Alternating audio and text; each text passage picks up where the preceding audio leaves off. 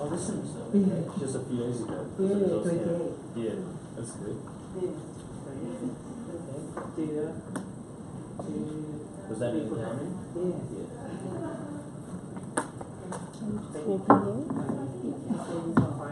But I used to attend this section Okay. That's good. also what is nursing? Yeah. Which year? Sorry? Which year? Next semester will be the last semester.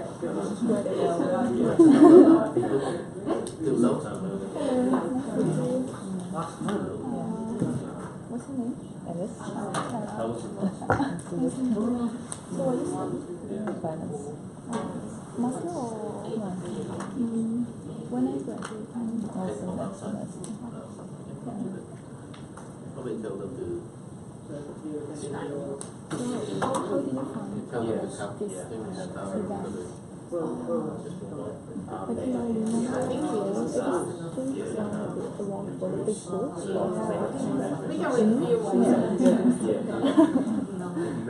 How did you find it? It was advertised. By the owner. Is it also the first time for you to join the section? I wanted to come last time, but I had some exams or something. Yeah. How long have you been with Stella? Not very long, a few months. What do you do? Yeah, because I study accounting, but I'm doing accounting and finance, double degree. Yeah, that's good. Combination. Yeah, combination. So what do you do in the company?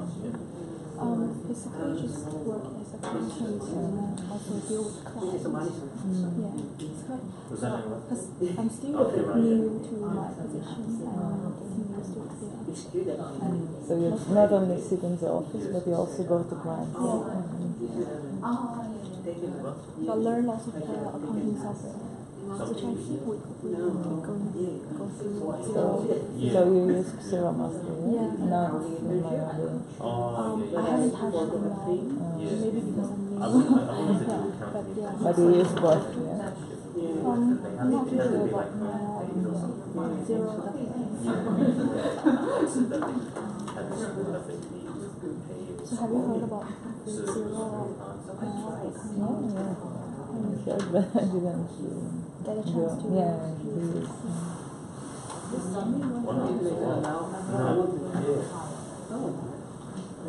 Like all the internships or something. So how's your exam? It's quite strict, but anyway, it's just pass. Enough for you. And also at the NU? Yeah. Yeah, the marking system is like so ambiguous, not transparent at all. Exactly. Yeah. So like I looked at my paper and I couldn't understand how they mark. Like this Monday. I should have a look at mine. Yeah, and then I built 2 subjects because it was like lots of mistakes, but not by me, but by them. Oh, really? It's ridiculous. What do you study? The courses? I studied corporate finance, international finance. I did corporate finance. Yeah? As I graduate from it. So what do you teach you? You might have to Was it English?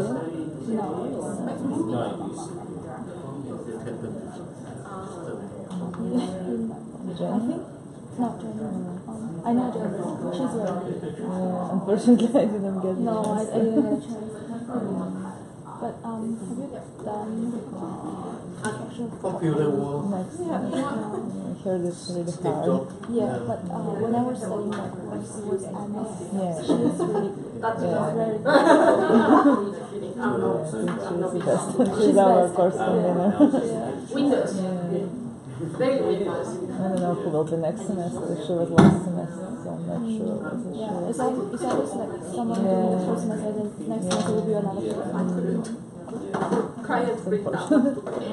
It's like, that's the invoice. Okay.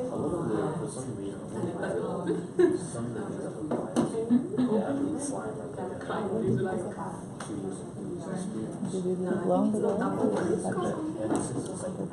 don't know what it is. No, I graduated this semester. So I'm actually doing part-time with studying for yeah, in this semester.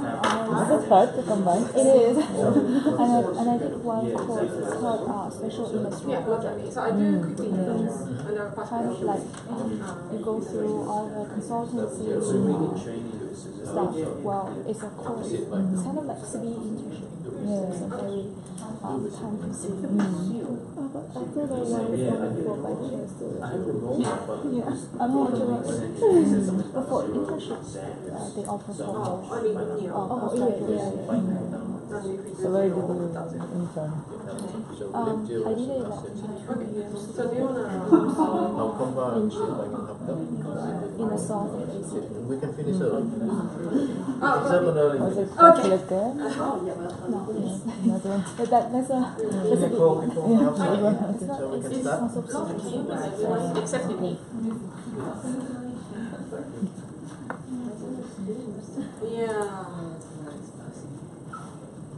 Is the You must finished exam? to wait for Don't have some. to Come on, it's not that. Yeah, they registered. We actually Yeah, I know these guys because I also participated in Innovation Institute. Oh yeah. Yeah, but we didn't get. Yeah, I know. They do They all, and then if you Yeah. win the project, they Yeah. offer you Yeah. certain grant of Yeah. amount. one of the problems you have to solve if you want We to went to final, but didn't. Oh, you went to find out. Yeah, I went final, No, we but didn't get the money. on the day. On the day. What's the project? I think it's Oh, just mine was like delivery. Didn't you? No, just delivery, like Delivery. delivery, but some, Yeah. like more about connection of local shops to local customers. Because Canberra has lots of these little nice shops, good products which are not online. Yeah. Oh, okay. Yeah, but we figured out that delivery cost is too expensive. Because labor is too expensive. Yeah.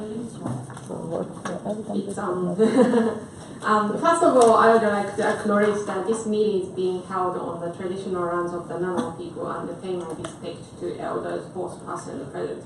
Welcome. It's before Christmas, and I'm pretty sure you guys finish exam and either waiting for graduation or waiting for the next semester. And it's good to come here. So some of people who register probably went on holidays, but we did a holiday session anyway, so I hope you guys will enjoy. My name is Fuzuki. I work at Tailored Accounts as Chief Technical Officer. I'm a CPA qualified as well. I make my introduction pretty short because we have pretty good introduction slides here. So Tailored Accounts, we are management accounting company started in Canberra, and we are in Canberra more than 10 years now. And we have a quite big client base in Canberra, Sydney, Goulburn, and Brisbane. And our strength is that we use quite new technology, including Zero, Receipt Bank, Hubdoc, which we will do training today, those three software. We use other software as well, but we can't do everything. But those three are quite the main software that we use. I hope you guys will enjoy those ones as well.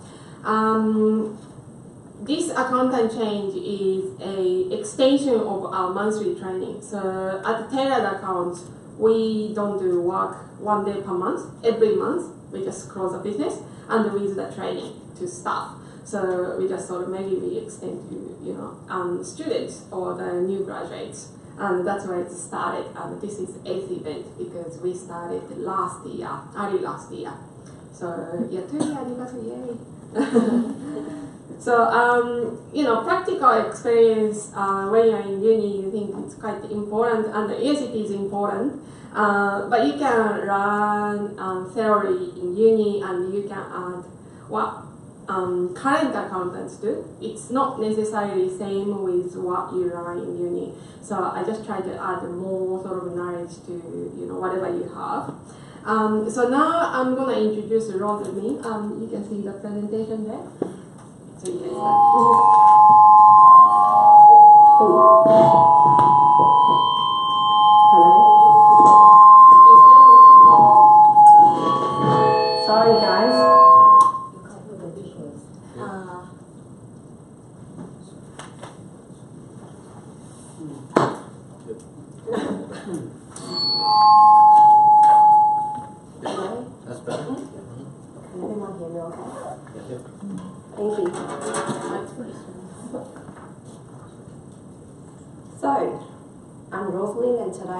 to share with you my story.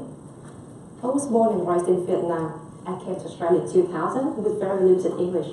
I had to spend a few months at an ESL school to learn English before moving on to high school in Brisbane. Now fast forward 2 years later, I finished year 12. I got offered 2 full scholarships. One from Sydney University of Technology and the other one from University of Melbourne. So I took up the one from Melbourne Uni and I finished a double degree in Commerce and Information Systems. Upon graduation, I was too scared to apply for jobs. Why? I thought I was just a student, just studying, passing exams, and I was a bartender, and I was selling clothes at the market. I looked at all the job ads, and they were looking for superhuman, all the skills and requirements and experience I didn't have. And I thought I wasn't good enough. So I never applied for anything. I chickened out at the last minute. So that's the first lesson that I learned. Opportunity is a there, not a door. And sometimes you have to take the courage just to give it a go. And don't second guess yourself. Now moving on from uni, finally I took the courage to apply for jobs, of course. And I got offered a few positions. So I took up the graduate position at Department of Human Services. And then a few years later, I got a job from SMS Management and Technology as a consultant. And 3 years ago, I was headhunted to become a management consultant at Prison Group, my current company. And last year I got promoted to manager position. 6 years ago, I started building my first house, custom built. I had no idea what I was doing, and there were a lot of hiccups and issues during the process. Lots of fighting with the builder. That's inspired me to finish a certificate for interior design and decoration at CIT. And I used those skills with my partner to build multiple houses in Toowoomba, Brisbane, and Canberra. And that's the second lesson that I would like to share with you. That your attitude, not your aptitude, defines your altitude.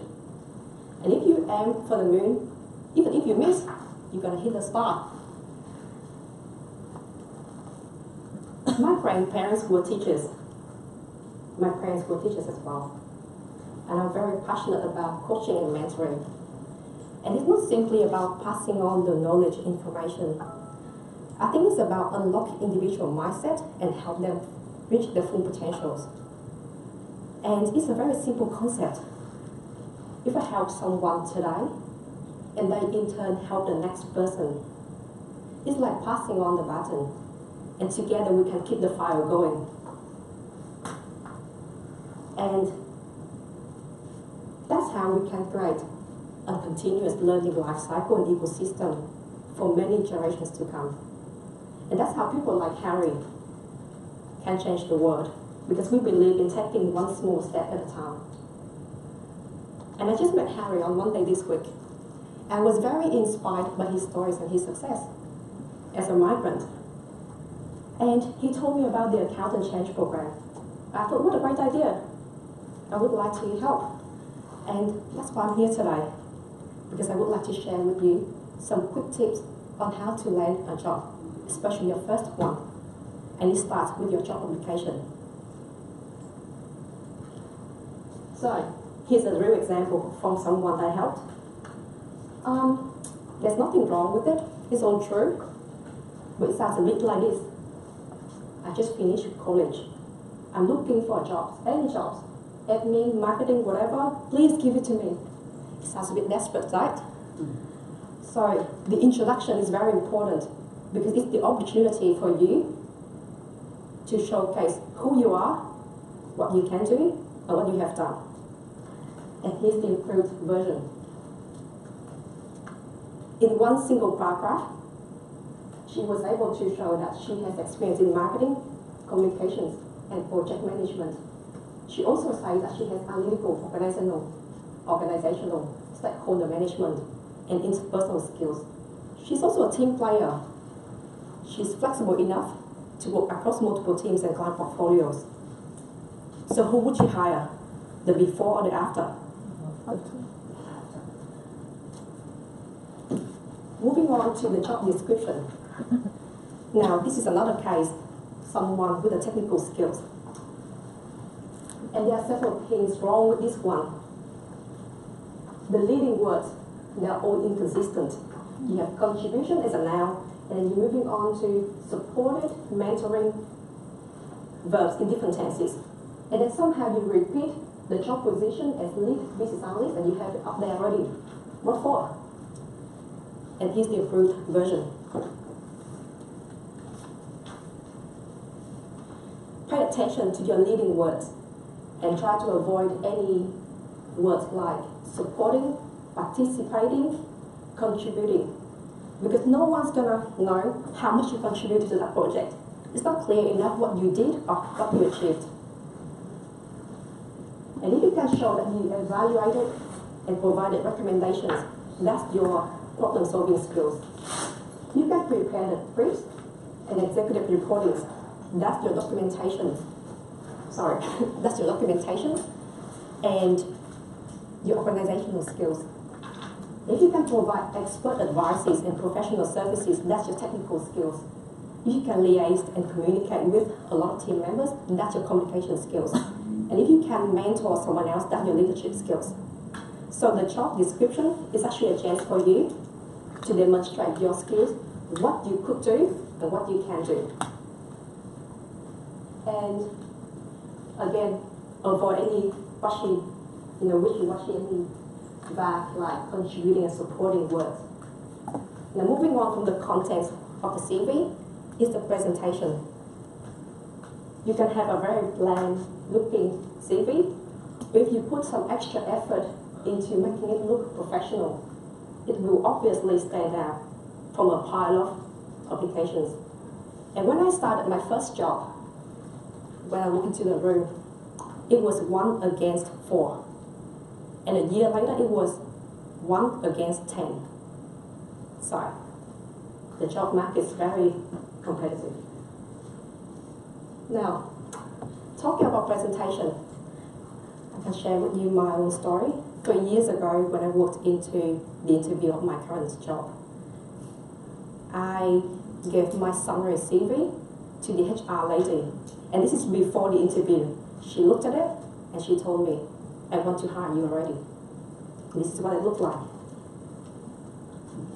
On one page, I was able to show who I am, of course, creative. What I can do, my skills, my experiences, what I achieved, and down the bottom, my qualifications. And moving on from CV is the cover letter. Sorry, no photo, please. It's my old CV. Moving on from cover letter, your cover letter, and now please write down there are 2 things that you need to focus on. Number 1, why you choose that company, and number 2, why the company should choose you. So why you choose that company, you need to do your homework. Focus on their vision, their culture and values, and how, the fitness of your career aspiration and the company's direction. Because no one wants to invest in you, and you're going to leave them in 1 or 2 years. And why that company should choose you. So it's a chance for you to show your skills, your experience, and for someone like you, early in your career, how you can, your willingness to learn and grow. And finally, how you can contribute to the team's success. And you can have a very bland looking cover letter, and you can do something creative like this. And this is another real example that I did for someone else. So, who would like to have their CV fixed for free? Anyone who's looking for jobs? Yeah?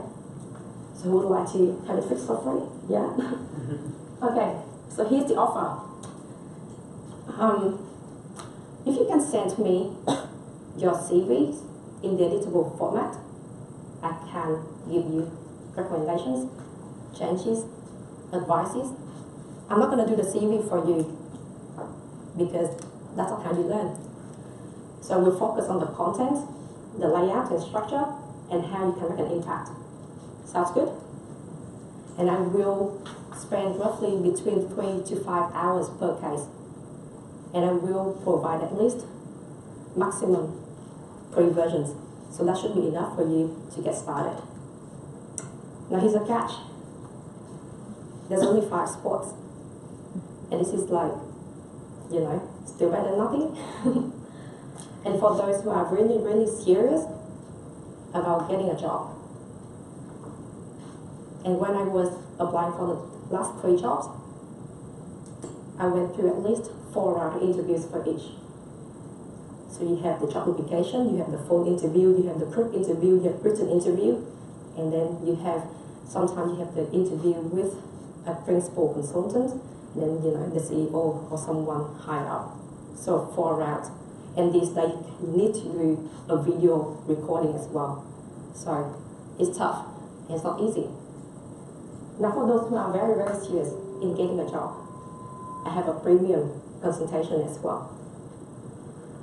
So what I can offer is I can provide you with the initial consultation, one-on-one, just to understand your background, your skills, your experience, because everyone is unique and there's no cookie cutter approach. It means I can tailor the job application to your strengths. And for the CV, I can do unlimited editing until it's ready to be submitted. I can also give you interview tips, LinkedIn profile tips, because these days recruiters and the last 2 jobs, people actually found me from my LinkedIn profile, not on my CV. So LinkedIn profile tips. And if you are ready, I can provide face-to-face, one-on-one interview consultation, and I can do a mock interview as well. So for this, it's going to take roughly between 12 to 15 hours of my time. And the cost is $549. Now, because you guys are Account and Change members, so for today's, I'm going to offer a discounted price at $299. That's 12 to 15 hours of my time, and I have a full-time job elsewhere. I don't do this for the money. And now here's another catch. I can do this for 10 spots only, because I want to focus on the quality. So between now and January is usually the job application period. So if you are ready, please feel free to contact me. And that's my email and my LinkedIn profile. And please tell me for your free consultation why I should choose you over someone else. Because my time is as precious as yours. And I hope you find it, all the tips are useful. And thank you for, listening to me.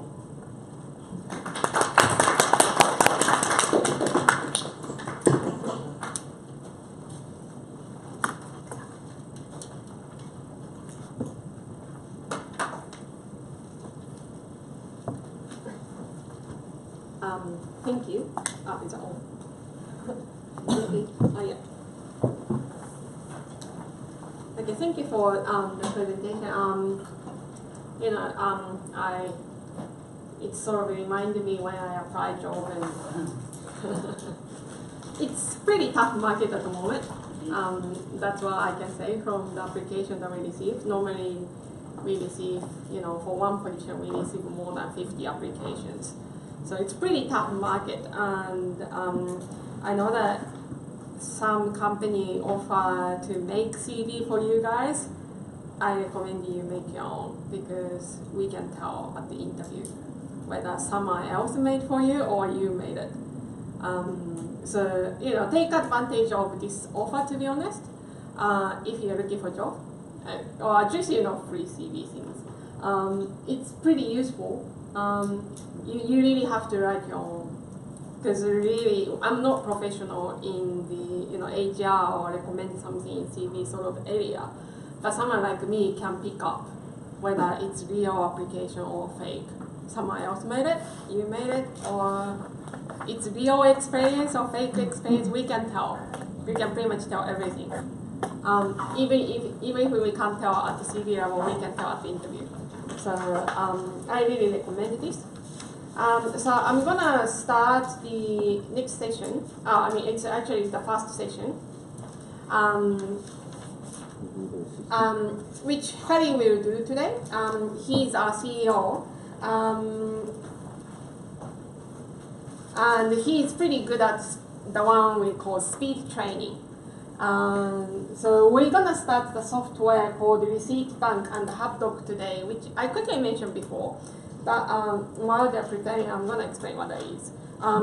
So Receipt Bank and HubDoc is a similar sort of software. There are slight difference. If I say quickly, so in old days, clients bring documents, and in many cases they use a shoebox. You buy a shoe and you get a box. They put the receipt in the shoebox. They just check in there, and they bring the box, and you key in one by one according to the paperwork. These days we don't do that. So we use either software called Receipt Bank or HubDoc, which is similar. You take photo. So you buy something, you take photo. The Receipt Bank or HubDoc gonna read the information. They're gonna transfer the picture and the information that they read to accounting software like Xero, QuickBook Online, even Mevo. So it's sort of reducing the manual work for us. And also the benefit is that we have the documents attached to accounting software. So which means when auditor comes in old days they print out what's the transaction in accounting software, and they said, provide this document for evidence, provide these documents. So we go back to the folder, find out the supplier name, that's the one. But these days we just say, it's in software, you look.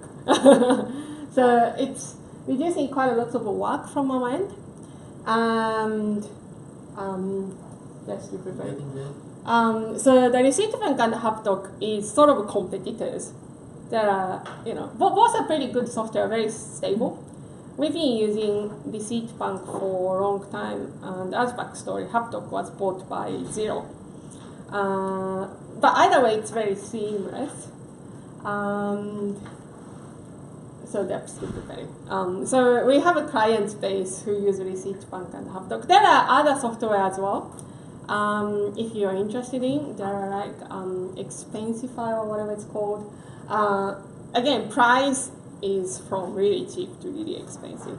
There is the most expensive software that I talk at the XeroCon. XeroCon is the conference that Xero organized.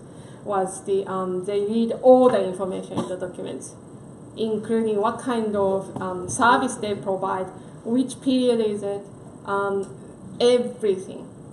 But Receipt Bank and HubDoc, to be honest, doesn't read everything. It's read the amount, GST, dates, invoice number, sort of limited information. So they don't really read the description, but which they probably show later anyway. But to be honest, for most of business, we don't really need all the description. Why? Because it's in Xero, attached as evidence. So they can just go into the Xero or any other software and click into detail, so they can see the original documents. So in accounting software, you don't necessarily need to know what that is for. Does that make sense? So What? I can start. I'm ready. So I will pass to Harry. Why don't we move closer? Yeah. Because more like a small group. I felt like sometimes you're doing conference and you say, just people, a little bit of people everywhere. Yeah, not that many people get closer and take advantage of it. How do you find this talk from Rosalind?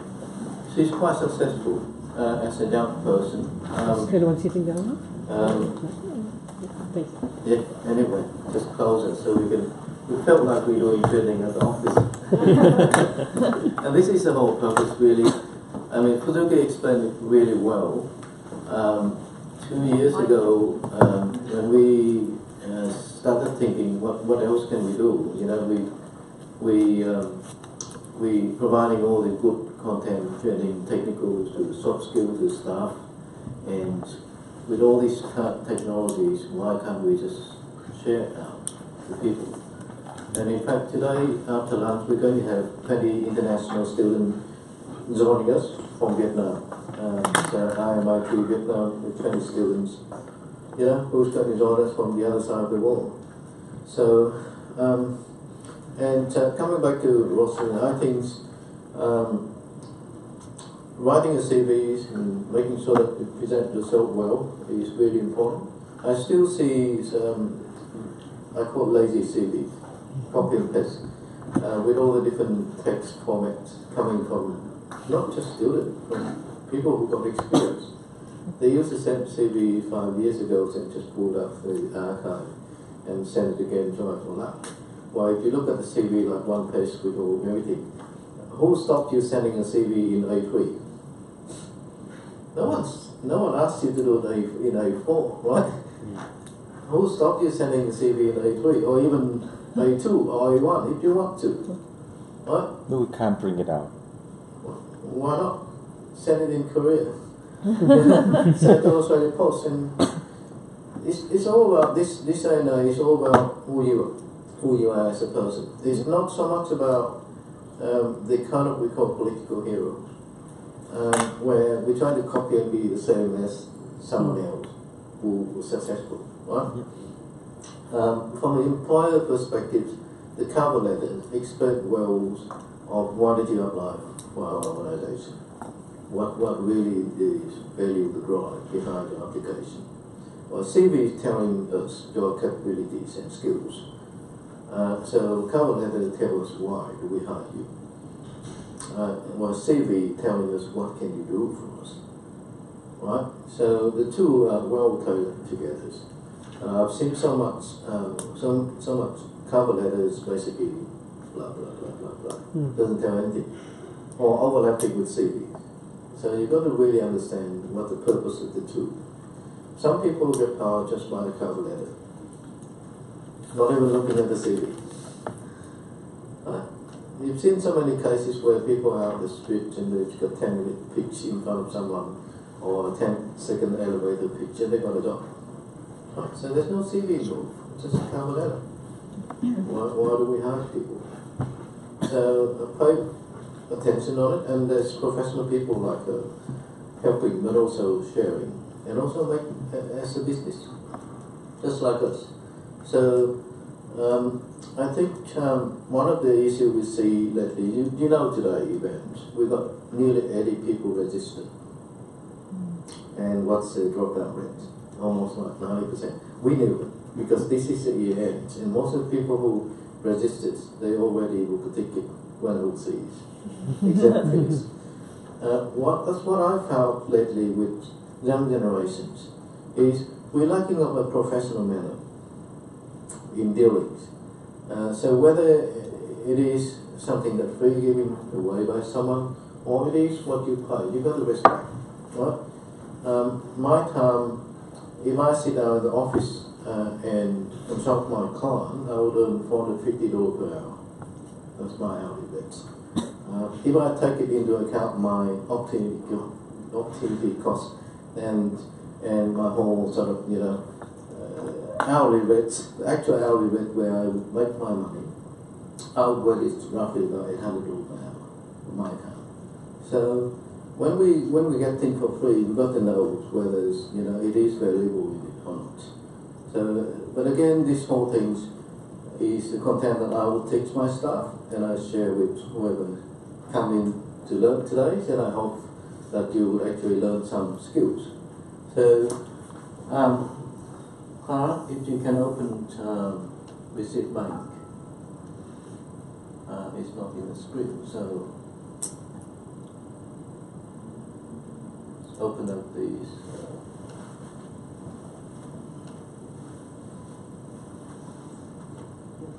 Yeah, is that on? No.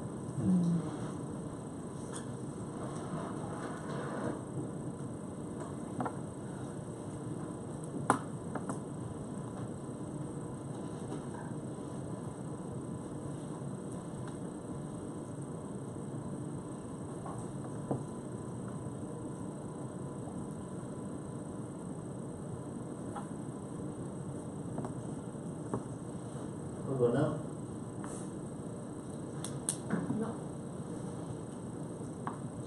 Close it.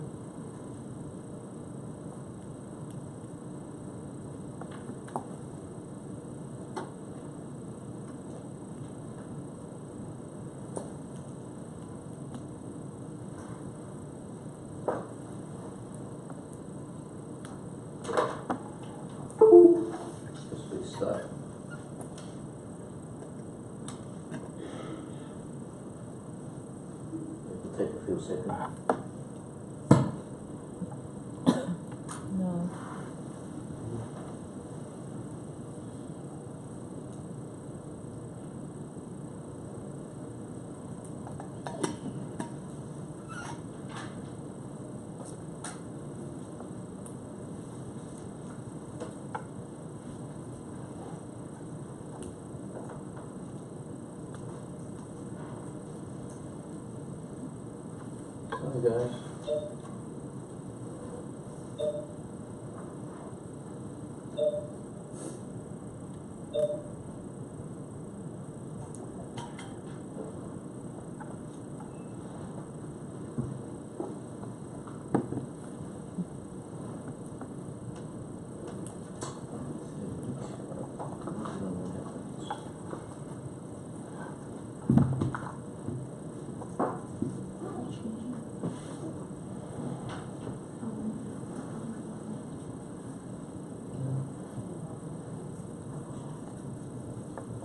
Probably sharing a different screen.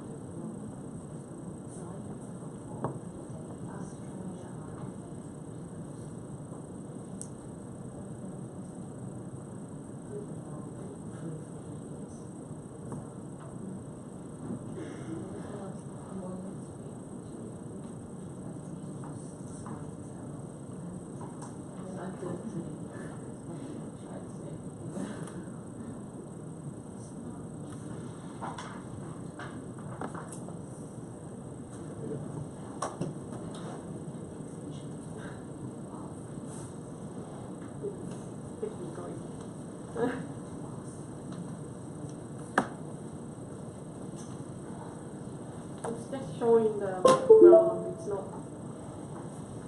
not from.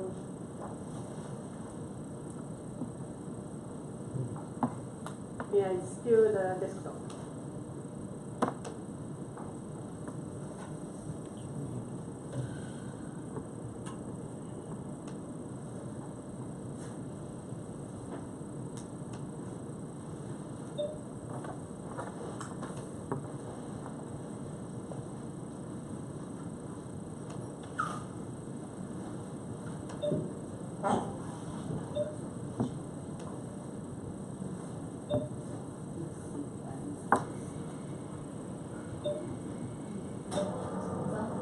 Just restart the system. CPO should invest more money on their equipment. Not remembers. Yeah, we're paying $800 per member per year. That's a full member.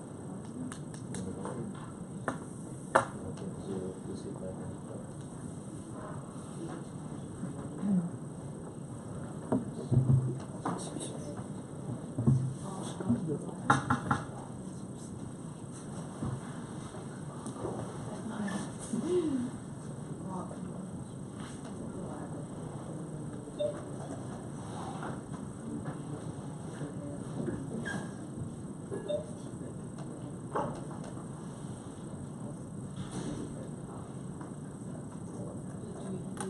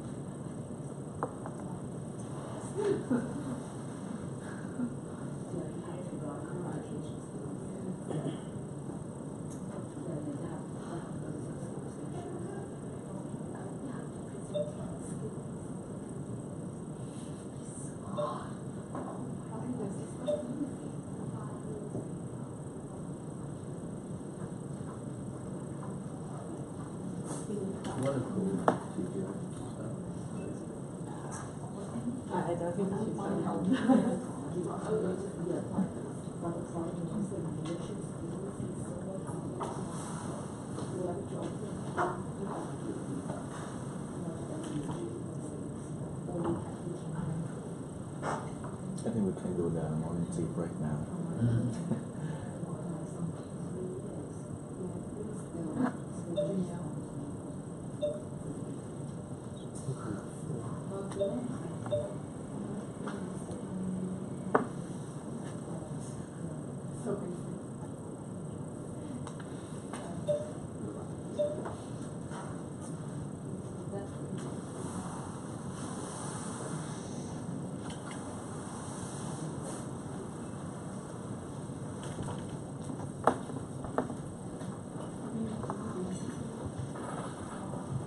Was it working fine? It was working before, and on 7 days, the laptop screen showed this always show the background, so I restarted just to take it and come back on to the solution.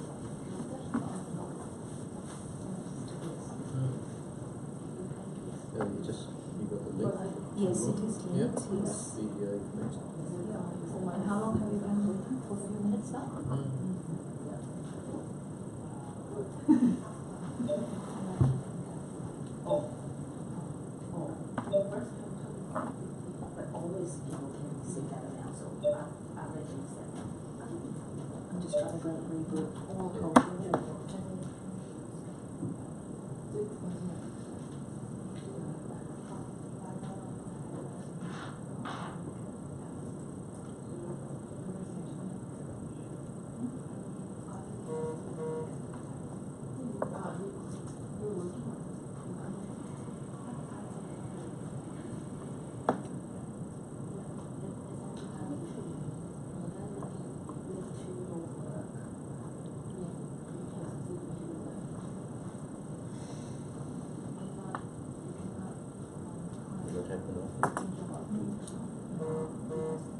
Once it starts, I mean, just starting the first of my day, it might take a while.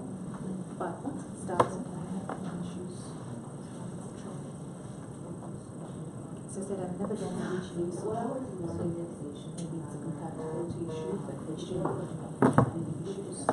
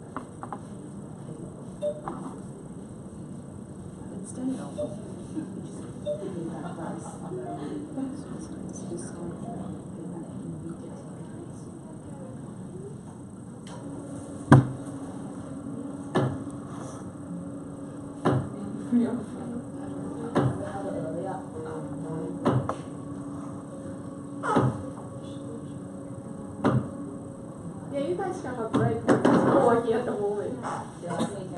But there is no food. You guys can have coffee, tea, or just have a chat until it gets fixed. We can call you guys in, so if you want to be outside, that's fine too.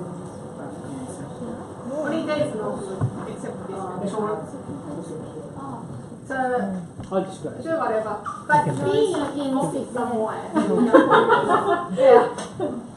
Yeah, no problem. So, just made a coffee. Now there's coffee outside.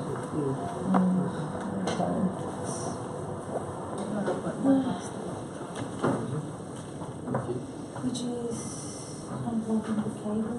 Is it located here? That's the only thing that doesn't know.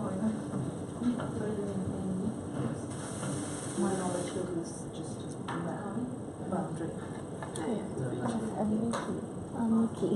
Oh, Yeah. It's like more newer technology, it's more complicated. It is. It's where it's going. Yes, I will. Like in old days, we just hit the table, it's like fixed. It's often not anymore. Yeah, it's gonna be more complicated. It's like hitting your head. Yeah, listen. Do your job. I have free time, so I come.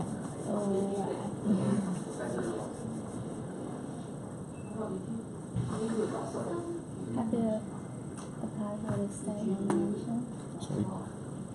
Have you applied for the state nomination? ACD cameraman matrix only. Oh my god. I haven't done that yet. I got like 70 or 75 pounds. The magic. At least something is coming. So it's not What dead. about a point system other than that? Put something on the screen there. Added the state nomination. Why?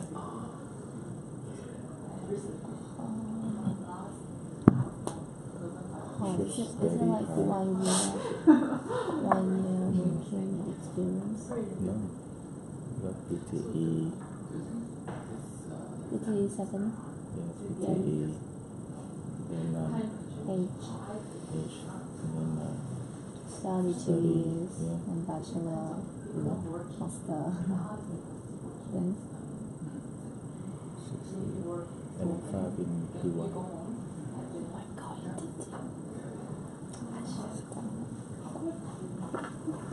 So study.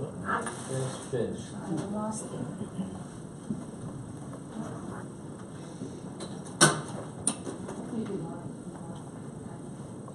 Unplug it. Yeah. Who do you do the PYs? Hmm? Who do you do the PYs? ARC. ARC. ARC. How much? 7,000 something. My car was coughing in. 7,000. 7,000. It's not coming up. Yeah, for the professional. Oh. So which company is Just go and do with the laptop. Yeah, we just gather into one laptop. then second phone? No, done. It's okay, like if you know Nanjing. Oh. Like this ones. We're gonna have to check first. I think the price dropped to 6,800, but it's Yeah, that's fine. like the common level of the price for the professional. So that's why I didn't do that, but actually I have been regularly for like 1 year. So like till now I feel like it's kind of wasting time. But I thought if you graduate 1 year ago at that time it's only 60. But if you want to apply for the program, then you see the program is 60. I didn't do that. I just like much time like traveling around. That's fine. 因为他很有钱， I 他是富二代。 hope so. Sure.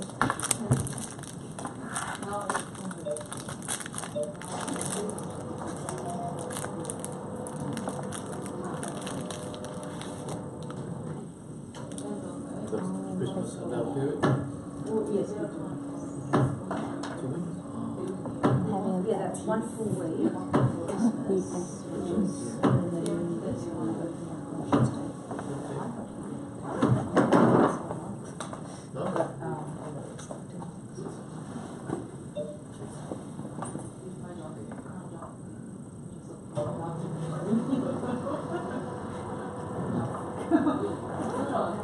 Let's see. This is the last. John. Yes.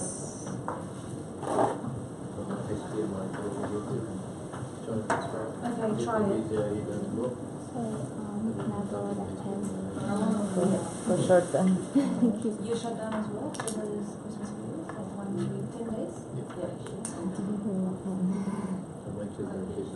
Vietnam?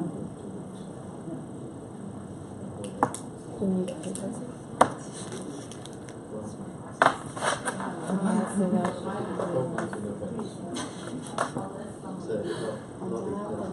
True. Do you have one? Or you do have one? Yeah, Just get one. outside.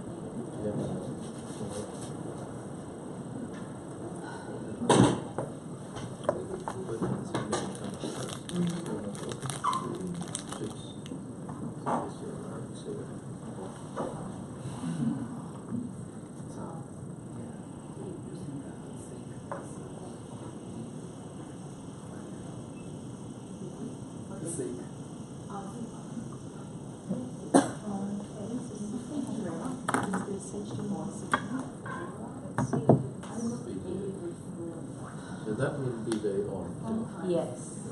The yellow will not. Yes.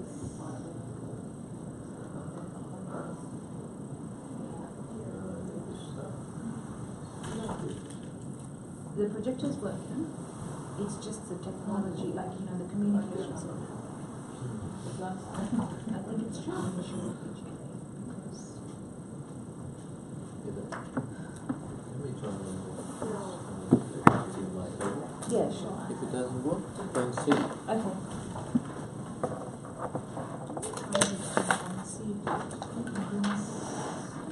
So this is what it's doing. I have turned on to mine now. Oh, that's cool. Yeah.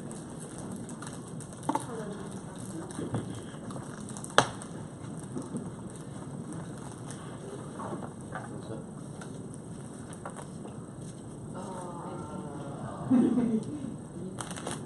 Yeah, it's showing. So it's the VGA that is The the VGA, issue. that's Yeah. correct. Oh yeah, it's showing now. Okay. Perfect. I'm gonna bring everyone.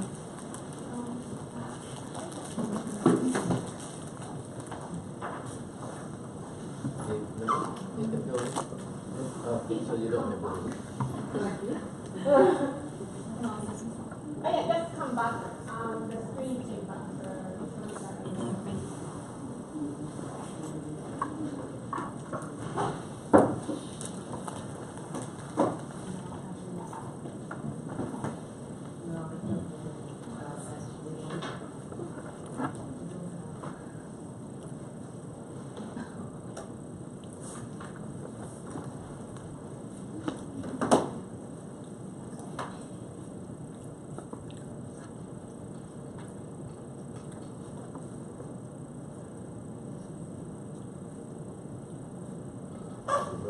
Rosa, you want to come over?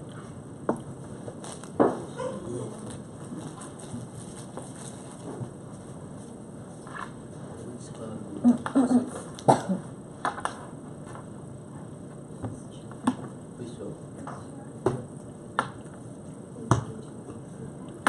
No? It's mine here. That's okay, so you go. Yeah. Next, 0. Okay. No, look at that. You got access to 0.4 as well.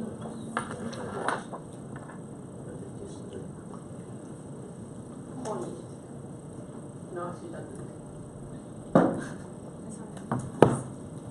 They lock you out. Yeah.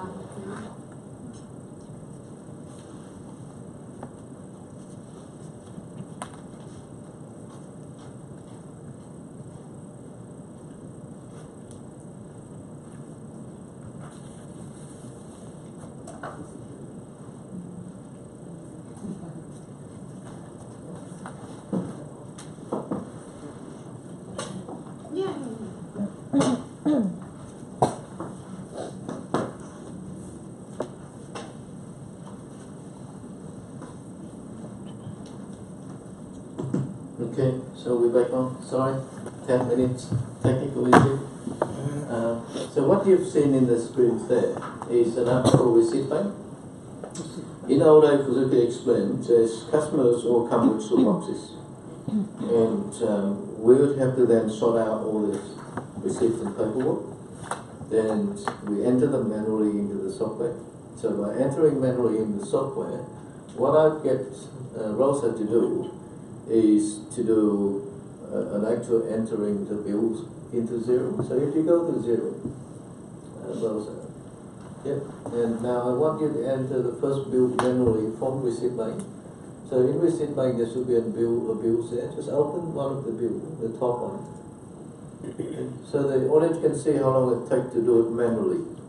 And then we show you how long it takes to do it automatically. Right? So yeah, you can see the bills there, right? Try to read information, Rosa. Try to read the receipts. And try to do it manually in 0. So what I want Rosa to do now is go to 0 and enter that bill in manually, just so we can see how much effort it is. So in the old day we have a pie supply book on the left, and then the computer on the right, we start keying in. Alright? Yeah? Now. You need to time it. Yeah, I don't need to tell it. I was there, of course.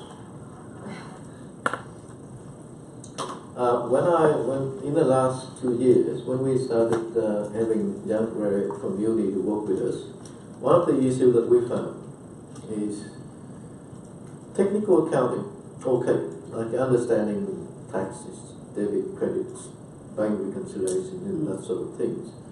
But the common sense business is where we found you guys were missing.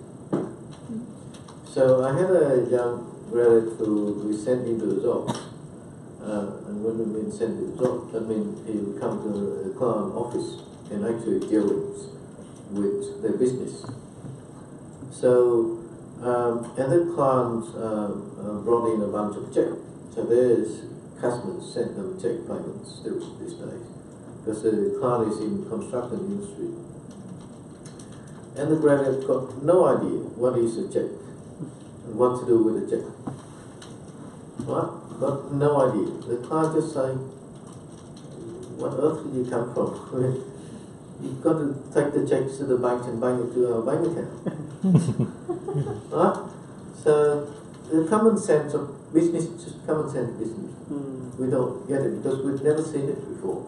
Right? You've never seen anyone who pull out the checkbooks in their pocket and write out a check. So you don't know what to do with that checkbook. All the clients saying, hey Harry, I need you to ring this supply and check for me where the orders we put up last week, where it is, what's the order numbers, and can you make sure that what they're about to send us an invoice is matching with the order. And they just sit there and don't even know what the order is. Right? Because in our sort of university mindset, we don't know what the quotation order is. All we've been taught is basically is the outcome, which is bills, the receipts, and into the accounting systems. So today, really, I'd like to show as much as we can. You know, these bill paperwork, so you can get a bill. And feel free to ask questions if the number doesn't make sense. So, how long it take you? What was that? Yeah, so that's average. That's the fast type of. You can get a bills entered into zero. And can you explain to the, just open up zero, you can see there, right? So, as an accountant in the old day, that's all what we have to do. We had a hard copy like that, we print it out, or whether it come in hard copies.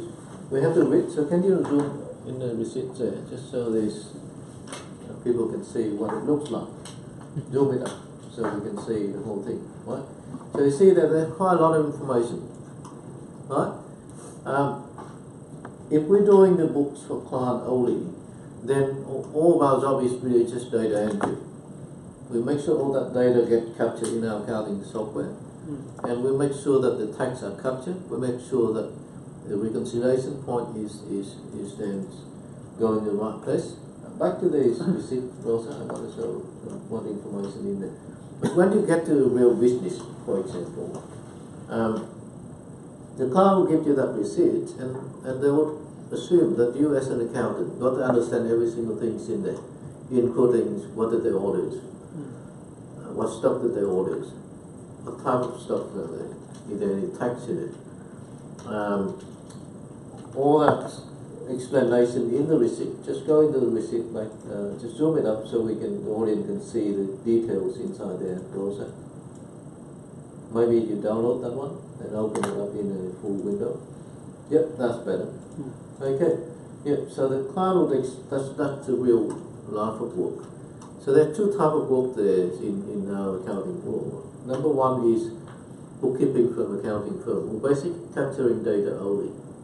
Right? So the client will pay the bills, and that's their responsibility to make sure that everything in that receipt, in that bills are correct. Everything in there are aligning with what they order. Okay? So that's client responsibility. However, that type of work is not really what we're actually doing a lot these days, because this thing already get replaced by the computers, and we'll show you how receipt bank is to replace that work. The client expectation these days is really hands-on work. So like our business, the client will send you a bill like this, and that bill was unpaid. So the supplier actually sent them a bill, and they will send the bills to our staff. The staff need to go into the bills and really read it, because we cannot assume that the client responsibility is to understand and make sure everything is checked. It's our responsibility these days. And that's what the client expects too. Being an accountant, you've got to be able to read and understand every single thing in there, right? So if you read that bill, what's your name? Ty? Loose. Luz? Yep. Yep. What does it tell you? Can you tell just me basically tell us in plain language? If I'm the client and I've got that bill, I want you to tell me what does that mean? Is that correct or not? Yes, correct. Yep. The description. So what does it tell you? Price, What does it tell you in that bill? The description, unit price, quantity, and total, plus GST. Yep. Anyone else want to try to explain to me? Yep. Anyone else want to try to explain to me? What does that mean? It tells a lot. It tells a lot more than just numbers. Yeah. So what it tells me is if the client asks me, like, Harry, what is that invoice, is that correct or not? So it's telling me that this supplier, Yakult Australia, they have supplied 5 pack of Yakult, which is unit cost of $3.19, and straight away I have to make sure that this numbers is actually the price that I'm supposed to get charged. Right? So it looks like this is a mini sort of supermarket. Get the supply somewhere, say they buy 5 packs, which could be a big, really big pack, 1,000 of this unit. So we've got to make sure that this price is a correct price, right? So we tell the customers, $3.90 is that about right? Or we overcharge it, or we undercharge it. So stop thinking just about tax and amount to pay. We've got to really think through what the business transactions mean. And it tell you a lot. And then there are 2 types of the cool there. One is a normal, the other one is a light. They are same price. The common sense, it will tell you, yep, one in red label bottle, the other one is white. Are they same price or not? If they're not, you've got to be able to pick it up. That's called common sense, right? So again, forget about this type of data entry or work, and put in a real head of an accountant who work in business full time, right? So your customers, your business owner would expect you to have that knowledge, yeah. And again, this 10 packs there is costing almost twice in terms of units. This must be double size, right? The order was, where's the date? Yep, so you can see that it's a tax invoice numbers there. The date of the invoice was 21st of November 2018. The invoice has been received by the shopkeeper. You can see there the shopkeeper's signatures there. So basically, it tells you the picture. To put in a story, someone from the shop ring up the call Australia, say, hey guys, I want to order 5 pack of normal, the call, 5 pack of light, and 10 packs of whatever these 10 packs ready. And this company put up an order. They issued the invoice on the 21st of November, likely the day that the customer put the order in.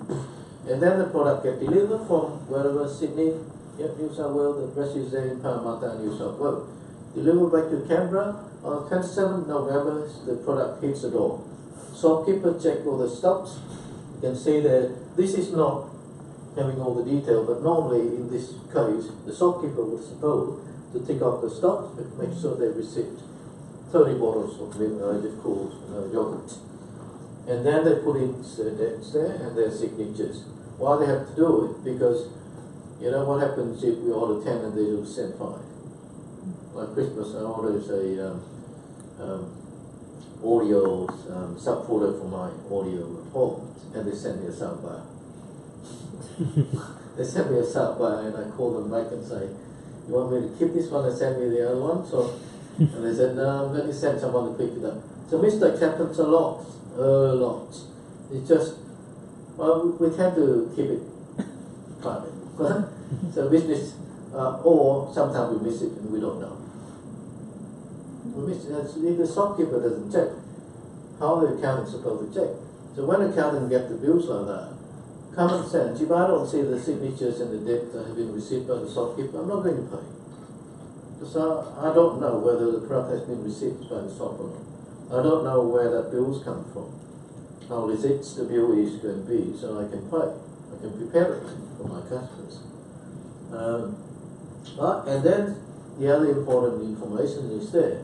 You see the customer code, 264, F26. That's our business customer identity. So if it is not their number, we're not going to pay. Because there's still a chance that they send the wrong invoice to the wrong customers. And if that number is 30,000, we pay off 30,000 to different suppliers for different order. Alright? So what else we have there? And also we've got the customer details, see that signatures, been received by that person. All that days, we've got the term there, 30 days. So the invoice date is 21st of November. We then have to pay by 31st of December. In that case. What? So tell more than what you can do, right? And that's what the customer is expecting. If you work in the firm, if you work in a business, you've got to have the ability to read and understand the story behind it, not just a number. So do we have to read it all and do it manually, or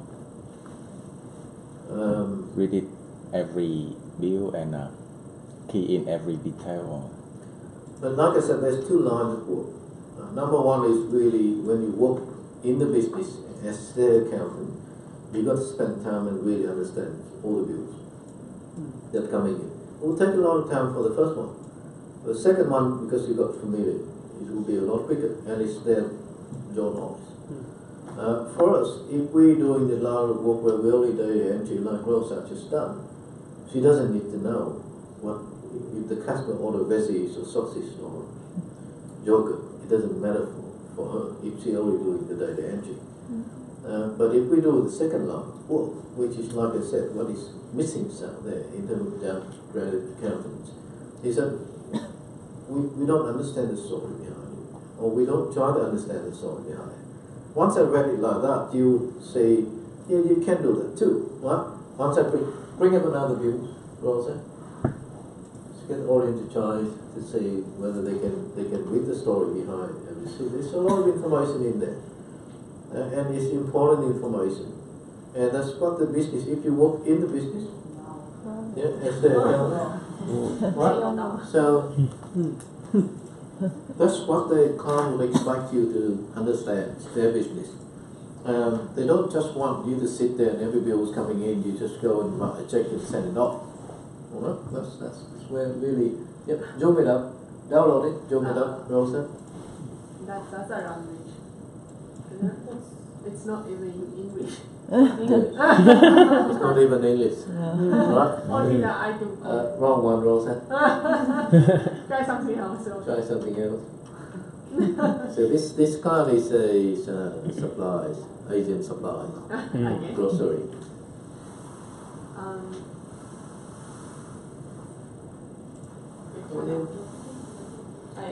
That's good.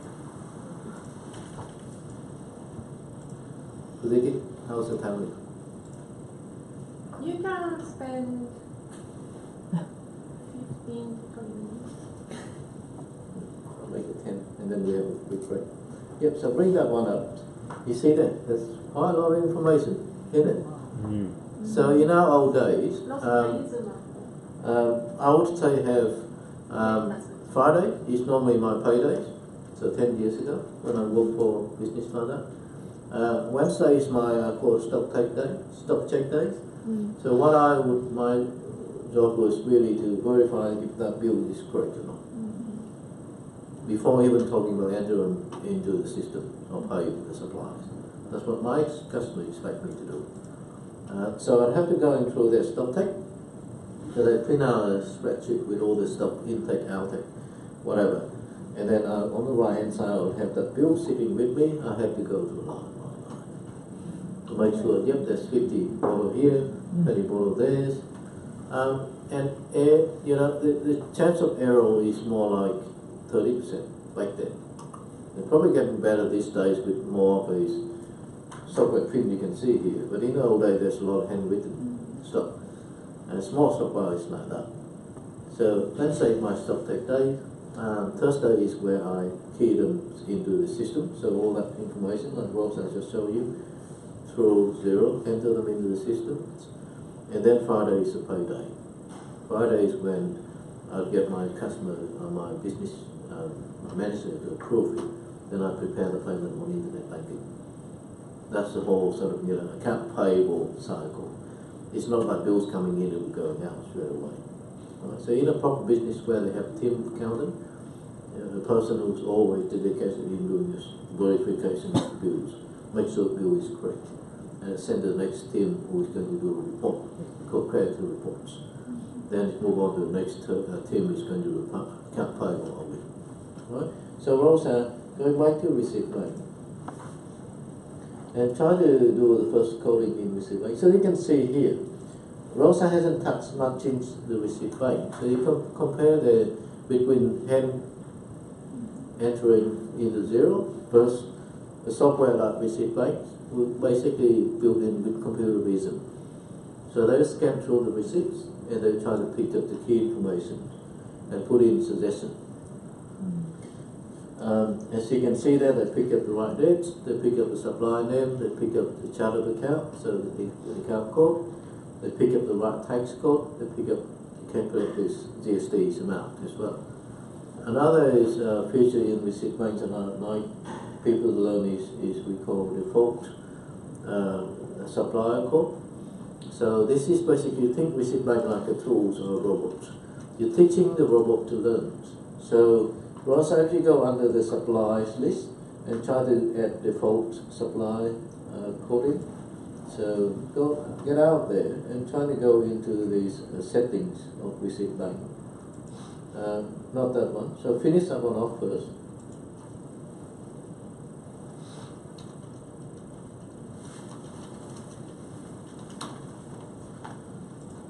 Yeah, finish that one off. Just get back to the main screen. Okay, go supplies on the top there. Top supply middle. No. Supplies. Not there. Go Go back. back to the point 4. On the top menu, you Middle. see on the Yeah, left. down. Yep. No. Yeah. This one. Yep. So you can see here is where you really teach the software. In the future, if you see a bills coming from Caltex, stop there, Caltex, Rosa, going up to Caltex. Yeah. Put in the account code. So on the right side, can you put in fuel, something like that? Or vehicle, motor vehicle expense. Yep, motor vehicle expense will do. Yep. Okay. Right, so right now you're teaching the software to learn, remember. Many times the software can pick up and using their own database to decide what account code to put in. But you can see there's only certain supplier that they've got a default there because they've learned and remember. The rest will need to teach them. Once you teach them all, they'll remember. Next time when you see the supply, the Cool Australia, put in product purchase account and the tax code is set. Okay, why do we do that? Going back to one of the invoice again, Rosa. Go to the actual inbox. Inbox. Go up. No, not up. Up top, go to inbox. No, up. Go up. More. Go up more. Not there. Going to point 4.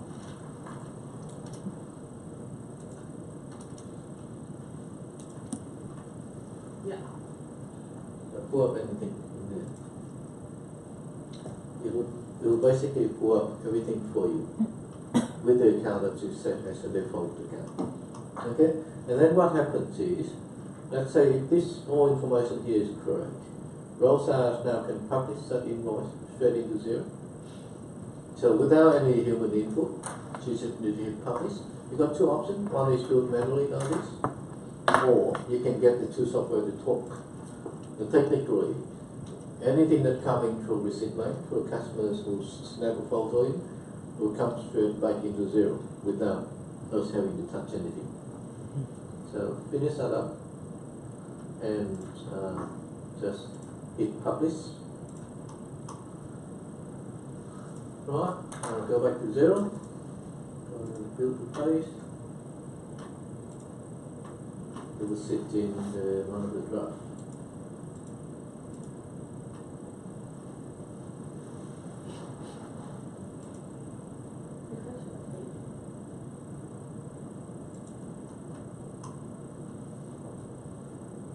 Just refresh it.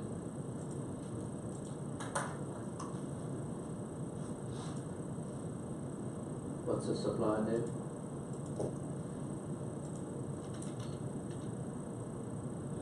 Just the painting. Yeah, and just publish it. Publish. Yeah, no, just publish it.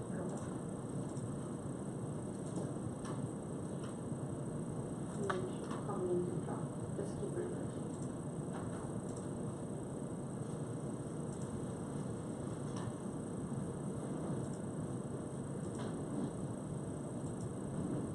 You can see they're still publishing. But if you set it up as an auto-publishing, anything comes through receipt bank, they do the coding for you, and then fit straight into 0. So later on in the afternoon sections, I'm going right through the end at 0, what we do next with all that builds.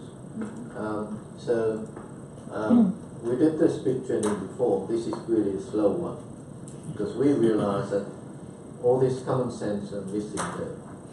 When we go to the real workplace, we just got lost with all that question from customers, because no one ever showed people really what the actual work is, right? If you watch all the videos on 0, or some of you probably Student Plus members, you already got access to our learning portal with 0, but all that learning portal are built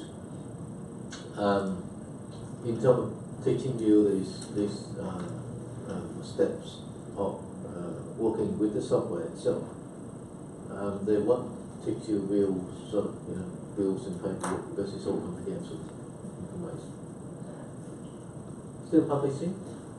Alright, so go back to 0. Just assuming that one of those would come up in the draft here, you will see straight away the bills you can open. There should be an attachment on the right hand side, and all the information get filled straight into your account document. So it's 3 minutes per transaction there.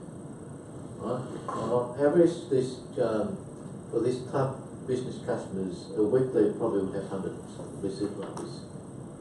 Right? So 100 times by 3 minutes, that's a lot of time saving. And more accurate in terms of data entry.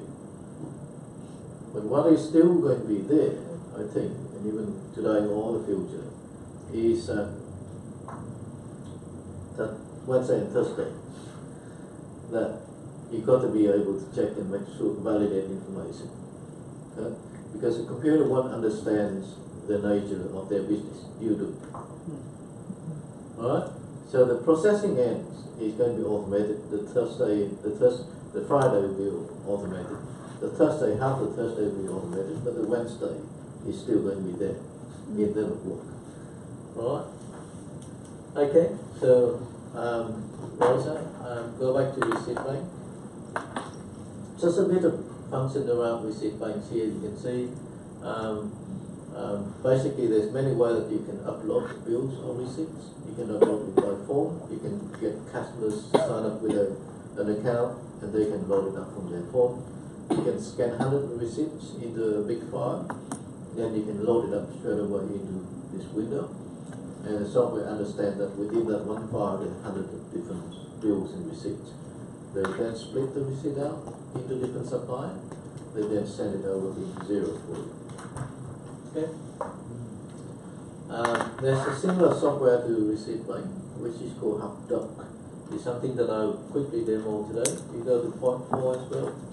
This is the point 4 at the bottom.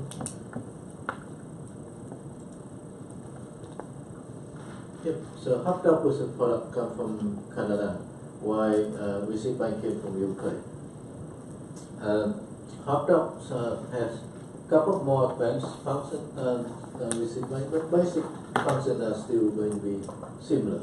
The concept is the same. Customer can upload on phone, they can scan, upload the whole thing. So if you open the Co-Express there, yeah, Code Express. Yep. You see, yep, this is a copy. On the right hand side, if you click the edit buttons, you got the same thing. You can edit, you can tick the software, you have a function to upload it to Xero, almost the same, almost identical. Xero actually acquired HubDoc about 1.5, 2 months ago. They paid $70 million for this product. So this HubDoc is now part of Xero software company. Alright? So the other function that HubDoc has that Receipt Bank doesn't have is HubDoc has the ability to connect to the bank and download bank statements. So if you go back to Docs, there, go to all, yep, see the business statements? Yep, that one will do. Okay. So why we need bank statements was Xero software already connected to the bank and still doing all the importation of transactions to the bank to Xero already. We still need bank statement these days because end of the year when you do the BASes, the GST, the taxes, you need a reference check. And accounting is all about checking and reconciliation, right? We never trust one point of data. We're always having to cross-checking, right? Or the common term we use is double entry. A lot of people thinking accountant doing double work, creating more work for themselves, doing one debit and the other credit on the other side. The double entry was invented hundreds of years ago. And now, guess what? Blockchains. It's a bigger version of the double entry systems.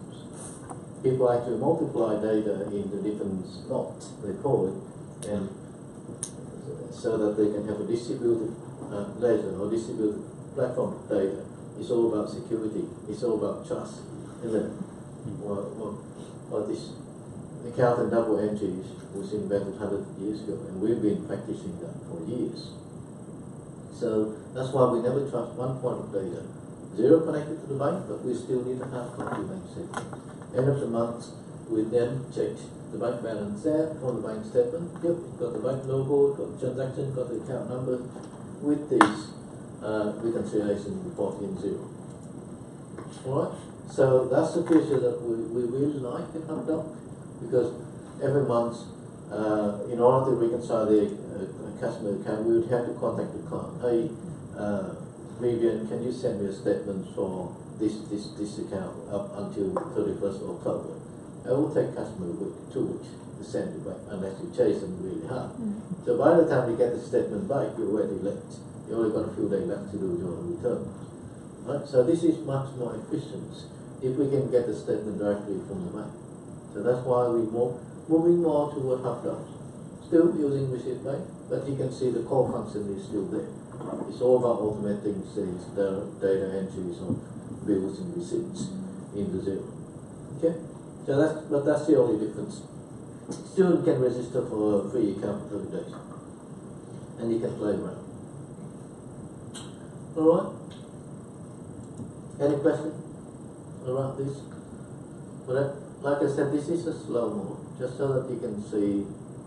And like I said, the feedback from our customers and the experience that we had in the last 2 years was really the lack of common sense and understand real business. So I would think all the internship program that uni is doing, they would need to send the intern more into the workplace so we can watch the actual business transactions. Not just learning the software, the accounting software and the technical accounting, but really see how business operates. If you go into a car manufacturer business, you've got to be able to see what's the full cycle of account payables, what's the full cycles of payrolls, and understand that business nature. Because once you're into that sort of complex environments, you're then going back into small business, which is more likely where you get the first job. You feel like, you understand it, because you already know in the full cycle. So smaller business would get simpler. They might not need you to check the thing, but they just need to make sure that the amount there is correct, GST is correct, then you're ready to pay the bills. Okay, any questions you have? Otherwise we have a short break and then we're ready for the next section. No, that's fine. Coffee time. Thank you everyone. Thank you also.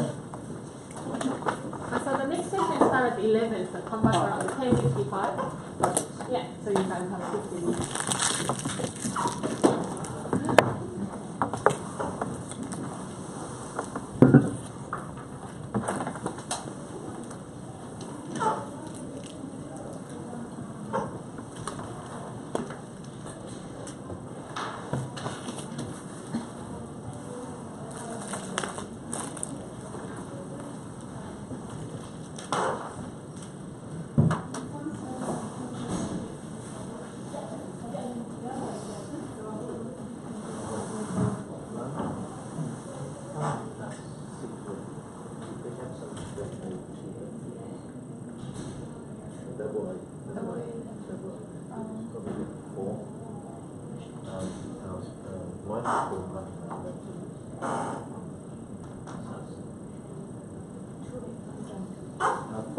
Four double O.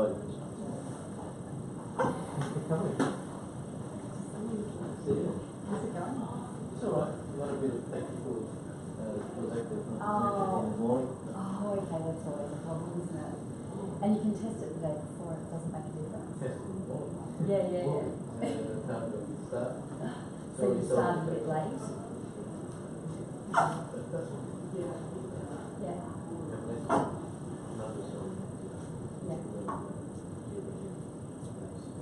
Wow.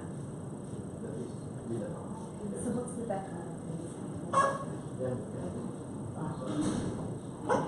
And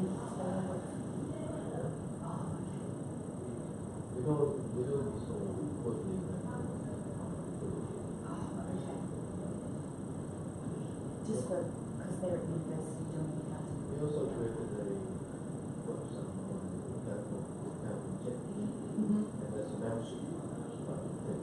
Yeah. So we currently have money to operate. Fantastic.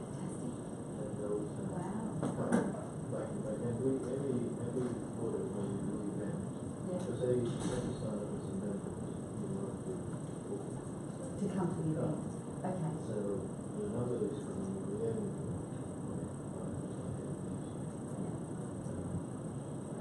And using this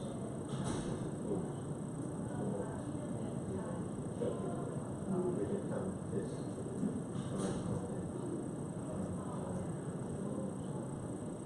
Because they get to use the software when they're at university.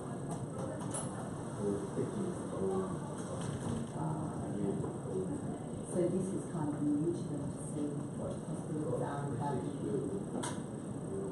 yeah. How's your year been? Can you believe when we caught up with a year ago?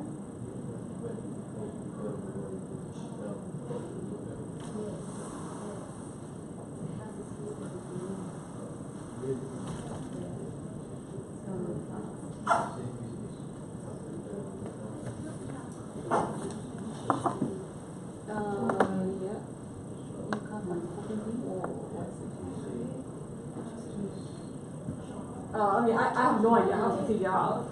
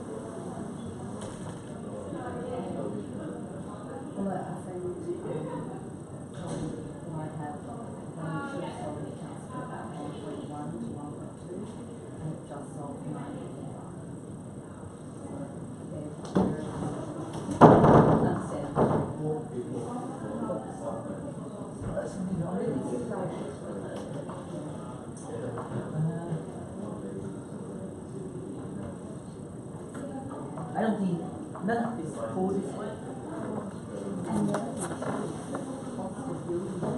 doors are labelled only open one way because you damage this. Alright? Which means we won't have an operable wall.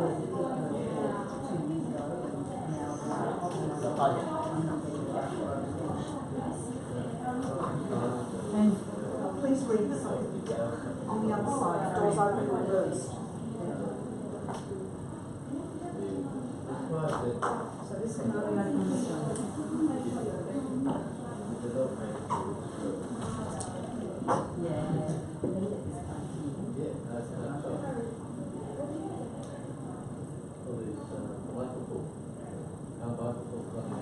Is it?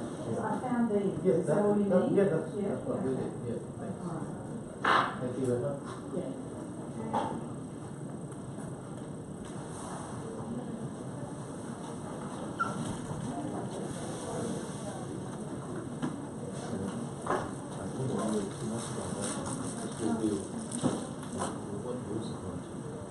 Keep them spare for the battery. Okay. This is the main.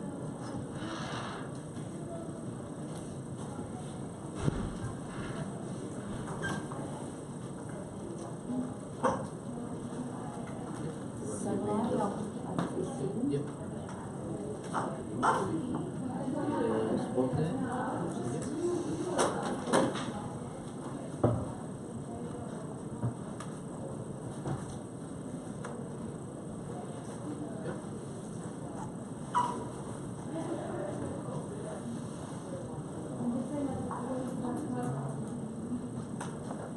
It's in another file. Do you want me to find it?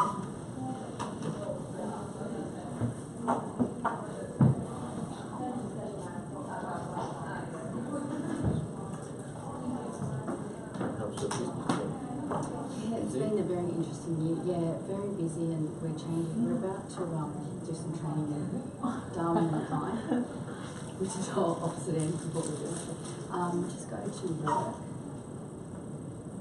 and business consulting office. Yeah. Business consultancy and accounts. Yep. And yeah, but my mum got very ill this year, so that takes her away. But she's doing well now. She had cancer, and it was very, very lucky because they got it very quickly. So that kind of throws you into reality, doesn't it? Yeah. Yeah, no, my grandma who was 89 passed away this year. Oh. 2 months. It's very hard, isn't it?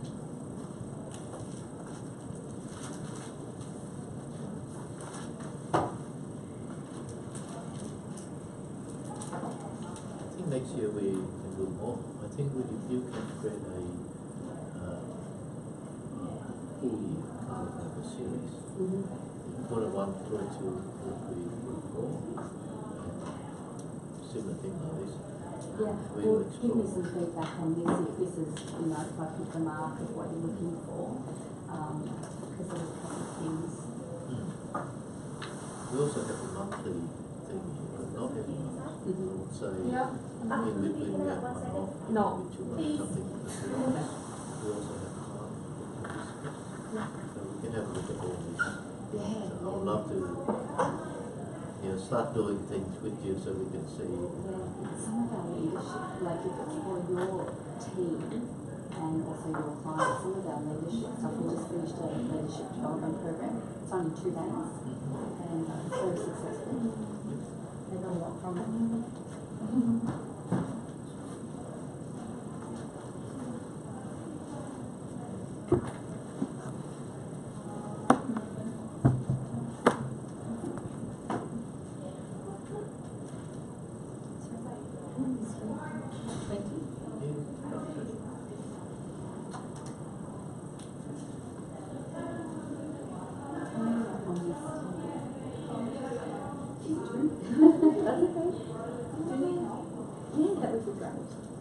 So I just need everyone to have one of those, and one of those. And now I'll leave your sheet. Thank you very much.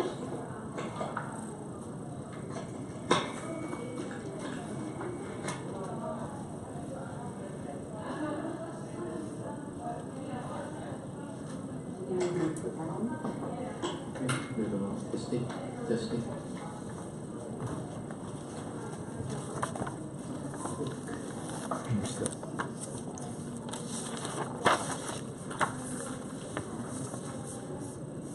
And this is speech slice.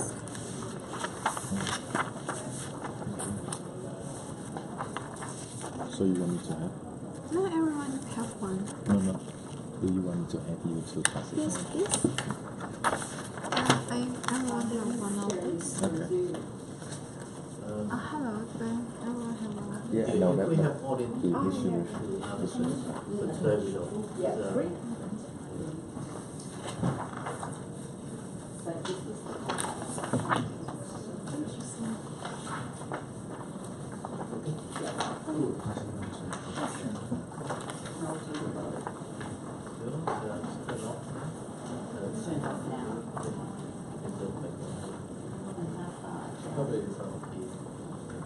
Pick up part group.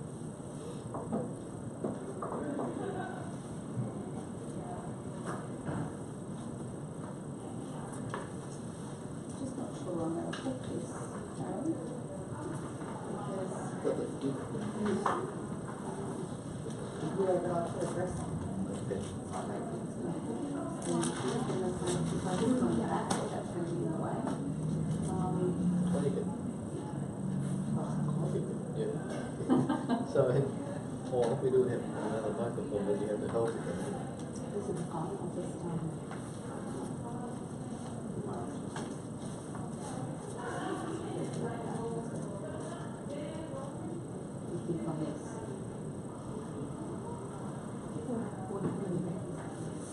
So it's definitely off, right? Yeah, so.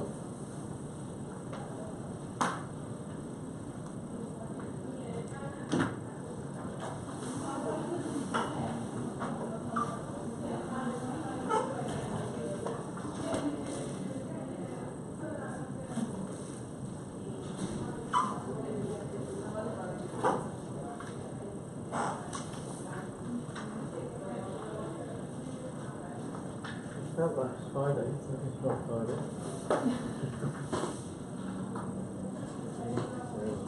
Like the actual. You heard about that? Yeah. Scary?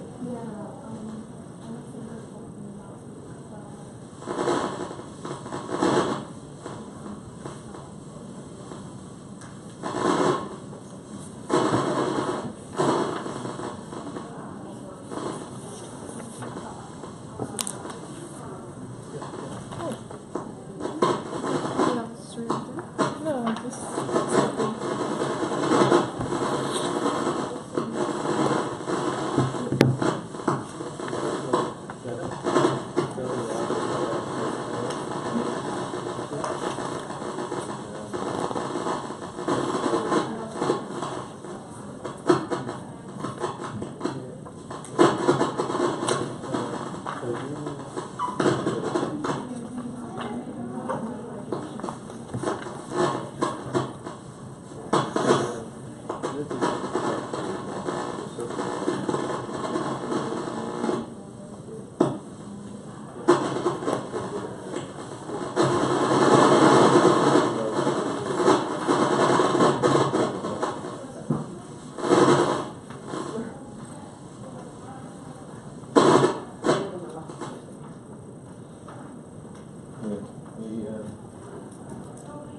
Shut down before we pick this.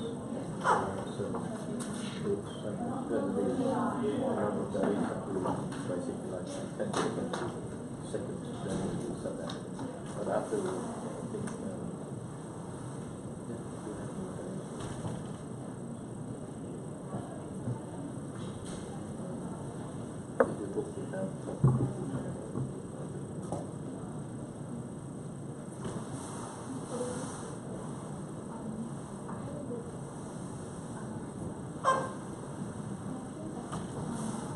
If you want to catch up, you want to see the outside or?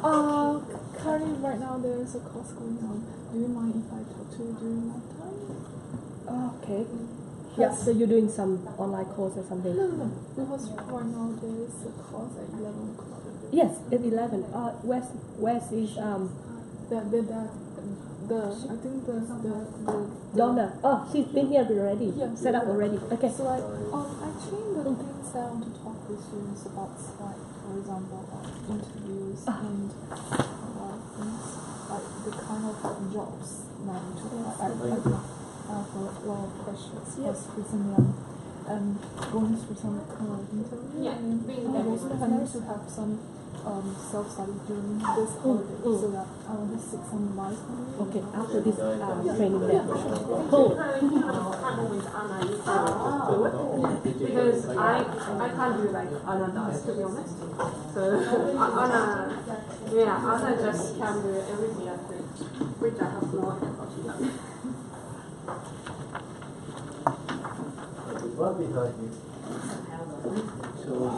Everything's working? Okay. That's good.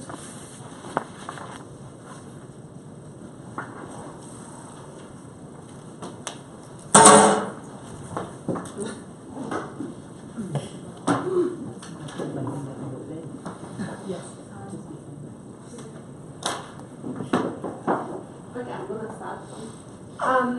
So the next one is by Donna Moore from Management Training and Development Center. She will talk about teamwork, values, and communication strategy.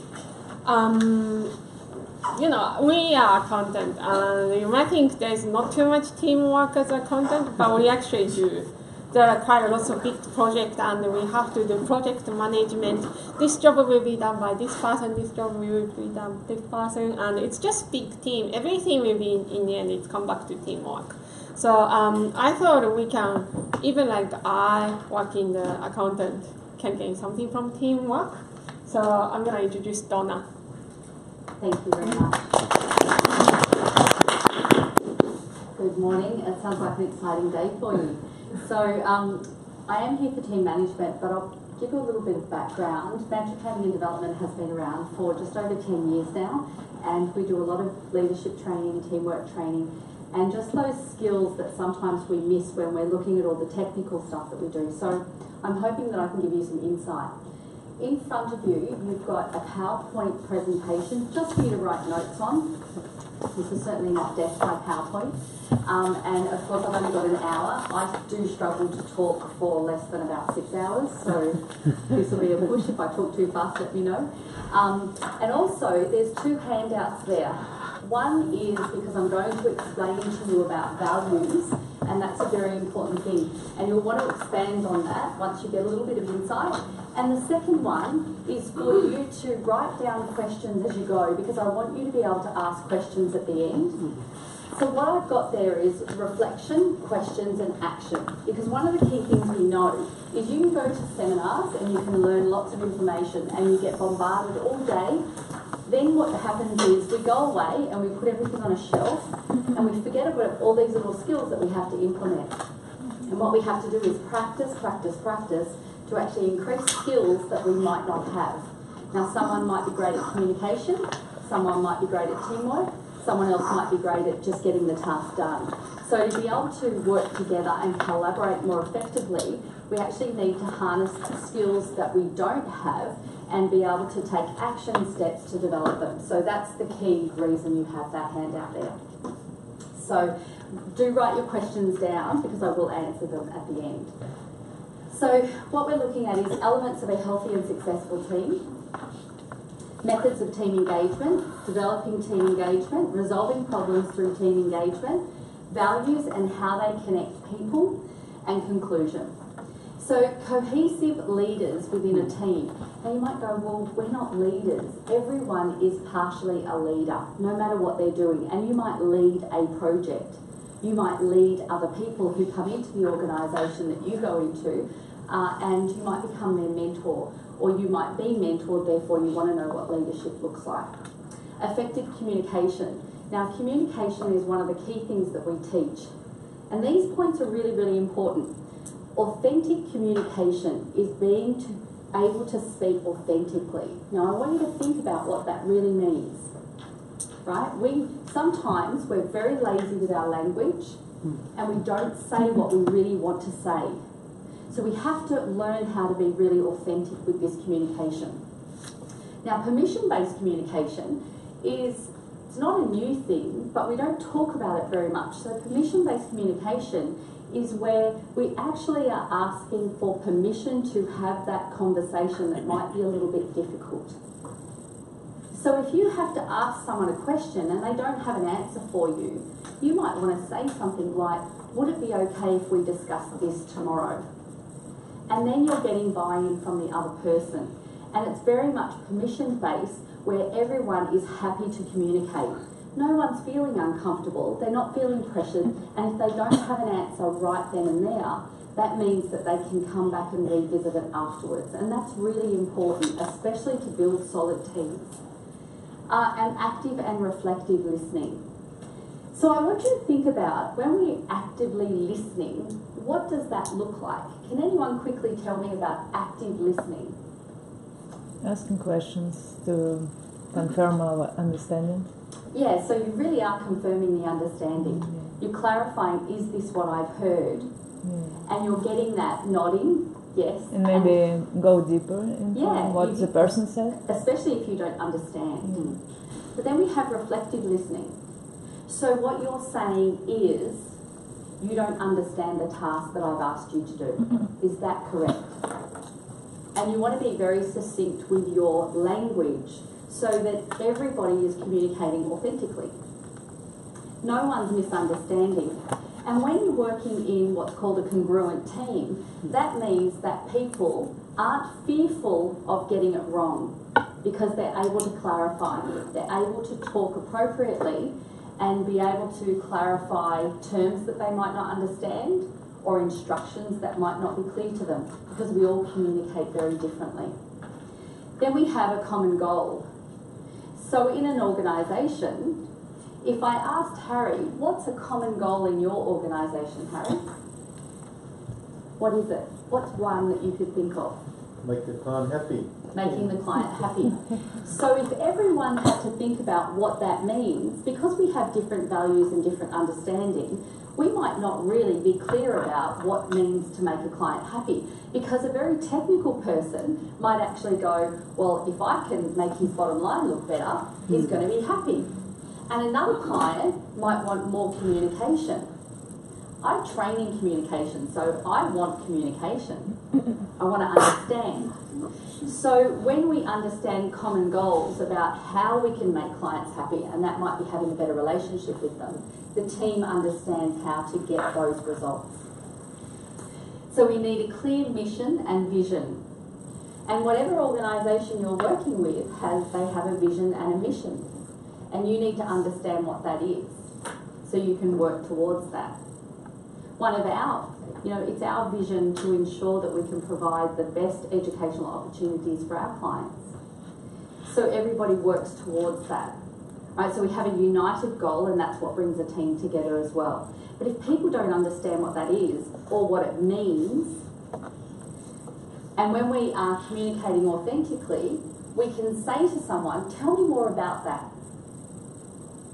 Because if you don't understand, you get stuck. And then you're doing every day, but you're not really understanding what the big picture is. Okay? So define team roles and responsibilities is also important, because you need to understand what the team does and also what your individual responsibility is, because you can meet those goals.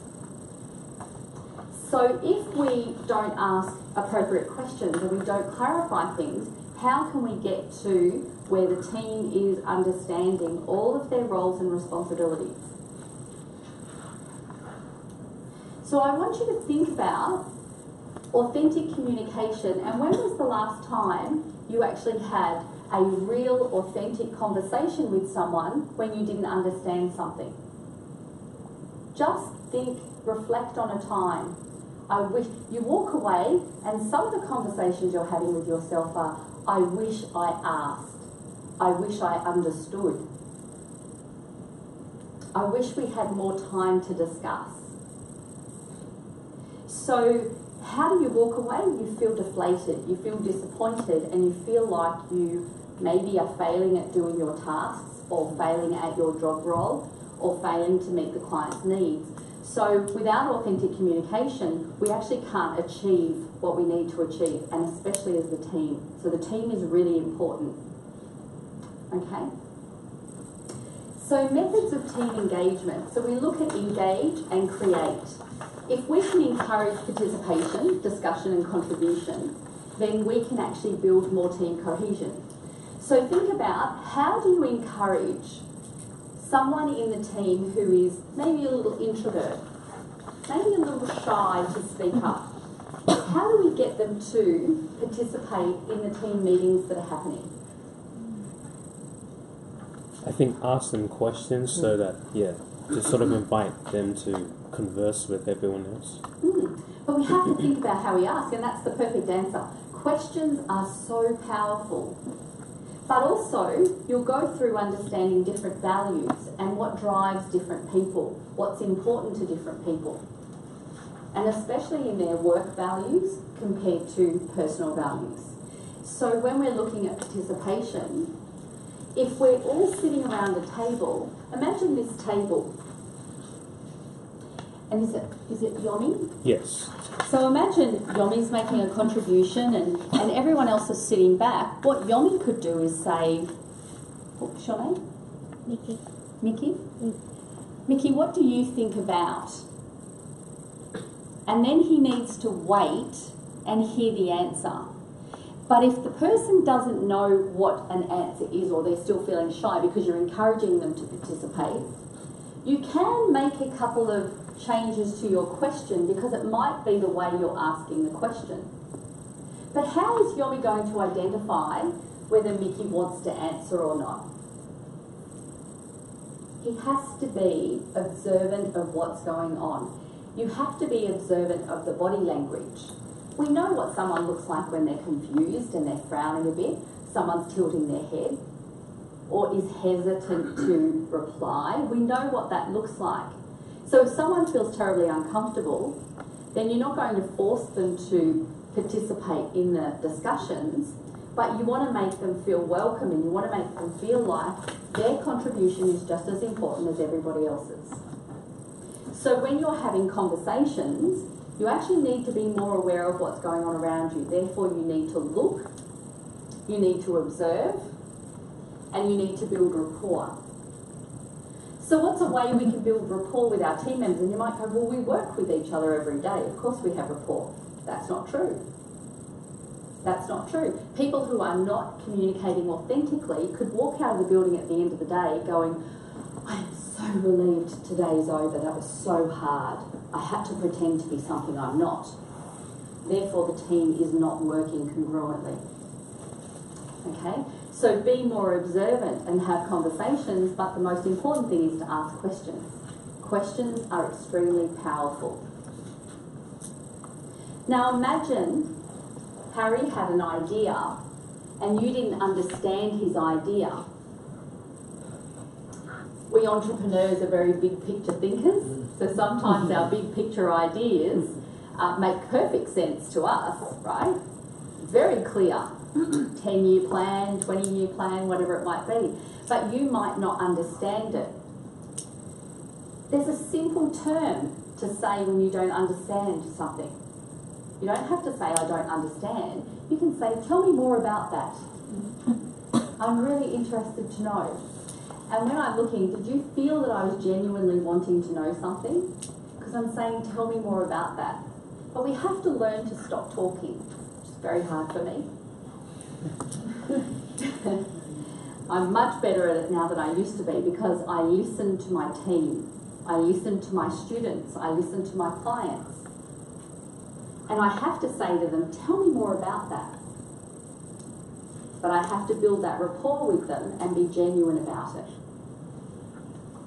Now, of course, we do only have an hour to get through things, but I want you to do your own research on a couple of things which are called eye patterns. And when we're talking to people, our eyes do different things, right? And I'm only going to spend 5 minutes on this, but I'll tell you what, once you walk out of here, those of you who are interested will go on and have a little bit of a research about eye patterns. But when I'm talking, and Yomi, do you mind if I use your eyes? Sure. So when I'm talking to someone, I'm looking at their eyes. And when they are thinking, when they are trying to recall information, they're actually looking up to the left. Because the brain just does that, right? And when you're not thinking about not looking up to the left, you will just automatically, I will have a conversation. Okay, now I want you to watch Yomi's eyes as I talk to him. Bit of pressure here. My left or his left? His left, he will look up to the left. Yeah. So if I want to ask you, what did you have for lunch yesterday, Yomi? What happened? You looked up. Rolling eyes. Yes, and so 2 things. He did go up to the left, but he also might go left to right quite rapidly, and he's searching for information. Now imagine, if I'm part of your team, imagine the power if I ask you a question, Jenna, and her eyes are going left to right. Now I know she's just searching for information. So I need to stop and I need to allow her to find that information. And if she can't find that information, whatever it might be, tell me about that project that you're working on. How's it going? What stage is it at? And she might search for that information and tell me I need to be patient and wait, or I might want to ask another question, which is just 1 question instead of 2, because I just asked 2 questions. Now, when we understand how people work, it doesn't mean to say you go out staring at everyone's eyes, right? But we can be observant. We need to be much more observant of when we're building rapport and having conversations with people. Now, when someone is looking up to the right, they're actually constructing, no, not lying, don't go there. They're constructing an idea. So imagine Harry said to someone, can you imagine how we could possibly achieve? Someone's obviously going to go up to the right because they're going to construct how that might look, feel, sound, all right? Because we are such powerful beings and our brains are so amazing that the information that we can find is incredible when we have the time and the space to do it. Now, of course, if you're stressed out of your head because you're under so much pressure, maybe not going to work so well. So it's really important for you to be building rapport with people, understand eye patterns. Now, as a trainer, I've been looking at eye patterns for a very long time, but it doesn't take much to start to get the feel of where people are looking and what they need. Sometimes people need more information. I'm a very quick thinker and answerer, but I know that not everyone else is. So if I want to work as a team, do I have to want everyone to work the way I work? No. I have to respect that people work different ways. We have different values. We have different ways of communicating. And also, we need to be able to teach people to communicate more openly. So if you're put your hand up if you have no problem communicating authentically. Now I want you to think about that for a minute. Communicating authentically, when we were talking about that before, it means that we're saying our truth. Now it doesn't mean to say, Yomi, you're having a really bad hair day today. Right? That's not what I'm talking about. I'm really scared that we won't get this job finished on time. How do you feel about this, Yomi? That's authentic communication. Okay? And you do have to be selective about who you might be saying you're scared you're not going to get the project done. You know, but you have to be able to communicate authentically to then get to the next stage.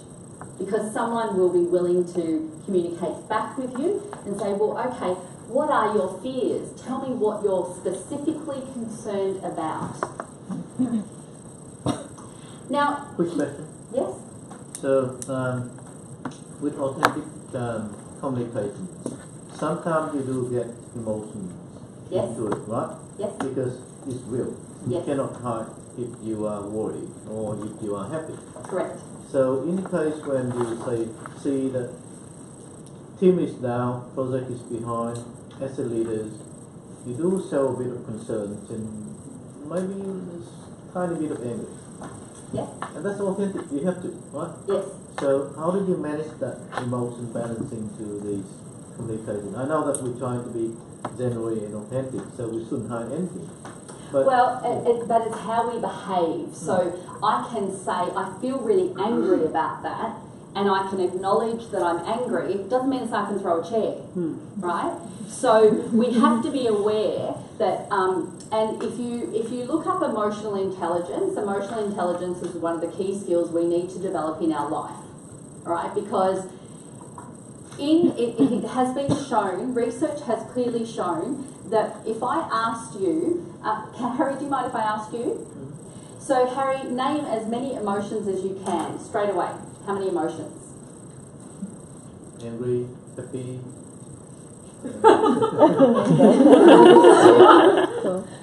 exciting, surprise. Now, can you see Harry is already struggling to get more emotion? That's 5. And that's pretty good. Most people are up around 3, 4. Someone got to 7 the other day, right? We should have between 30 and 40 emotions. Our emotional vocabulary has gone too small. Therefore, we can't express ourselves. So if you have all those pressures, something's down, things aren't working, you have to be able to go, how do I really feel about this? And yes, you do express how you feel about it. And if someone's crying, you know, that they're crying, they're upset, and that's okay. Tell me what you need right now. All right? If people are fearful that the project's not going to be able to be done on time, okay, I hear that you're fearful. Tell me specifically, what are you fearful about? Let's break it down. Right? So whoever's got the emotion, that's okay. You're allowed to have the emotion. In my office, you are so allowed to have whatever emotion you have. Let's talk about it. All right? Because then we get on with things. No one is fearful of saying or doing anything. But people can't behave badly. You can't throw things, slam doors. That's unnecessary, and that affects other people. But you can say you're angry. Tell me what you're angry about. Let's work through this. That's the authentic communication that you need to have. And that's really, really important working within the team. Okay? So as you build up your emotional intelligence, you actually become more aware of your own emotions, and then you can see what's going on for other people when you build rapport with them. Okay? Does that answer your question? Yep. Okay, fantastic. So engage with other team members to build a strong sense of teamwork and unity. Do you think you could do that with authentic communication? Do you think you could do that by listening to people more and understanding? Okay? Who in the room has ever said, you made me angry, you made me cry, you made me lose my shit? If that's the case. I hope I didn't offend anyone there. Who has said that in their life? Okay, so that's what we call playing below the line. Now you might want to write this down. When we play below the line, we blame, we don't take responsibility, we don't use our initiative. When we play above the line, what do? Take responsibility. 100% responsibility. We don't blame, we look for solutions. And there's a lot of different terms about playing above the line or below the line. I nearly didn't get cake for a class yesterday because our receptionist was sick, and I just made sure I got cake for them. And they said, and because they'd been doing leadership, they said, well, you played above the line by getting that cake, didn't you? I didn't make an excuse. Okay, so you've got to think about playing above and playing below the line. So when we have a stronger sense of teamwork and we can take responsibility for our own actions, this is not taking responsibility for other people's actions, it's taking responsibility for our own actions. Now just think about this, because this tests our thinking at times. So Yomi has done something, I just like working with you, and I'm feeling angry. And if I was to say to Yomi, gosh, you made me angry, that's why I did that, That's why I kicked over my chair, because you made me angry. Well, it's actually my anger. If I don't own it, I can't change it. So think about that. If I don't own it, I can't change it. So when I play below the line and I say Yomi made me angry, I can't change it because I'm actually allowing him to have control of my anger. Okay? If I'm playing above the line and I'm taking responsibility, what happened with Yomi and I had a reaction, and that reaction was anger. And that's probably because I took something personally that I really didn't need to take personally. All right? So we can work with a team and we don't have to take other people's stuff personally. All right? So I want you to quickly write down, and I'm only going to ask 3 people, what does it mean to be 100% responsible? I want you to write that down. What does it mean to be 100% responsible? And I'm only going to ask 3 people to respond, but I want you to write it down. What does it mean to be 100% responsible?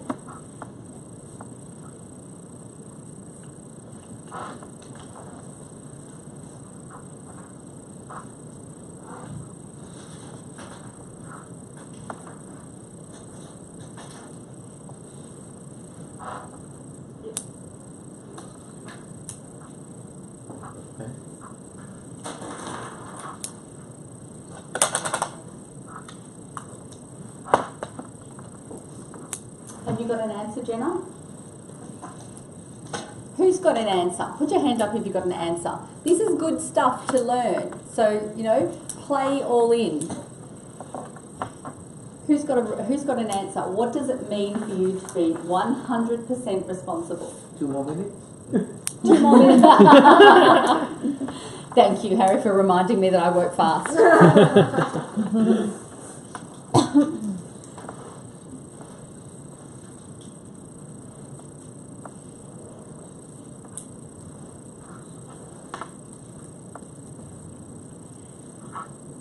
I know these are scary questions. Changes your thinking.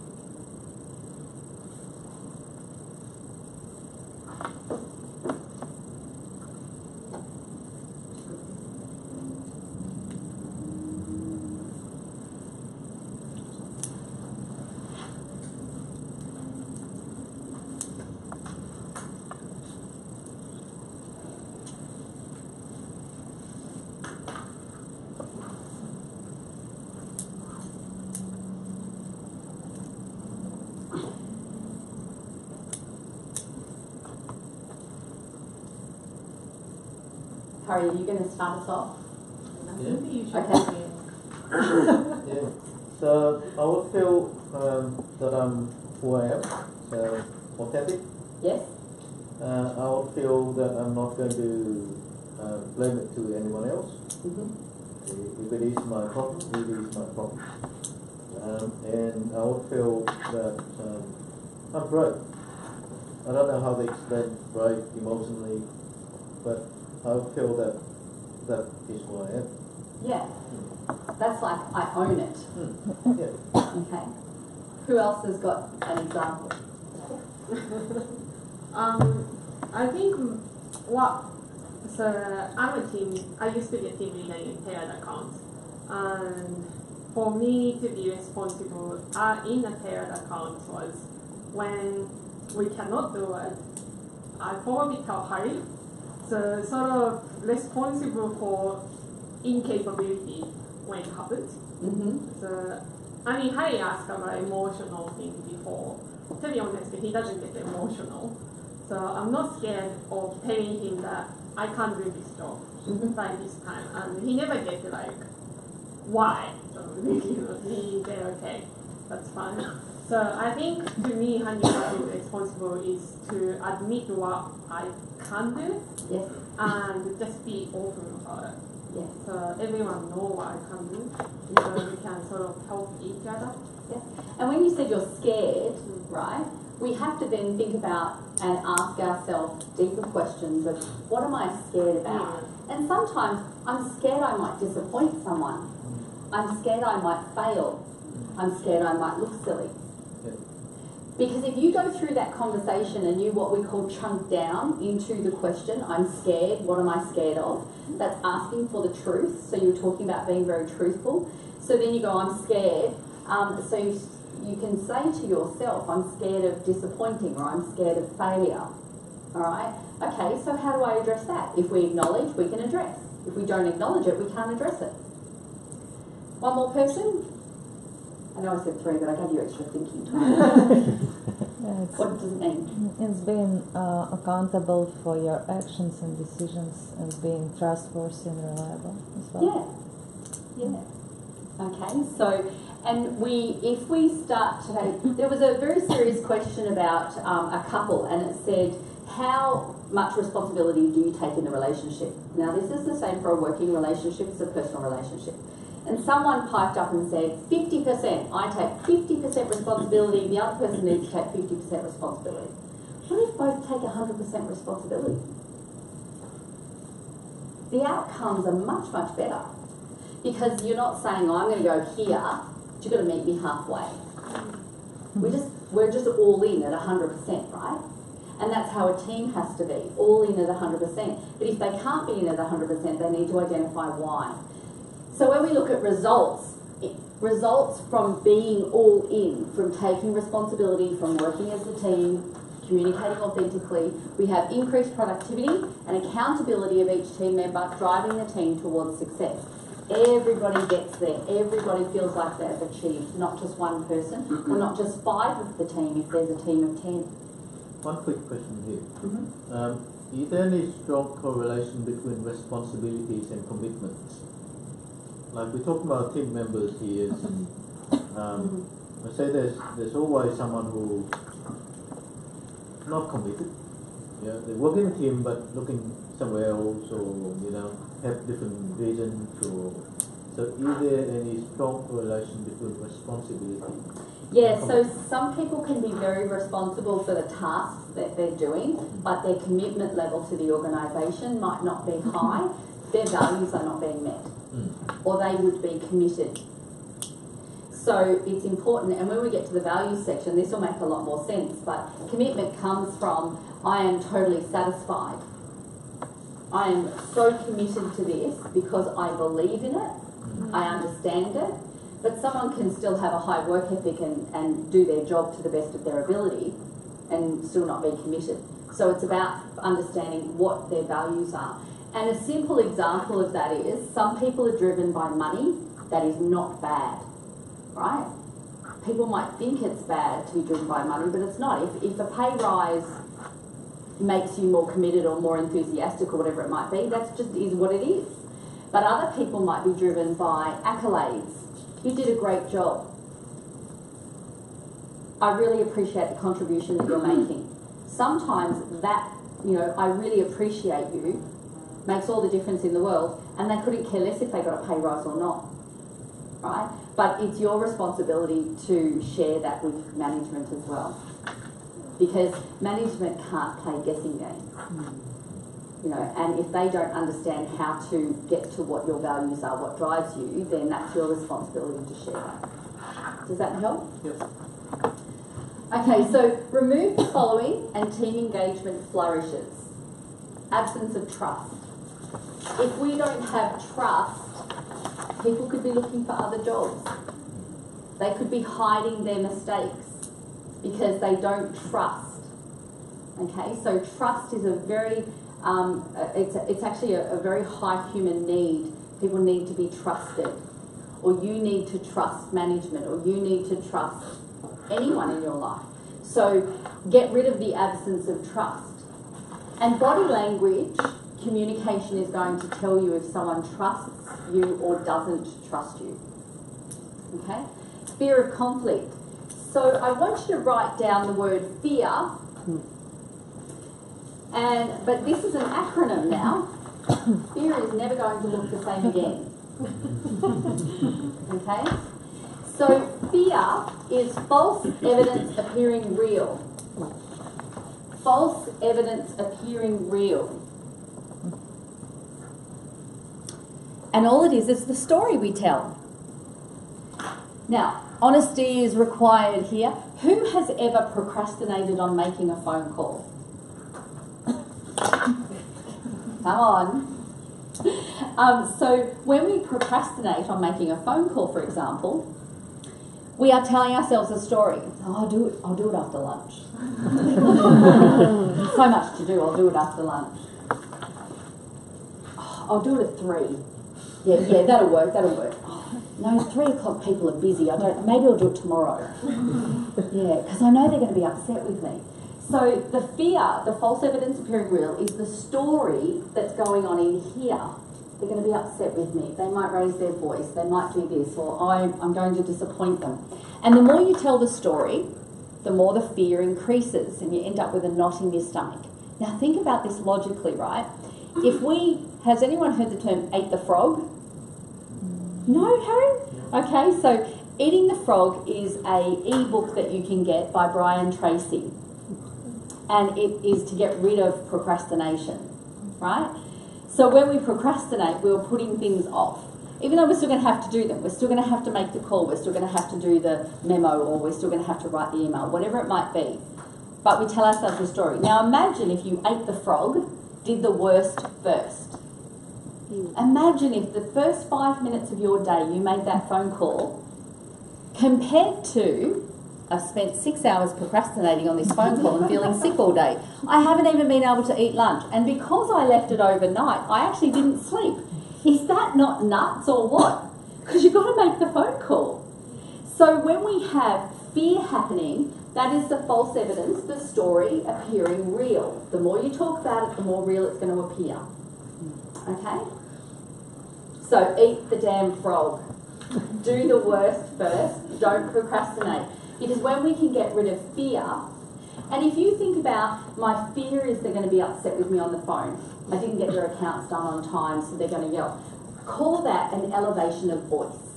Give it a new name. Give it a new story. They've raised their voice. So what? They're on the other end of the phone. Put a big smile on your face, pick up the phone and make the call. So if you have that story, you need to ask yourself, is it true? And if it's true, that's okay. They're going to be upset with me because I failed to do something. Yes, they're going to be upset with me. But can't you have a better conversation on the phone? Look, Mr. Wright, I'm really sorry that I didn't get this done. I take full responsibility for this. Is there any way that I can make it up to you? I own it. 100% responsibility. Okay? It's hard, right? But necessary. And necessary for your sanity. Who wants to lose 6 hours, miss out on lunch, or lose a night's sleep? In all seriousness. So we don't need to procrastinate, we just need to make the call, but have that conversation about what is my fear? Is it true? If it's true, how can I own it? When you own something, you actually are building your confidence up into facing hard things. Who knows, who agrees that there's going to be hard stuff in life? Right? Always, there's going to be hard stuff. How we face the hard stuff is really important, and that builds our character. That also builds resilience. And what we have seen over the years, if we look at the last 5 years, just 5 years, in our young people, and no, I'm not talking about you, I'm talking about younger people, resilience is just not existing. It's just not existing. So if you think about a ball bounces. We need to build up resilience so we bounce like a ball. Something hard happens, we bounce. We face it and we deal with it. We get rid of the fear. Now, sometimes it's fear of perceived conflict. Who hates conflict in here? Conflict doesn't have to be bad though. It's a difference of opinion, right? And it's okay to have a difference of opinion because you can be respectful and have a difference of opinion. Now imagine I didn't turn up today and Harry rings my office. And there's people who just don't turn up to stuff, right? But Harry rings my office. I can either go, Amy, I'm not in. Or I can pick up the phone and face it and own it. Harry's going to be upset, he's going to be disappointed because I've let people down. I should be disappointed if I've let people down. But I have to face the conversation and I have to own the fact that I let him and other people down. That's called being resilient and facing stuff, right? So it's important to do that because if you have a lack of commitment, and that's the people who won't face stuff, it's the people who don't care about timelines, it's the people who don't care about the other people in the team. You know, if Yomi and I were working on a project and the project wasn't going to plan and Yomi wasn't meeting his commitment, Yomi, tell me what's going on for you because I really want to understand. Is very different from going, what is going on with you? Why aren't you doing what you need to do? Why? So I'm asking question, and I'm making him feel what? Under the pressure. Yeah. And I'm not building up good rapport. Yomi, tell me what's going on. I really want to understand. We've got this big project, but I get that something's going on for you. I wait, listen, he tells me what's going on. What kind of communication is that? Authentic. Yeah, can we get back on track? Probably. Or Yomi goes, I just can't handle this at the moment. I've got a lot of things going on. I'm like, great, all right, thank you for telling me. I really appreciate that. I'm going to put someone else on the team and you let me know when you're ready to come back and I'll see if I can get you back on the team. Is that going to build a better team? Yeah. Right? I mean, I can be frustrated. I'm going, damn it, he's let me down. Damn it. I can say that in the wardrobe. All right? And I can be disappointed, and it's okay that I'm disappointed, but I have to acknowledge. I don't need to go, blah, I'm totally disappointed in you, and how dare you do this and act like your mum? Yeah. You know, I don't need to do that. That's my stuff. He doesn't need my stuff. What he needs is authentic communication so that we can get on with the job because we've got commitments that we have to meet.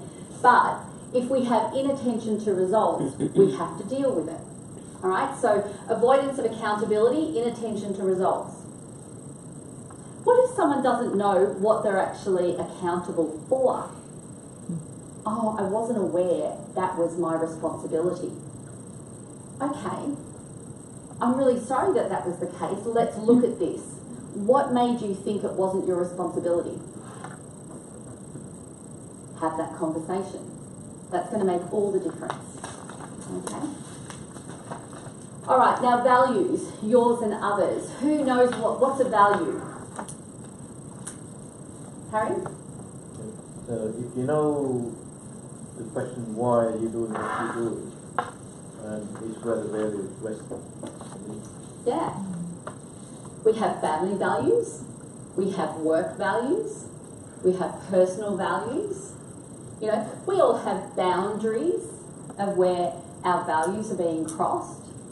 You know, I have a nickname of Mummy Lion, don't mess with my kids. I have very high family values. I would do anything for my children and my 9 grandchildren now. So, you know, my family values are very, very high. My work values, my work ethic is very, very high. But I also have to acknowledge too that it's my business.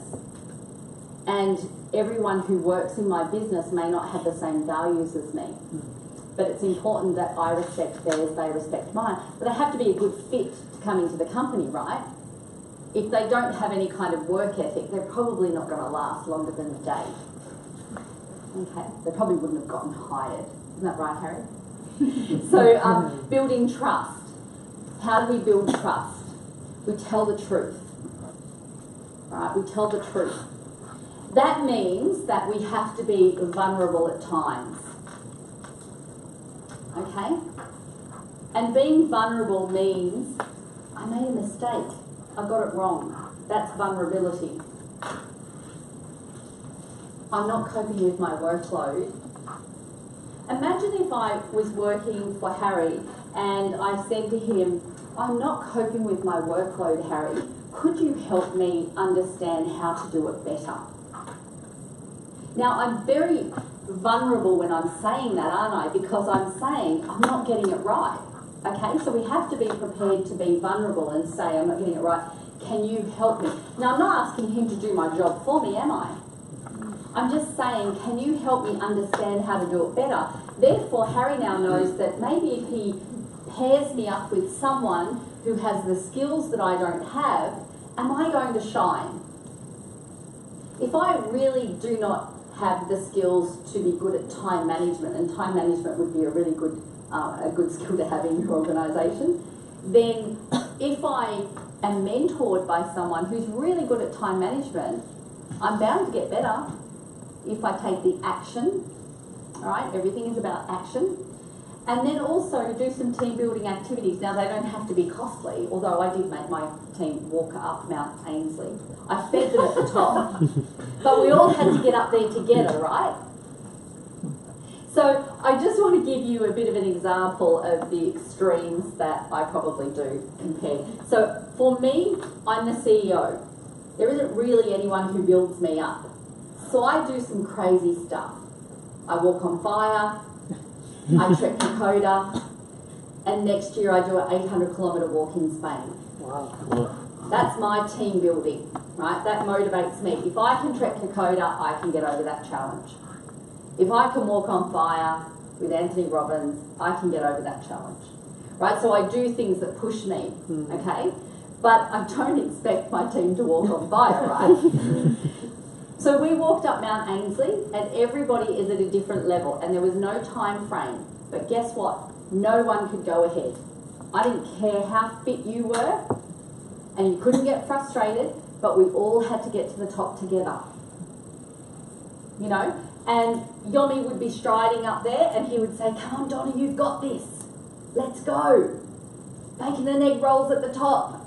You know, so we all got up the mountain together, and that might be fairly extreme for other people. That's okay, they can go and play golf or do other things. And then we have breakfast at the top, and then we have a bit of a team meeting. And people are allowed to say, you know, you've got the fit ones over here who wanted to run off and weren't allowed to. And then you've got the other people here who struggled, who are very red-faced, and I was one of them, because I hadn't trained for a while. And it's all about going, well, what was hard for you? Oh, the stairs were really hard for me. And the other person doesn't go, oh, you're so unfit. The other person goes, oh, okay, I actually found it a little bit hard waiting for everyone because I'm used to running off. So that was really good for me. So we had that conversation, and people are team building. A few weeks ago, we actually went to the,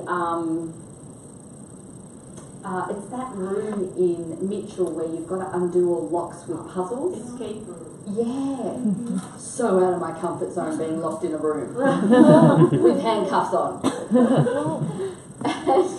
And, so, you know, we went and did the escape room because that's what the girls wanted to do. And I'm so not good at puzzles. You know, those people who do Sudoku and things, so not me. But I said, like, let's go and do this. So we did a different team building activity that other people wanted to do. And it was really good, and we got out, maybe 45 minutes over time, but we got out. But it's not about making anyone feel bad, it's about building trust. Now, appraisals, do you do monthly or quarterly or yearly appraisals in your organisation, Harry? On people's performance appraisals. 6 months. 6 months. Okay, so some people do performance appraisals at 6 months, 12 months, 3 months. It just depends on the organisation. But some people look at appraisals as a way of going, I've been really bad, I'm being performance managed. And it's not the case. Certainly in my organisation, and I suspect yours, Harry, it's about going, how are you doing? Where are you compared to the benchmark? And where would you like to go in the organisation? Or what skills gaps do you have? And so when the team's having that, everybody can be identified as where the skills gaps are, and then training can happen. Support can happen. Mentoring or coaching can happen. But without identifying those. So this brings the team together because everybody is getting equal share of the support, training and commitment to actually be able to grow. Now, this gets us to values. All right, 15 minutes. This is really important. So when we look at, who's looked at Maslow's hierarchy of needs? Does anyone understand? And so what's our basic needs? Physical needs, food, water. Yeah, so food, water, shelter. Yeah. Yeah. So based on Maslow's hierarchy of needs, if you look at the 6 human needs, and these are actually trained by Anthony Robbins, if anyone's heard of Anthony Robbins. Some people like him, some people don't. It's not about him as a person. It's about that he has some really good lessons. And there's a fantastic YouTube clip, if anyone wanted to look it up. It's called Why We Do What We Do. And it's a TED Talk by Anthony Robbins. And it gives you greater clarity on this, because obviously I'm compressing this because I will run out of time. So Why We Do What We Do, and it's a TED Talk. Okay, and he did it quite a few years ago. And the people in the audience were people like Google and Yahoo and solicitors and very, very wealthy people who were in the audience at that time. Politicians were in the audience. So it was very, very powerful how he explains them. I'm going to give you a very cut down version of it. Our values define how we behave, what we do, what we understand, how we work, how we live. So we have to understand what the 6 human needs are. Now, everybody will rank these in different orders. What's important to least important. Now, I have to say, for example, my student manager, uncertainty variety, she would actually like it off the list. Right? She's like, why would we want uncertainty? Everything needs to be certain. So that's how I know how she works. And an example of that is, if I'm going to move my office around, to which I do, I need to give her the heads up on a Friday, because if she walks in on a Monday and the furniture's moved, she's freaking out. Okay? So that gives you an indication about how uncertainty variety is not high on her values. Certainty is high on her values. Growth is high on her values. So let's look at these. So certainty. Now the reason on your handout you've got one side for business or career, one side for personal. Choose whichever side you like, it doesn't really matter, because then you can do the same exercise for the other side in your own time. So has everyone got the handout? It's got a line down the middle, it has all these written in there. Everyone got that? You've got it? Can someone give Harry one? Have you got enough? There's more over here. So everyone's got one, yeah? All right. So if we look at certainty, and I'm going to talk from a career perspective, certainty around getting my pay every fortnight or every week. Certainty about I know what tasks I'm doing in my job. Certainty about job security. They could be what certainty looks like. Now remember, there is no right or wrong answer here. This is about you. And as we grow and develop, these values sometimes shift. Okay, so when we're starting out in our career, they might be a little bit different to later on in our career.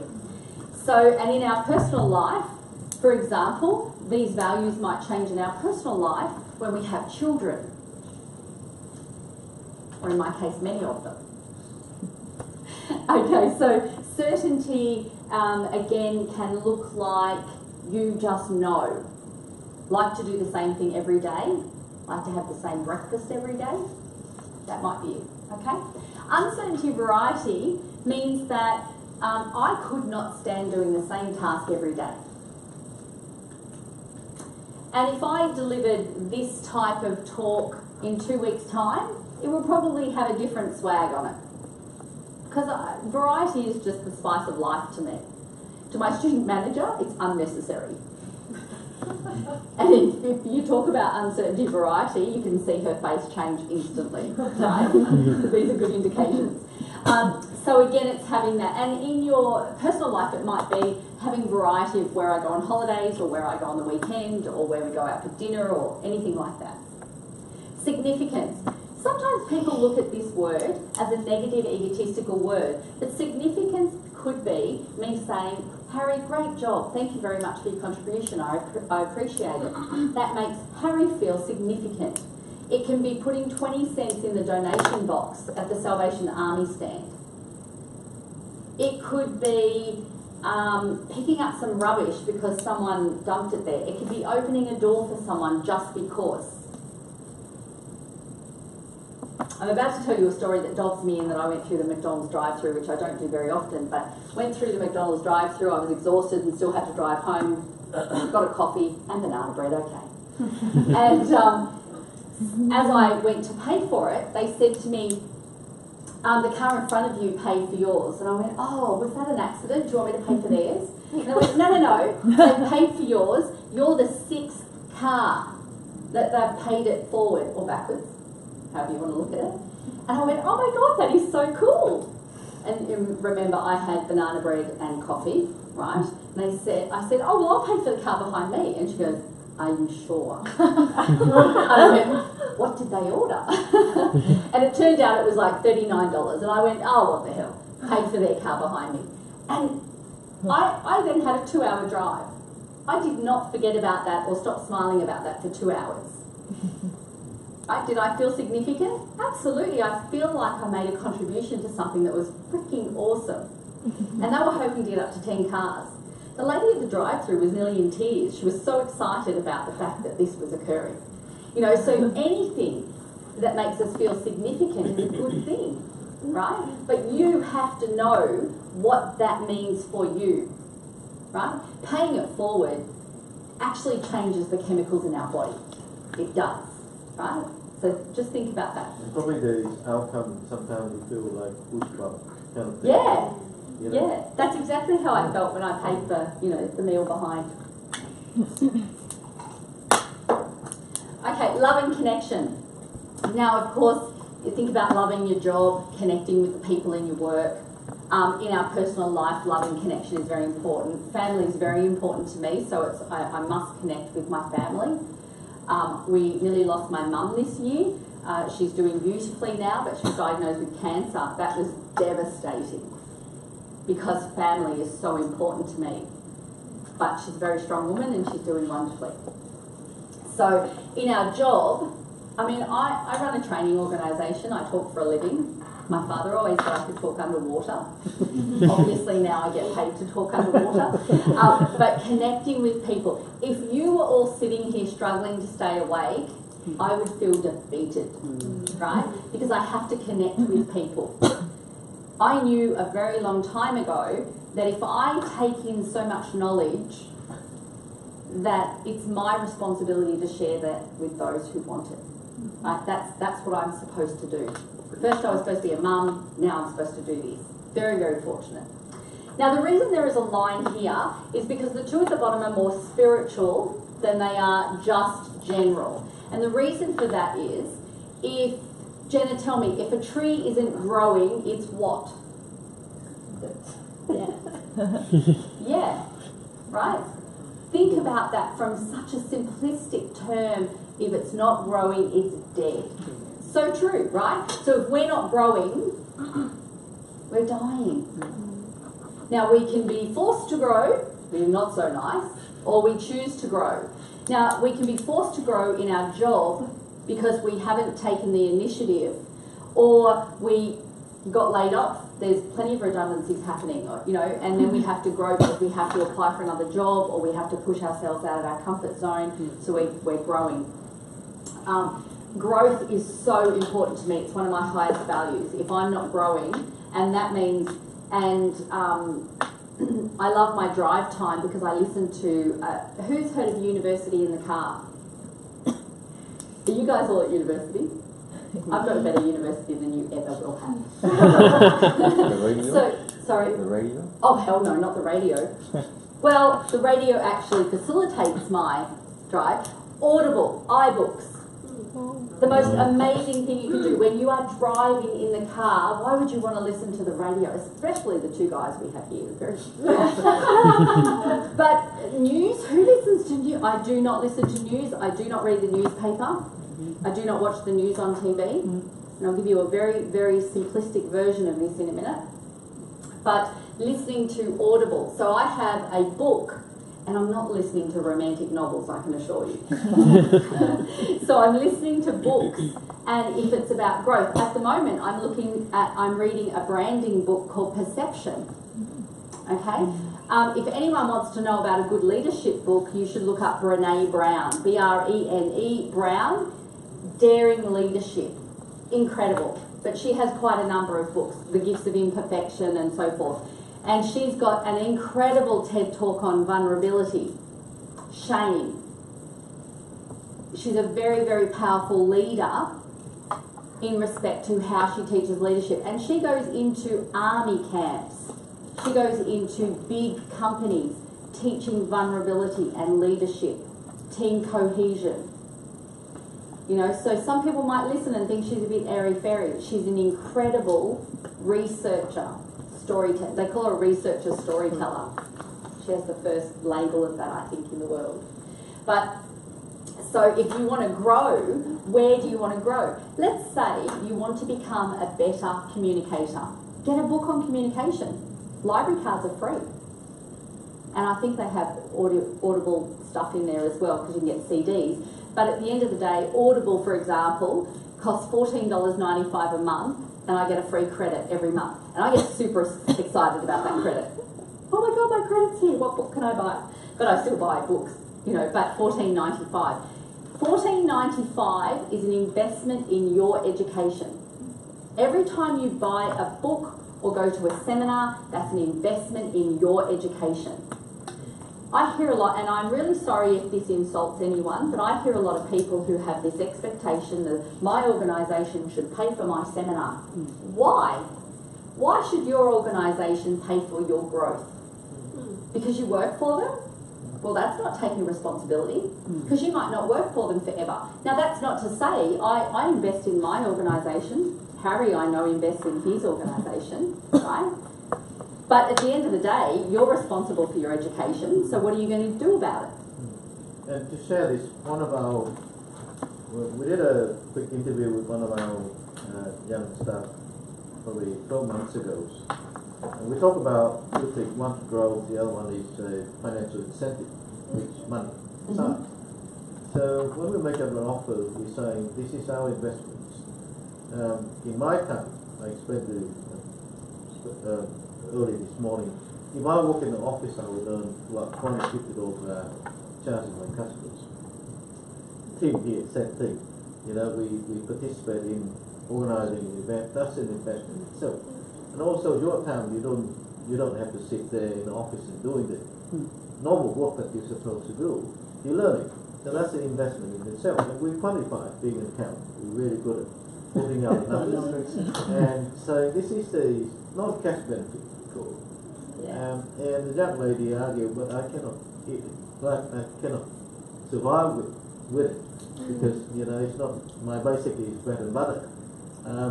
So I think that part really cuts, because not just you guys, young people. We're talking about young generation these days. I think there's less of appreciation, right? There's less of resilience. It's actually perception. So when people don't appreciate, that's because their perception is wrong. And we can change perception. And a really good example of changing perception is, who knows Best and Less? The shop? Yeah.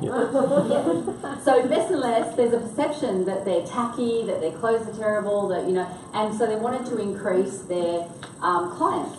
So what they did is they opened a boutique store, small boutique store, and they called it L&B. And it had a logo made up and everything.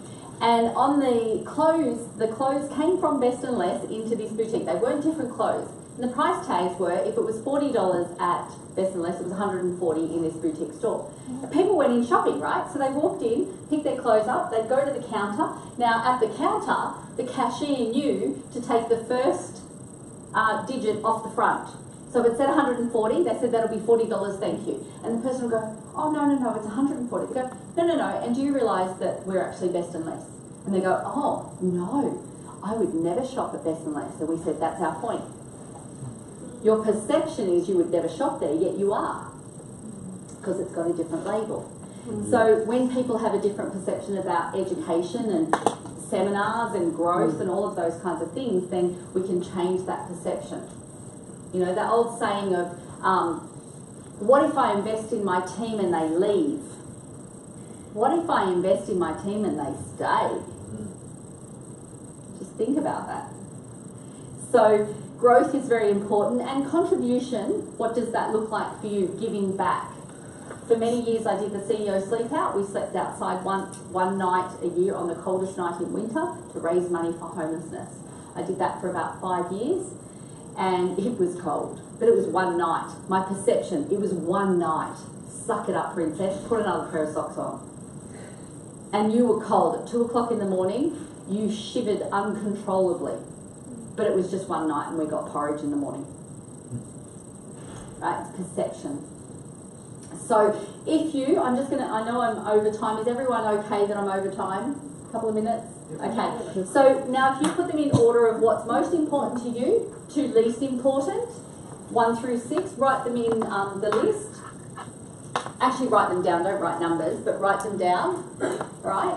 In whatever side, personal or career, it doesn't matter because you can do the other side later.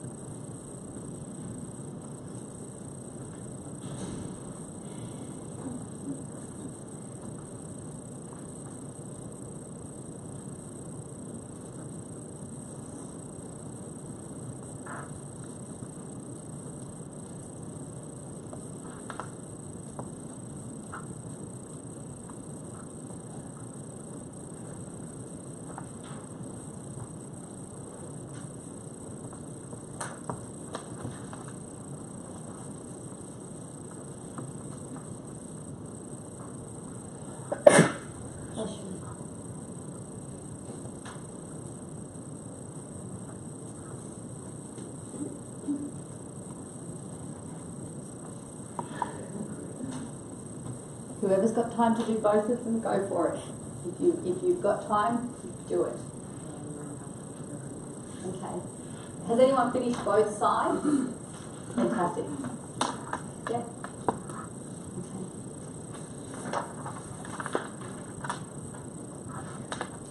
Now, if anyone does want to know more about this, please let Harry know. I can send Harry some information where you can look it up more, but you've got that YouTube clip where you'll be able to expand on that further. I highly encourage you to do so because it's a very, very powerful exercise.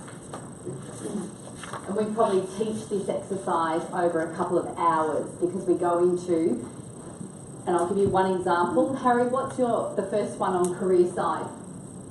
Love and connection. Love and connection. So the next question you want to ask yourself is, what does that look like? Right? Connection is a word, but what does connection look like for you? And that's what's important because connection to another person may look different. Okay? So now I want you to take your other sheet of paper out, and I hope that you've been writing lots of notes. This is what I said is important. To reflect. So self-reflection creates awareness. When I can reflect on something, I can change it if I want to. Without reflection, I have no awareness. Awareness is powerful when you're learning emotional intelligence. Questions. Without questions, we have no clarity. So who's got a burning question? Anyone? Okay. And action. Write down an action step you can take for yourself. So what's an action you can take? And that could be looking up the YouTube clip. It could be getting a book. It could be finding out how to learn about eye patterns. It could be emotional intelligence. Okay, but write an action for yourself to take.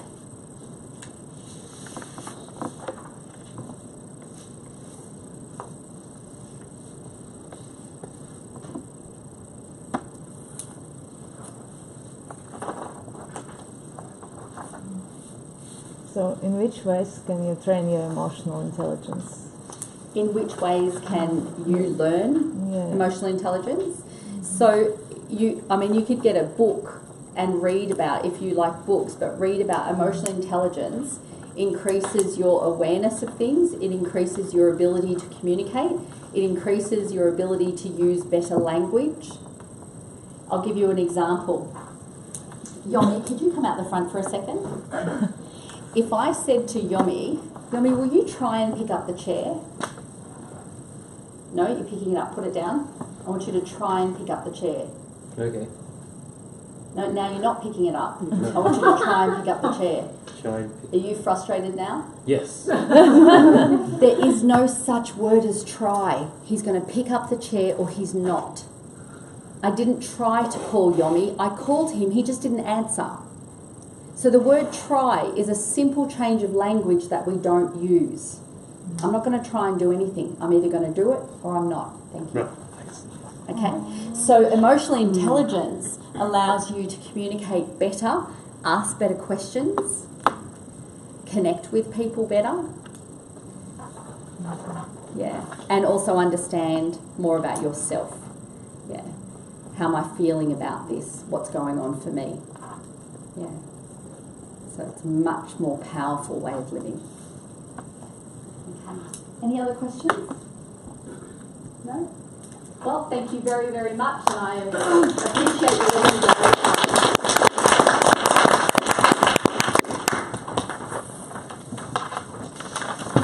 to turn this off, and I'll take this out and retrieve it for you. Okay, so anyway, we're just going to start the lunch is ready. So lunch is ready outside, so just grab, and next session going to start at 1. So come back around 5 to 1. So 12:55.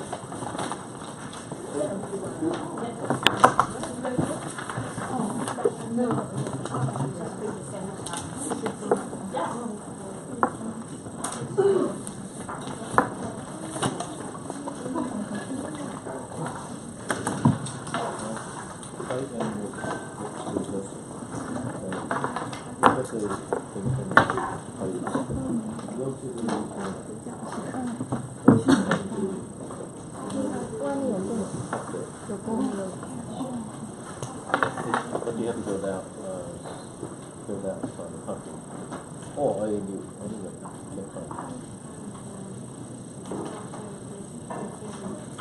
just extend your plate and you possibly plate one. Yeah. Expect this.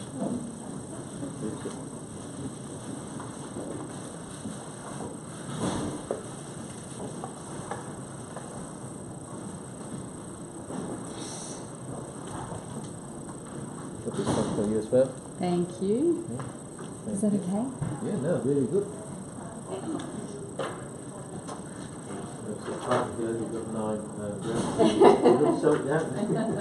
There's 9 of them now. There can't be any more, which is good, but yeah. And they're all over Australia, which is hard because you've got to travel. Well, I'm going to Adelaide and I'll see one of them, but I'll be with 2 of my daughters and 1 of my grandchildren. So, and then in, I think, February, we're going to be delivering training in Darwin. So I want to expand into Darwin and have 5 of my grandchildren up there. It's the beauty of running your own business, isn't it? Yeah. See that. You know, I think where we headed in the next couple of years is really around that live streaming, and we're having audience who are coming from everywhere. Yeah. The way that we designed this with Zooms and everything, we actually tested, I think, the first quarter of this year, we tested with Vietnam, 3 connections in Vietnam, with about 100 people. And that worked well? One in India, one from one of the small countries, Southeast Asia. Right. Zoom is terrific. 6 collections. So you end up with like 250 people Yeah. in one event. Well, I was on a Zoom call on Saturday, and the person who was running it was in Brisbane, and people were all over Australia, and there was about there was supposed to be 70, and 70 didn't call in, but and the collaboration was fantastic. So So I think that's probably where we can do it. Speak to you before Christmas. Have a wonderful Christmas. You too. Thanks for coming in short notice. Yeah, let's talk next year about what we can do. Yeah, I think, like I said, we've got 4 big event notice coming up next year. So we're happy to have a series. Yeah. So you can continue building your, brands in the way, Yeah. Will you tell me the subjects that you want, and we'll see what we can manage? Yeah, I think all this are relevant, like, communication, leadership, team investments. Yeah. Especially you can see these days in the accounting industry, there's another international Yes. communication. Yeah. Okay. So if you were doing it again in the future, and having communication, it's good to have more activities in there with them and get people more involved, because that makes a difference as well. So, but they were pretty good.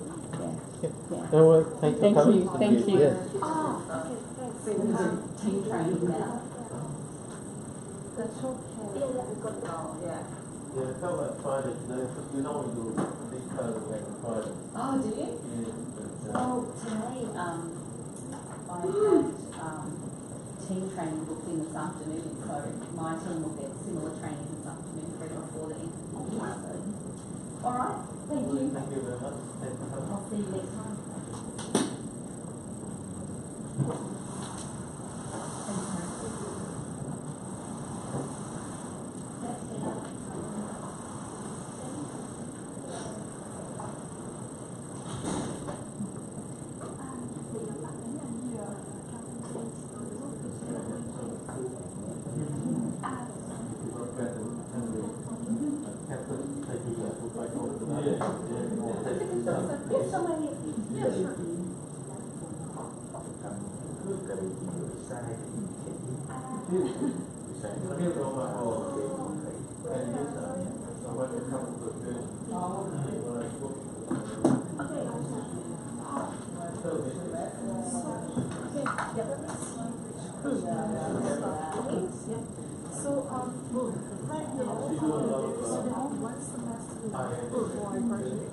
And then for the next semester, I need to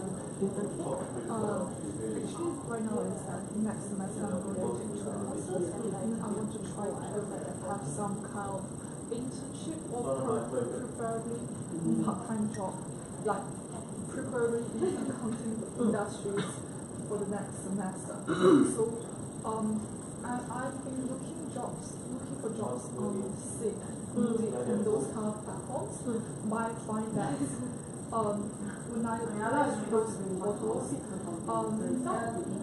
I didn't receive much response from their company, so I'm not really sure whether they are really looking into my resume. Because sometimes I can receive a message saying that they have hired me, but that is seldom the case, which means that I'm not really sure whether they have really looked at Seen your application or not? Yeah. Yeah, correct. I think So is there a more efficient way, or like is applying through those kind of portals recommended for my case? So so your starting point is now you're in year 3. Actually, I finished my year 3 because You do honor. no, I was used to doing double degree, and then right now I feel like I want to drop another degree. So focus on just one. Yes. So finance. Finance and accounting. Okay. So right now only I have 2 courses left, but I have completed 3 years of study right now. So that will be the main course of my year 4 semester. Okay. Year 4 semester ended. Yeah. Okay.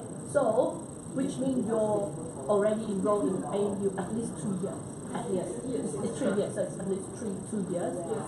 So you are qualified for the AU internship program. Would you like to try that one instead of C? But for that one,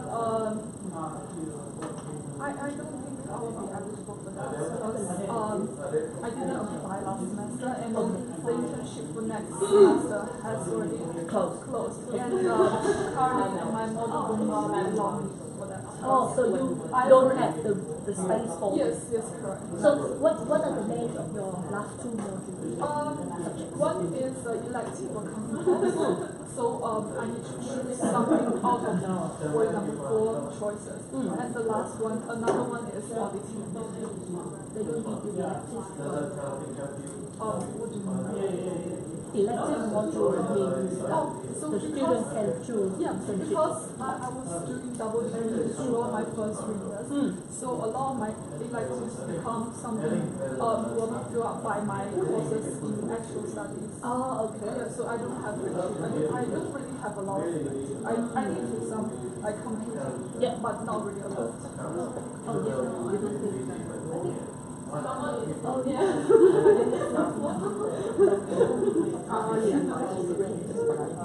Oh, I just wanted to say the Lord. Thanks. And what I'll continue to yeah, that's what the research.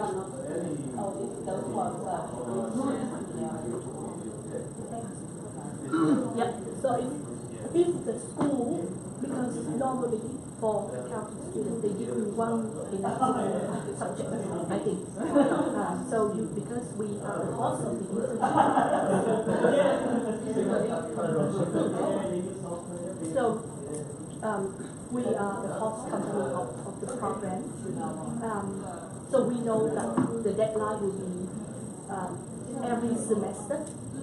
Students from all professions and areas of disciplines, they will apply for the CBE internship program, led by a professor named Dean Liu, the one that organized the career workshop. Yeah, I know that. So Dean will definitely, well, not him anymore, but initially he organized a program where students can match with the host company, right? So, for example, if you are an accounting student and you're eligible for the program, and you finish 2 years, at least 2 years, I'm sure your GPA is okay, then you will be able to connect to a number of hosts. Yeah, I usually think about applying for that. When I was having the double degree, and then like one of my motive for continuing my double degree is because of that. But the feeling that there's quite a failure rate for application for that program from what I've heard. And then because of the very hard actual study methods that has come along the way, that's why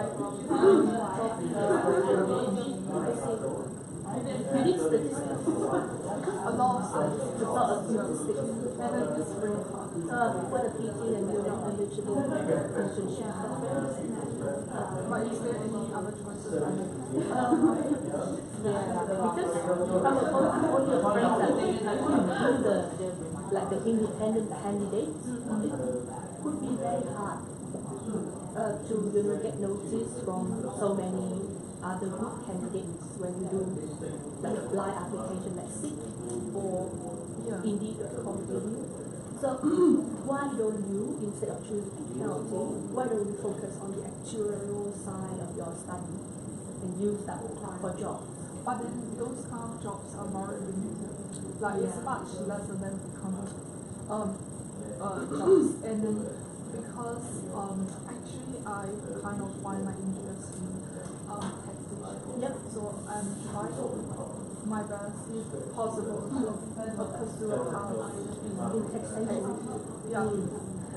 So I don't really want to go into the actual sector because sometimes I can find jobs on this, but it's heavily rely on data analysis, which to be honest, I'm not really good at. Okay. So I the strength will be taxation. Yeah, so I don't feel like applying for those jobs, which I'm not really No, it's don't fire a strength.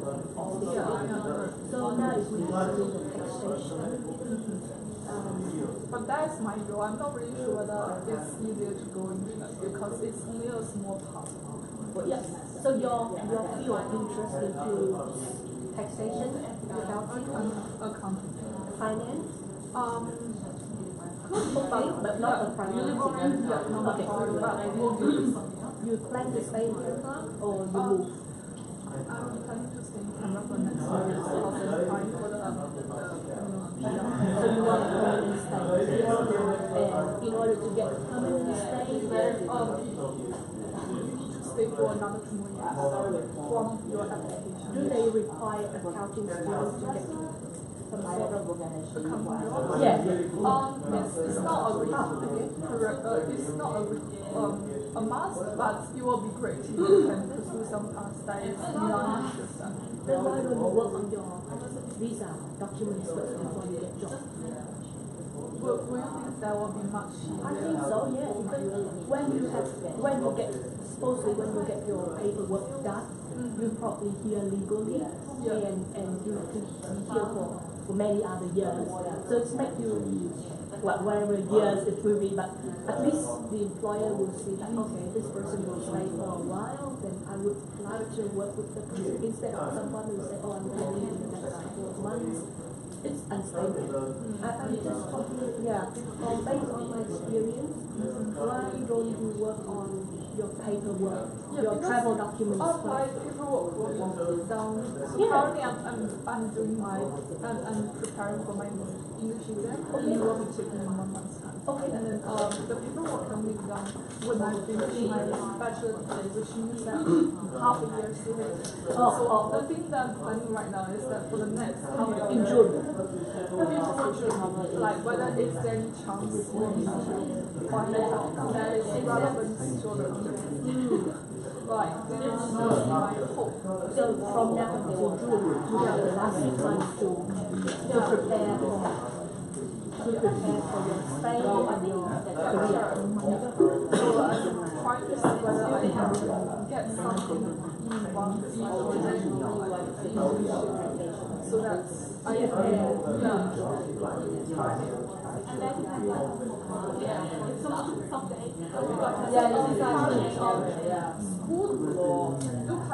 you provide some kind of opportunity like about 1 month earlier, I applied for the actuarial finance and then at first they say that I didn't pass through the budget because they are a lot number of applicants. And then recently they called me and said probably they are lacking of one candidate. So that they called me and You went for interview? Yeah. Did you get it? Yes. But in the end I didn't manage to make it. Okay. So that job is based in other states or based in actuarial ATO. Yeah, correct. Yeah. Okay. So what is your age? Young. So you only can start with internship. Okay. Yeah. It's really hard to get full time. I have to say.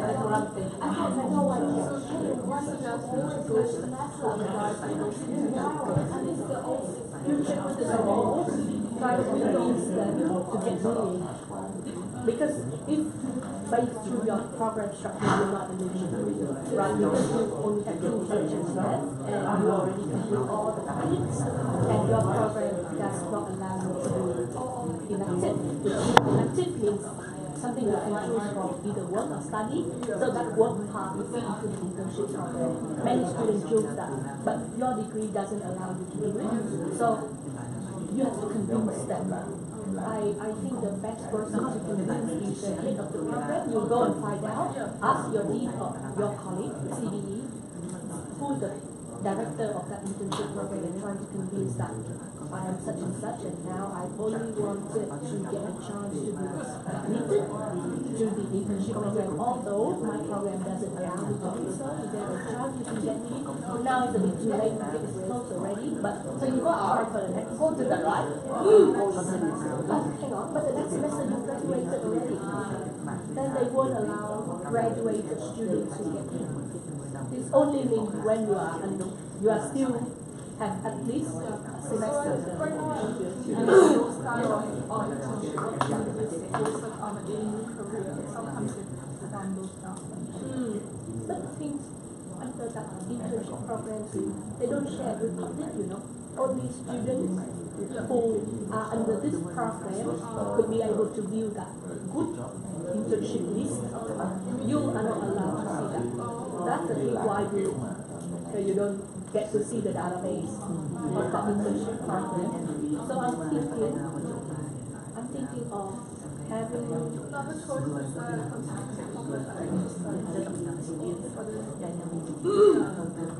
why did you choose that? Why that two subjects came from? Why you have to do that? The two actually is the compulsory course before I can get my degree of accounting.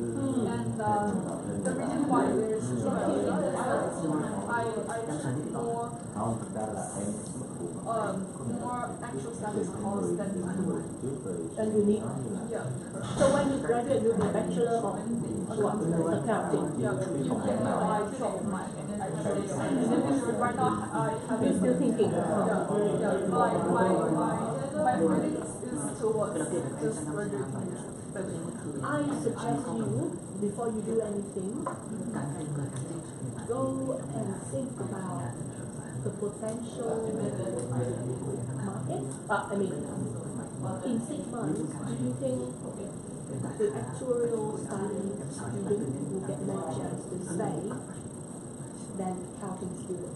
You know, you need to think of that. Because if you apply through, ACEP and CISA, it will issue a list every 6 months or so, I guess. Some of my colleagues does. They will show a list of jobs that they wanted. So you try to figure out whether actuarial is there or accounting is there. Sometimes if accounting not there, then you use your actuarial later on. Oh, you mean the apply for permanent? Yes.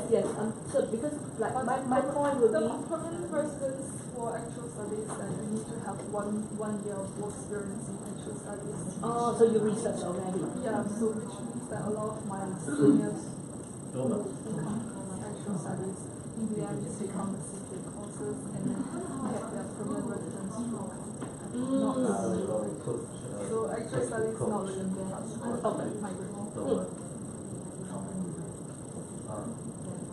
The whole job market, the position for actual Quite limited. actually is How good is your English skills? I think pretty good. Like right now I'm trying for the big seal for sections, and right now 3 years ago actually I've taken the IELTS test and the average is of 8, and then results or business studies. It's still quite possible for it. Very good. Yeah. So you just work on your you need to start first. So why don't you start with some? Have you ever considered starting your career with administration? Not so much about accounting, but someone looking after the office, operations. Yeah, my mother suggested me about thinking about taking administration first, and then before moving on into the probably accounting sector. At least you have something. Yeah, but like for administration, I feel like sometimes if I search for administration, Office admin.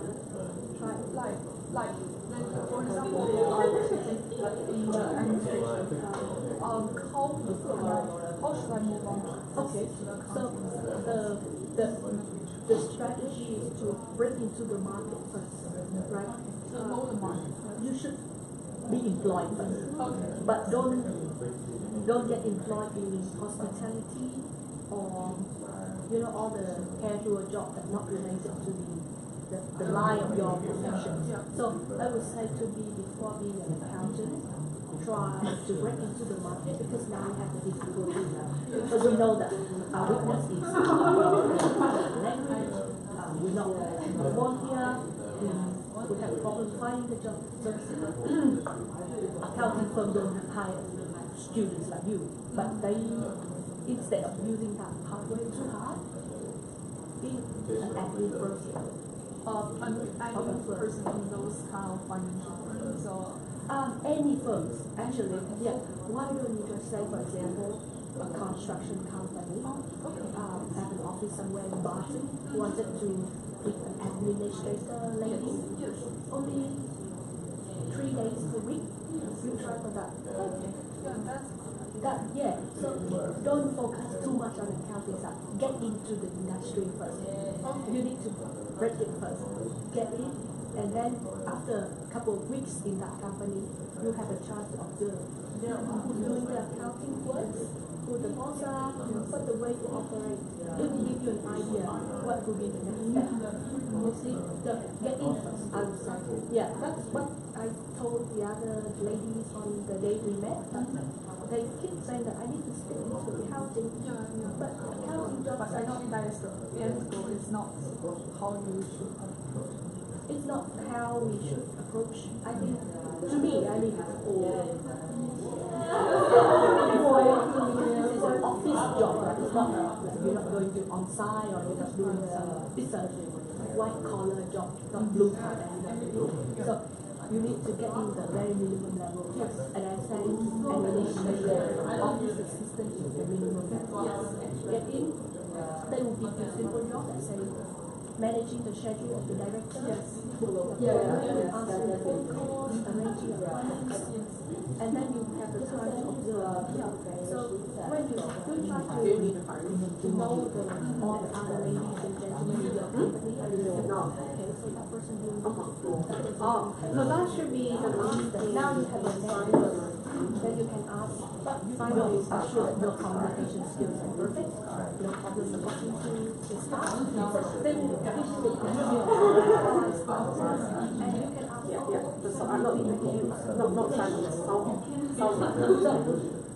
They might be a careful process. Yeah, so just bring those two. Because if they hire you for 3 days, they never use 3 days fully. So it's some time there for you to. Okay, you can tell them say, Linda, teach me some get to know the system and tell them very frank from the beginning that I'm planning to stay here. I'm willing to learn. It's fine. So if you have something not so related to administration, but my profession is accountant, I can help you there. So if that step it will take you about 6 months to 8 months, like that. But I'm sure that it's all good. When you plan to leave, much easier. But then, no, it's fine. I'm talking about. So I think the James sign office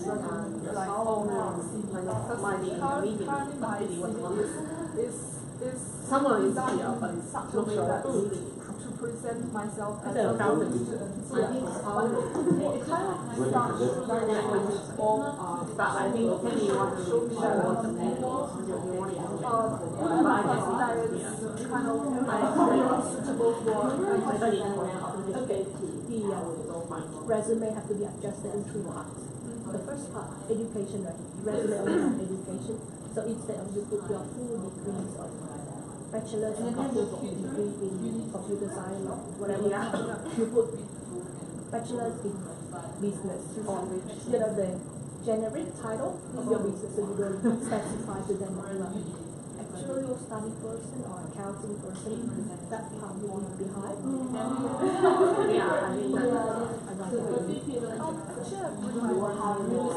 Yes, please. Oh, yeah. I also called the happy. I guess my current resume, you can just cancel whatever you only not.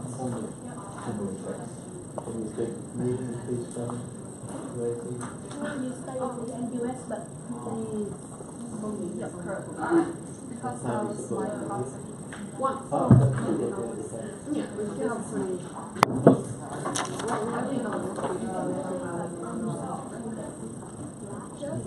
that's why I was happy that on the whole when Yes. So your name, what company would you like to complete this? And put your names here. So Linda Mark. It makes you easier to call when probably some people will say just don't have to pronounce. Move your contact details. Press the latte. Press the latte. I have. No, it's okay. I don't do that. I had one. No, I had one already, so it's fine. Yep. So for discount education projects, Keep. I would suggest to keep these. I would suggest not to keep these. okay. Instead, can you elaborate the administrative, the business management coursework, significant coursework that you are doing? Say it means business management course. You can say significant coursework. This is That is related to the administration. yes, well, that's the term they use, but I think when you show people that I have done something lately, I used to have, I'm sure that you have lots of PhDs in business management, marketing, or whatever that's not so much on actually your study side, you can put.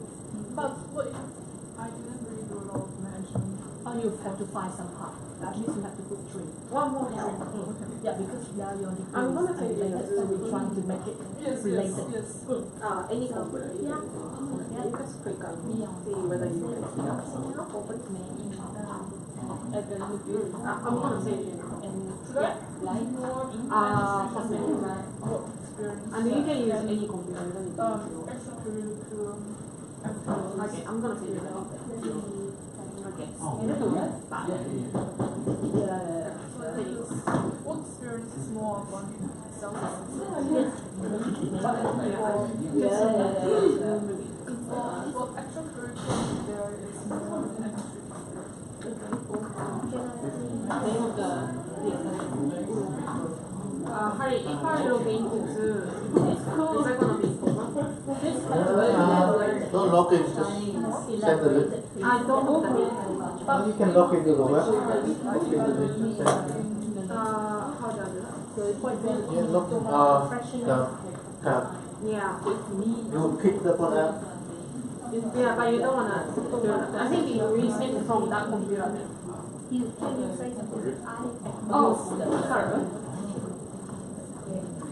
I saw you do the skills at this morning. Ah, you show me. Going quite fast. Something you don't work on something, but you administer. It's pause, right? It's pause. You administer. So, You can this is start. something I did. Of painting and I manage artists. Something like that. So something you tailor it. Okay. You just need to understand that reason. You find Take a something. picture. So that's So, we have some food, 10 minutes. Hope you do something. Let you keep going.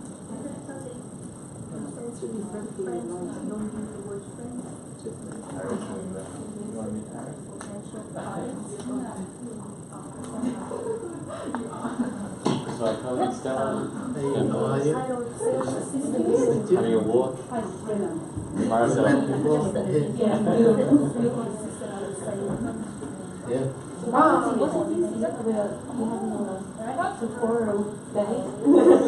Yeah. Training. Yeah, training. Yeah, really. A lot of jumps. something Lots that of work. yeah. You work. No, but Yeah, this last session is beautiful. Was from Toma, teamwork. team engagement. It's really good actually. I actually got a record. Academic position. You can see the slides and you can So when see you here. are doing, say, somewhere research system. So what do you need the experiment? So your research resume activity, but for professional, Surprising you ask about not so relevant. Instead, I would like Because what she said is each of us having about 30 to 40 emotions, which is called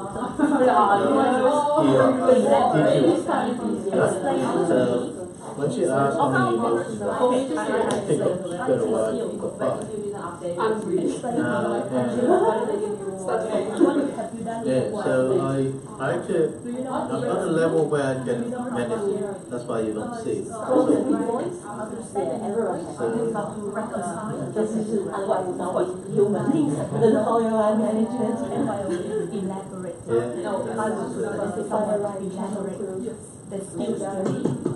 Teddy, can you hear us?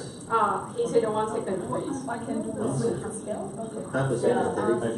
Teddy, yes. I still want to elaborate it. That will not be fun. Not right now. We're just testing the sound. Testing with the staff in office. Yeah. Hello, Teddy. Can you hear us? And a bit more time, please. Maybe he's Can you see it? I think it's yeah, he's in Okay, we'll go then. Thank you. Oh,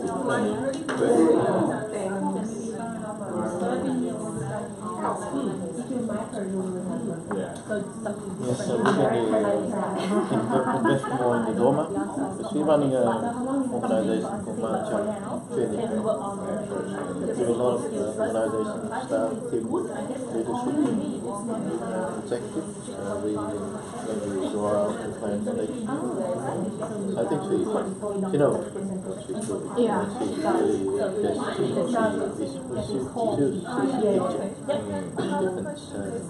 I think we can do regular once a quarter. He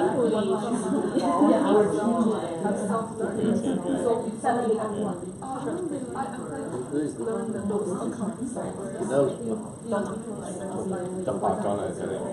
What's the company called? Just manager. Mantra training. He's been there for a long time. I knew Doma from consulting.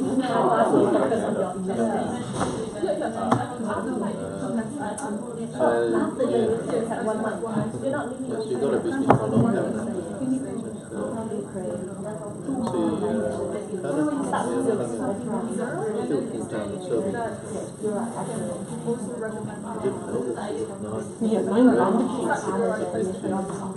She looks so young. Yeah, she said she has like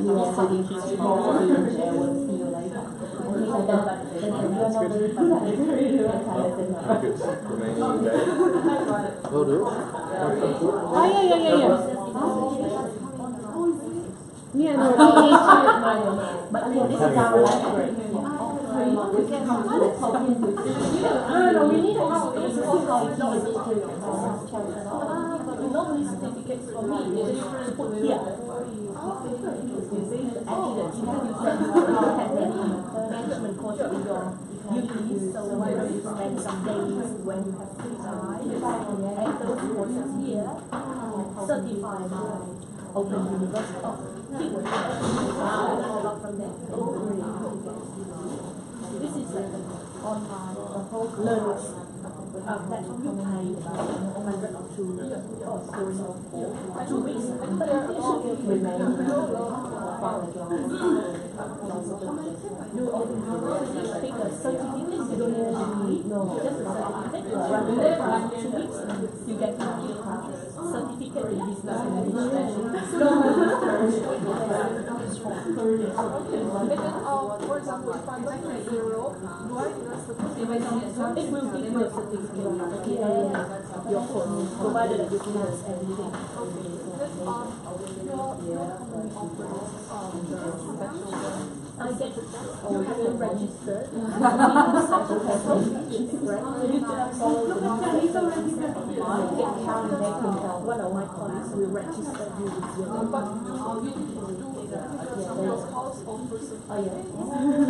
zero offer certificate. We don't. Because certificate to show the level of zero, not TA.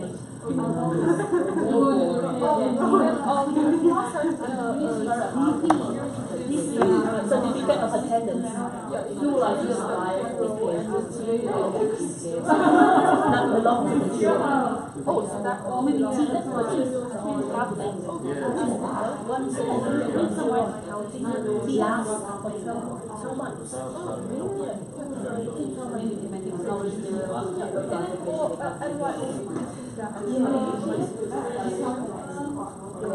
I heard that like if I say yeah, fair and IOD, that doesn't have to be. So if I know this one now. Another short question. For example, what's your expectation?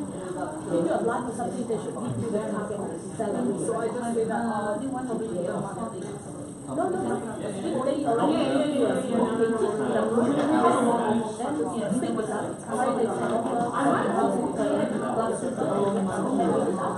But if the person has such an age, because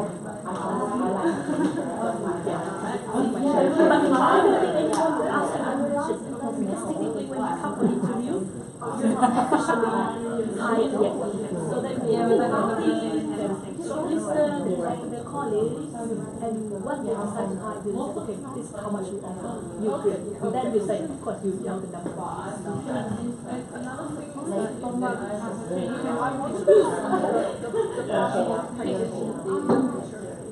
Not now. You're not. Should I get into a law firm or should I get into the best is to get into a tax firm.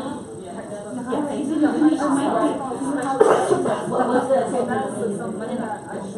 but there are other companies in the future after you have broken into the market. Company takes some time as a business. Yeah, but there are other. So you will in the US and then you let okay. So you originally from Malaysia?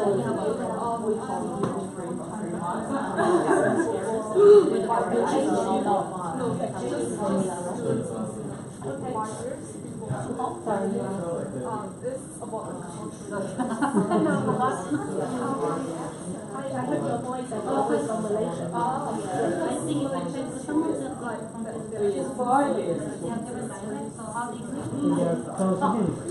not the solution. My colleague right now, when you should ask the queries. So, my question is about that student visa will be like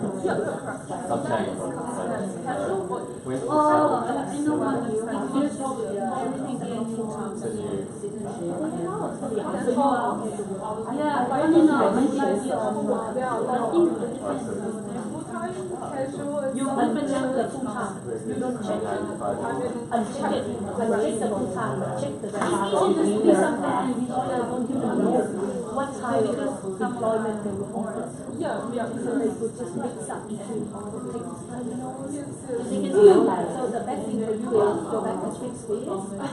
This is an academic. So this is an academic. I only know 2 years.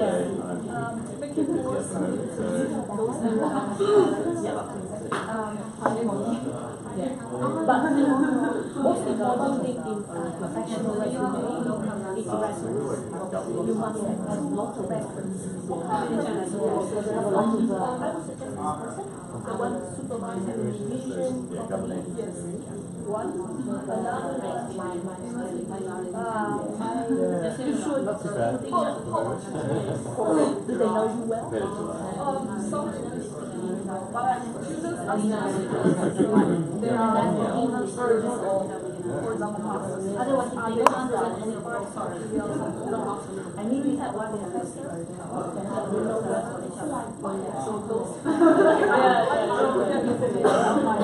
Ask them for permission before you do. But direct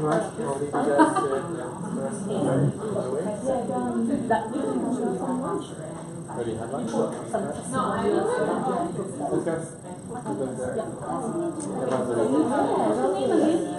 The way you put your red rose on, you get you need a constant.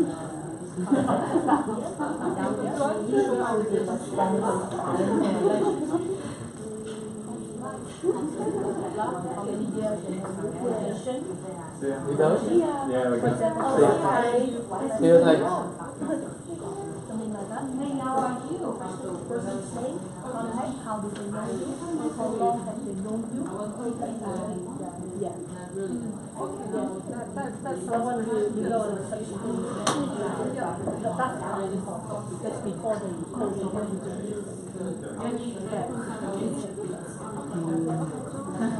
Yeah, that's all I know. Good luck. Good luck you. You do well. Thank you so much.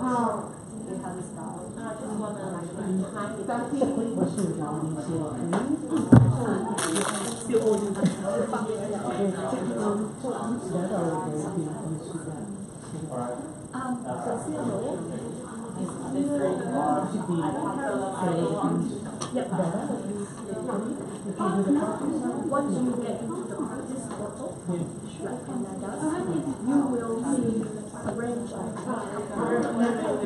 yes, so it is but it's still counted towards your complexion of the marks. So even though you don't have to input the real it's okay. They give you the data. You just need to do the test. You have the test, which means you can count. So it doesn't mean you have to input 5 payroll for no, it's provided. Yeah. So, but What do you study? Calculate your credits every then when we finish the then you say congratulations, you certify, and then give you the certificate. For the number of hours you put in. Zero certification. Zero advice. You become zero classes. 1 year, what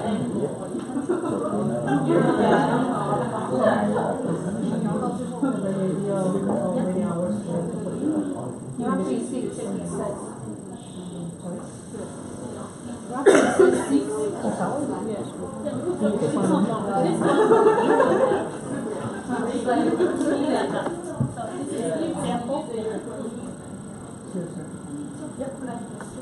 Hi Nick. Hi. Yeah. So this is how you send to your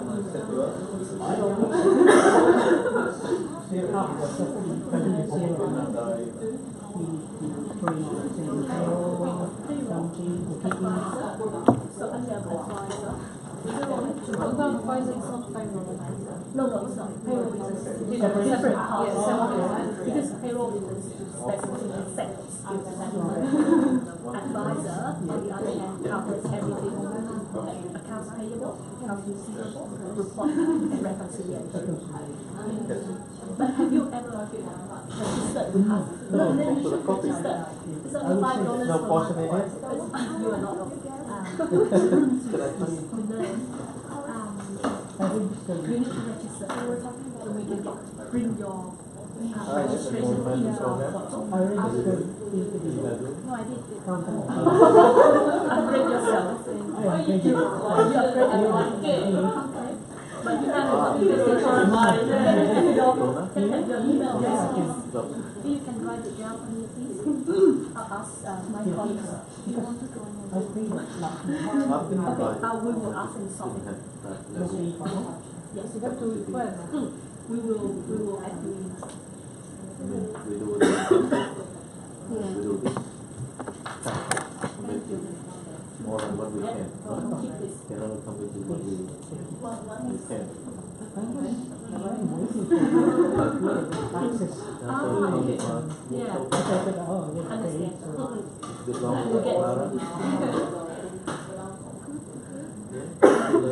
The last access with Jamlan with a good experience. Yeah.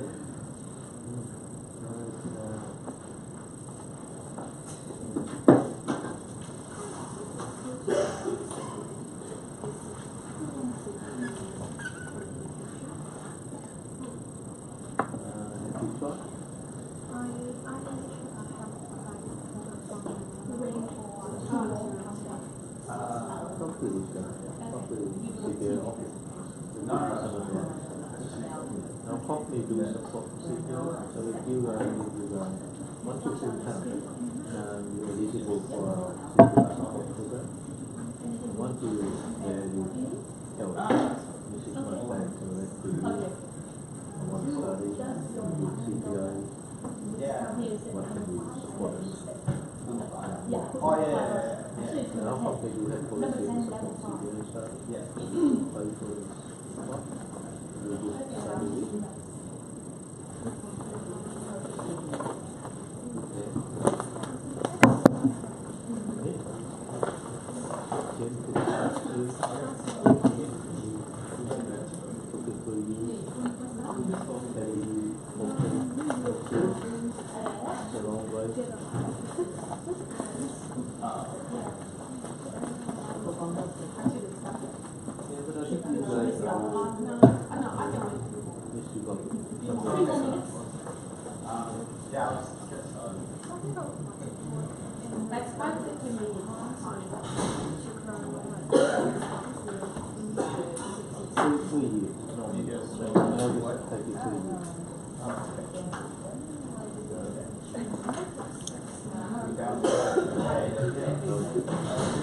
Too much. It's actually quite hard. Because they're actually having a scaling system. So you've got to be able to go kind of bit on what. Sometimes you get 70 and you still fail. 70 out of 100.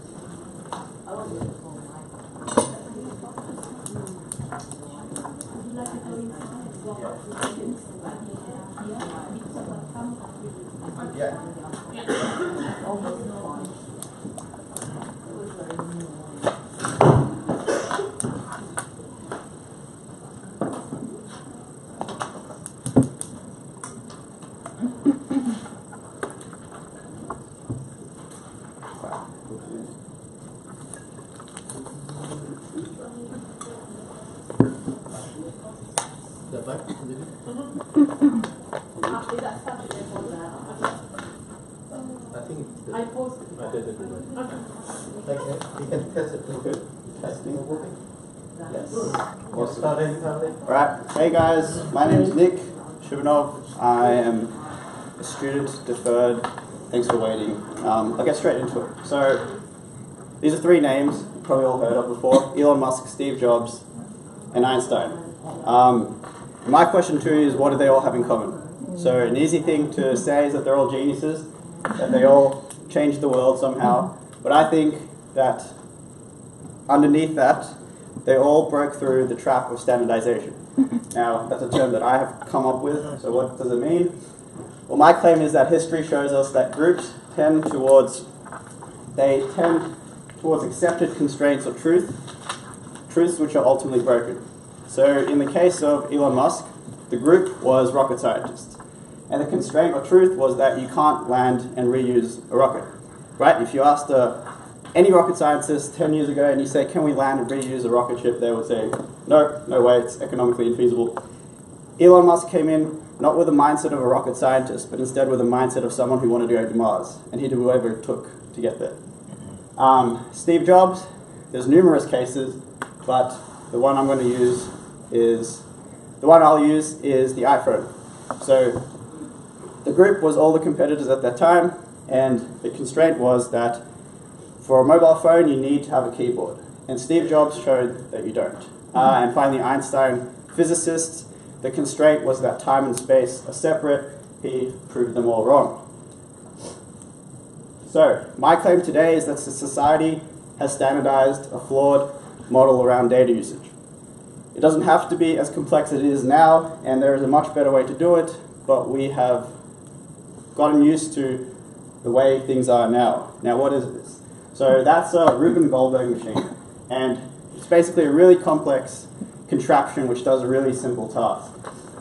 Now, I think that the way data is being used today is much more complex than it needs to be, and that's ultimately actually not good for anyone, right? So we're in a paradigm of data exploitation where our data is being exploited by firms, but it's also not good for the firms because there's what we call the depletion of extracted value.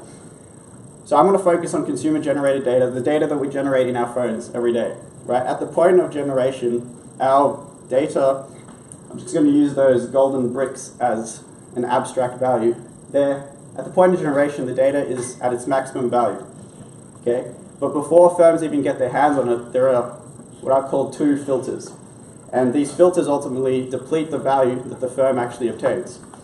So the first filter is the filter of the costs and risks surrounding cybersecurity, right? And this comes down to, as soon as you store data, because there's a risk of a data breach, and you don't want a data breach because if you have a data breach, you're screwed, you have to secure your infrastructure, right? And the thing is that it's actually the costs of securing infrastructure is becoming higher because cybersecurity is becoming more complex, right? The second filter is the cost and risk of compliance. If you don't secure your infrastructure, or even if you secure it, there's still a risk of you having a data breach or not being compliant. Privacy laws are difficult. And not only that, but in a governance structure of a company, you're required to have a chief privacy officer. You need to train up all your staff around privacy. Funny thing in Australia is that the largest source of data breaches is not malicious hackers, it's actually incompetent workers who breach just accidentally leak information, right? So you're introducing this risk. What I'm trying to say is that it is not beneficial for firms to hold data. Although data is really valuable, it is not necessarily in your interest to hold it. So our contrarian view at Naya Protocol is that data is valuable, but actually holding it depletes its value, like I just showed. And given that, we think that privacy-preserving technology, so technology which allows you to use data as though you can see it, whilst actually ensuring that you never really do see it, is severely undervalued, and it will play a pivotal role in the future of society. So, to this end, we introduced the logical solution, and what that is a protocol which allows firms to use data as though they can see it, it allows firms to access data whilst giving users back privacy, data-generated privacy. And how we do this is through zero-knowledge proofs. So essentially, zero-knowledge proofs allow you to run any function over any set of data, prove that you've run any function over any set of data without needing to reveal anything about the underlying data. Now that might help to give an example. So this is a really simplified overview. Josh, don't cringe at this. But basically you have some formula, right? It's really simple at the end of the day. On the front end, not the back end. You have a formula. In red we have our inputs, right? And in green is an unidentifiable output. All you do is you run that computation locally on the phone, and you prove that those inputs match the output. So the firm can see the unidentifiable output, but they can't see the sensitive inputs. This allows them to leverage the value of data without actually needing to hold data and succumb to all the risks. So basically they, in essence, shift liability of a data breach from themselves and onto the hardware. Now how that looks is basically inputs stay private, locked away securely on our phones. The firms can see the output and they can verify that it was executed correctly. Now what the output is, we can ask you that. We have a protocol, we verify math, and the output can really be any algorithm which works in this way. But I'll get to that in the end.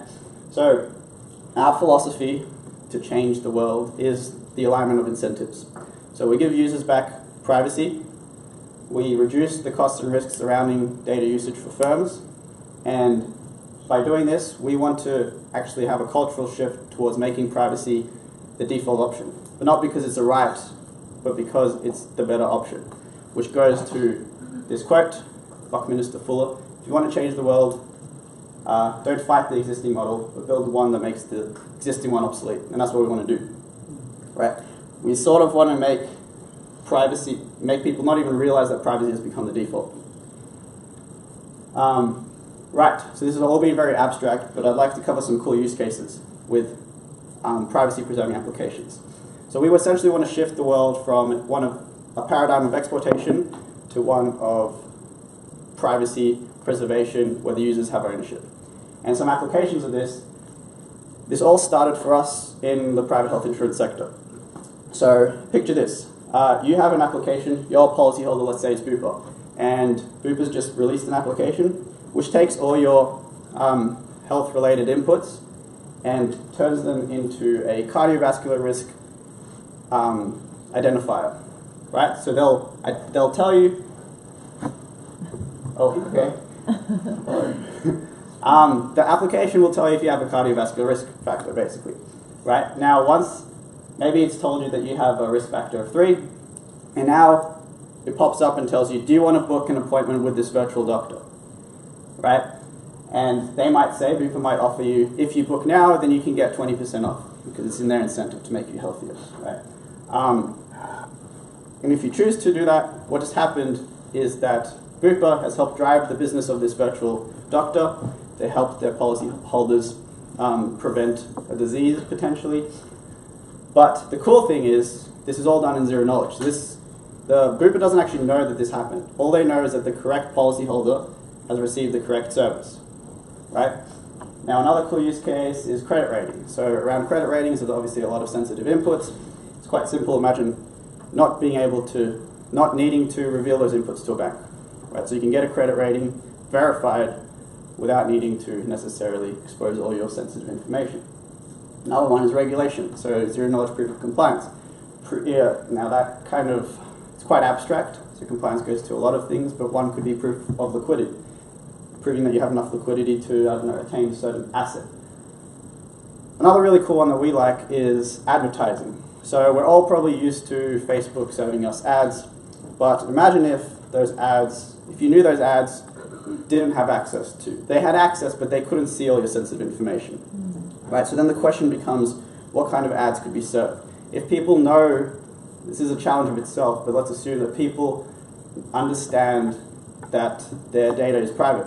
What kind of data will they make available? This potentially could mean that advertisers could have access to a whole new depth of data. So they could serve much, much more targeted advertisement, all whilst being privacy preserving. And this is all possible in the future. Essentially, what I'm trying to say is that privacy preserving applications unlock the true value of data. We have all this dormant data sitting in our pockets, it's not being used to its full value, and privacy preserving applications are the way to do that. Now, our end goal, I know this is a cliche, but I believe what we are doing is too important not to do. Right? And the reason behind this, before I go into our end goal, just need to make some assumptions, or understand these things. So first of all, the first point is that artificial intelligence, assuming any rate of progress, will lead to a massive job loss at some point in the likely near future. Right? People think this is far away, but it really is not that far. I'll give an example. So there's a paper called Everybody Dance Now, and what they do is they take the dance movement of professional dancers and project it onto people who don't know how to dance, so like you and I, right? And they're able to adapt pretty amazingly. And so, although that's really cool, it's also just kind of cut out an entire industry. Why would a producer or movie director hire an entire dance crew when they can generate one at a click of a button, right? So this is happening at a faster pace than people think.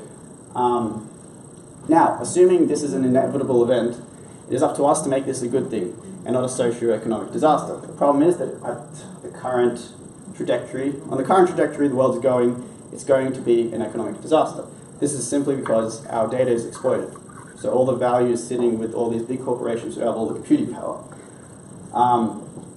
Finally, before I go into our final vision, the last thing is the simplest way to own your data is to have only you seeing it. So privacy is the simplest route to data ownership. Now, given all that, there's another bit of truth I'll cover. So how do we make, you might ask yourself, how on earth can a massive job loss be a good thing, right? But then we have to ask ourselves, what are jobs for? So the bit of truth is that most people don't love their jobs, okay? The latest poll by Gallup, showed that only 15% of workers were engaged at work. Now, if you love your job, you are definitely engaged at work, and personally, I think that you want to do it every second of the day, right? So if you're not engaged, you definitely don't love your work, and you maybe probably hate it. Now, this goes into my next point, just a bit of a philosophical rant, so please stay with me. But basically, I believe that most people live linear lives, and it's not anyone's fault, it's just how we were raised. So you're told that you need to do X, Y, and Z before you can do this, and that you own your due, and you owe someone something, and you have to go through the educational system, and you have to go through this route that has been set for everyone, and I think it's bullshit. I think that only a few people, unfortunately, get to live exponential lives. I like to think I'm living one, even though I'm not making any money or anything, hopefully one day. And I think, actually, just quickly, an exponential life is skipping all the steps. So it's doing whatever you want, finding what you love. I think that, I'm unsure about the passion thing, but you just have to do stuff that excites you. That's what I think an exponential life is. Now, I think that the massive job loss can kind of unlock the door for society for a lot more people living exponential lives. But the key to this is basic income. And the reason for this is, I'll use my own story. So, my dad pays for everything. Some people, my brother, kicks me in the ass about it and tells me to get a job. But it has enabled me to kind of create this company and pursue what I want to do. Because I don't have to worry about living costs. I don't have to. I can live. I have rent covered. I have food covered. Right. So imagine if everyone in the world had this. What would happen? I don't know. I don't know if you know. But I think that a lot of people would pursue what they really want to do. Right. If income was a basic. If there was a universal basic income scheme. So given that, our grand vision is just this. What we want to do is take the world from a paradigm of exploitation into a paradigm of compensation. I know that Josh hates the word paradigm, but yeah, so what we want to have is basically, imagine an application which has a little button on the bottom right of your screen. What that button does is it allows you to sell access to your data sets to firms which value it. Now these firms subscribe to these data sets on a kind of micropayment subscription basis, right? So think monthly, weekly. The idea being that for each firm, the payment is small, but for you, because so many firms are paying you, it adds up to a basic income, right? And that's what we want to do. And another key thing being here is that the firm actually never sees your data. They never see your data, so all your data remains locked away on your devices. And yeah, that adds up, and hopefully, that's our grand vision. Hopefully we can make it happen at some point. But essentially what we want to do is increase the value of data for everyone, for firms, for governments, for the individual. And we think that putting ownership into the hands of the individual will benefit everyone. People say that data is digital oil, but oil is a depletable good. I think data is actually much more valuable than oil because it's a non-rival good, so it doesn't deplete, which means a lot of firms can use the same set of data without depleting its value, which makes it the perfect candidate for a universal basic income scheme. Because the problem with universal basic income, the thing that makes it so politically hot, let's say, is where does this money come from? Does it come from the government? But what if it came from firms? That's kind of our grand vision. Yes, okay, so that wraps up the company stuff. Now, disclosure, we still have a hell of a long way to go. But maybe I'm hoping that our story, and there have been a couple lessons I've picked up, can, I don't know, give you perspective. So, first of all, our story. So we're three best friends from the ANU who, for some reason, I don't really remember how it happened, the ingredients to change the fabric of society landed on our laps. So hopefully I've kind of convinced you that privacy-preserving technology is the future. Somehow it landed on our laps. A bit of context, none of us did cryptography.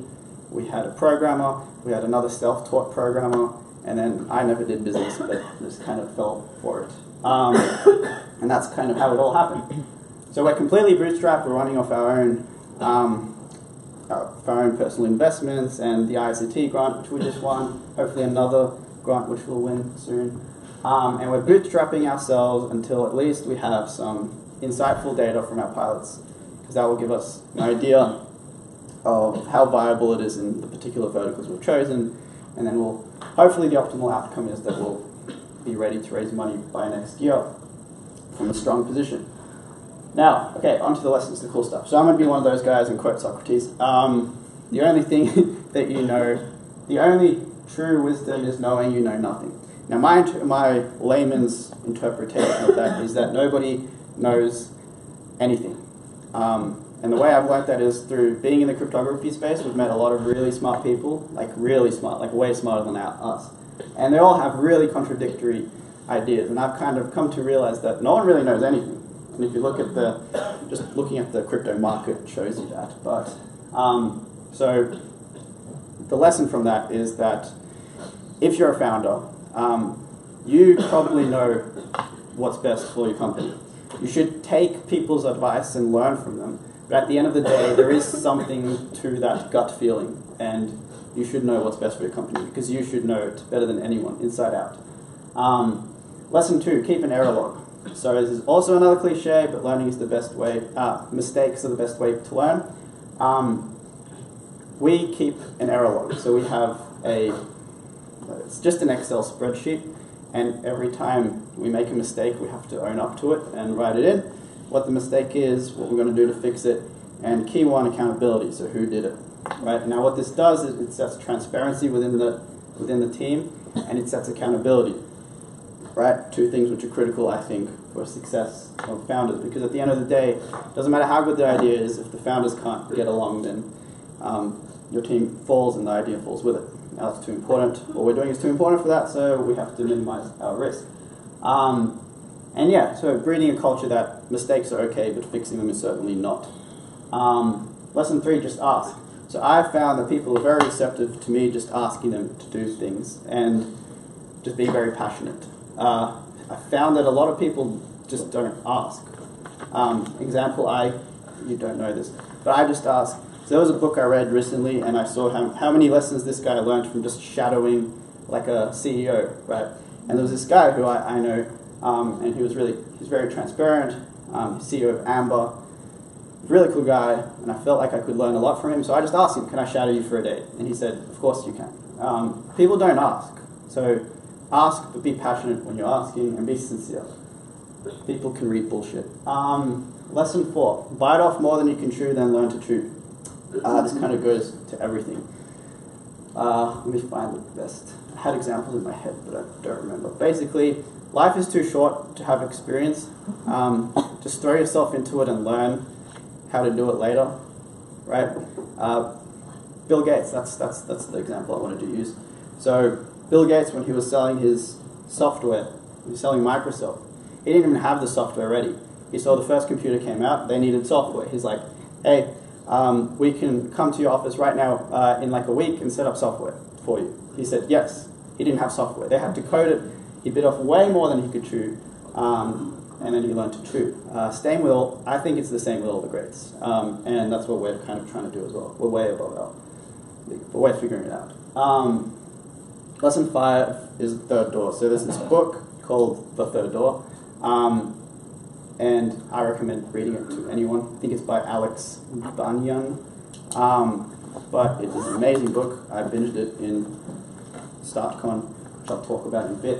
But basically, the analogy, he makes an analogy of life like a nightclub. So in a nightclub you have basically that line where 99% of the people line up and wait for their turn. You have the line, the VIP one, where the billionaires and the people born into it and the celebrities line up, and that's what life teaches us. They teach us there's 2 doors, and you're either in one or the other. You can't be in both. But then, really good analogy is that there's always a 3rd door. There's always a 3rd way into a nightclub, whether it's through breaking a window or pretending to be a chef. There's always a way in. It's just a matter of what are you willing to do to get there, right? And that's kind of something I've learned. A good example of that, so in StartCon, I recently just went to StartCon, and I tell myself I hacked my way into free VIP tickets. Yeah, we'll go with that story. Hacked my way into free VIP tickets, but so there's a main stage at StartCon. I don't know if anyone's ever been, but the big speakers, these are international speakers. They're worth millions of dollars. So many insights, so much knowledge. They just speak on the stage, and then they go backstage, right? And then there's like a little right next to where everyone walks. Everyone walks past there. There's just a sign that says, "Please, no entry." No one's there. No one's standing there to block anyone out. It just says no entry. So if anyone could walk backstage and talk to these people and learn from them, no matter what. And she says that's what she loves about StartCon, that if someone has enough grit and tenacity, they can just walk past. And if you tell her that, hey, if I speak to that guy, it's going to change my life, she's not going to say no. And I think that's a really good analogy, right? Everyone walked past it, no one went, except I saw one person go, and now we are friends, kind of. The final lesson is make your own luck. So one day on a trip to Sydney, we were arguing about the role luck played in our startup, and I think the 3rd door, again, had a really good analogy for this, and it was like, luck is like a bus, which always, it's a bus stop and there's a bus, and the bus always comes. But if you don't have enough fare for the bus, you'll never get on. And that's kind of, I think that's a really good analogy. So first of all, you always have to be prepared. And if you're a founder, it's pretty easy because you should know your shit inside and out. In other fields, I'm not sure what it's like. But you've also got to make these opportunities. You actually got to get out there. And you've got to just do things and meet people. No one likes networking events. I don't like networking events. It's uncomfortable. They're forcing you to network. But you still got to do it and get out of your comfort. Right, so hopefully we've got something out of this and learned something cool. So the question is, what next? The QR code on the screen will take you to our website. Now, sorry, blank moment. Right, if you have a use case idea, we're open to everyone. Inquire with us, have a chat with us. You can inquire on our website or you can email me. If you're interested in learning more about anything or just chatting, come have a read of our white paper or talk to me or email me or go on our website. And if you want to help in some capacity, then do the same. Yes, that's about it. Thank you. Quick question, Nick. Yes. If we invite you back in 12 months to give another talk, what did you think that you can give us? I think we will have raised some money, hopefully. And more lessons, and more insights, and hopefully we'll have some clients and some pilots, and we can give you an app to download. That's what will happen in 12 months. Yes. Any other questions? Yes. Any questions?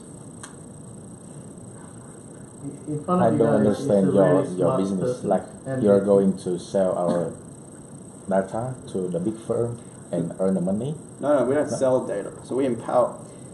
The way we make money is through subscriptions with big firms. Users download the app for free. Firms can gain access to that data if they subscribe to our protocol, basically. That's a very general sense. It's almost the same thing. Well, the key thing is that we never hold your data. We're not a central point of failure. We don't hold your data. We just have, everything is locked away on your app. And the protocol will eventually be open source. It's a while to get there, but people will be able to check. And you have our white paper. You can read our white paper. Everything's on there. We're not hiding anything. Yeah. So how can firms use our data if they can't see this? I think it's just like Facebook, use our data, and then sell it to the big firms. Got the answer there? Yeah. I'm Josh. I'm one of the technical developers for Ohio. Can you go back to the ZK page? So you guys are asking like how can a firm access data if they never see it? Is that the question? Yep. The answer is this cryptographic map that Nick put up on the screen. It's called zero knowledge proofs. What it does is it enables me to tell you that I have done x plus y plus z correctly without ever, so such that it creates C without ever revealing x, y, and z to you. It's not like Facebook or any other data model because the data never leaves the phone, which is the key thing when Nick said we're not a central point of failure. If the data never leaves the phone, there's no database to crack, there's nothing like that. Does that kind of clear up? So the output is like the big data, so everyone can. To some extent, for the insurance use case that Nick was talking about, it's just a health rating, which is a request for a reward. So it's like, I am a healthy person who deserves $10 from you. All the firm knows is that I deserve $10, and they give it to me because of the zero knowledge proof. But to get this outcome, you have to process the data. So who processes the data? The phone, and then the phone produces.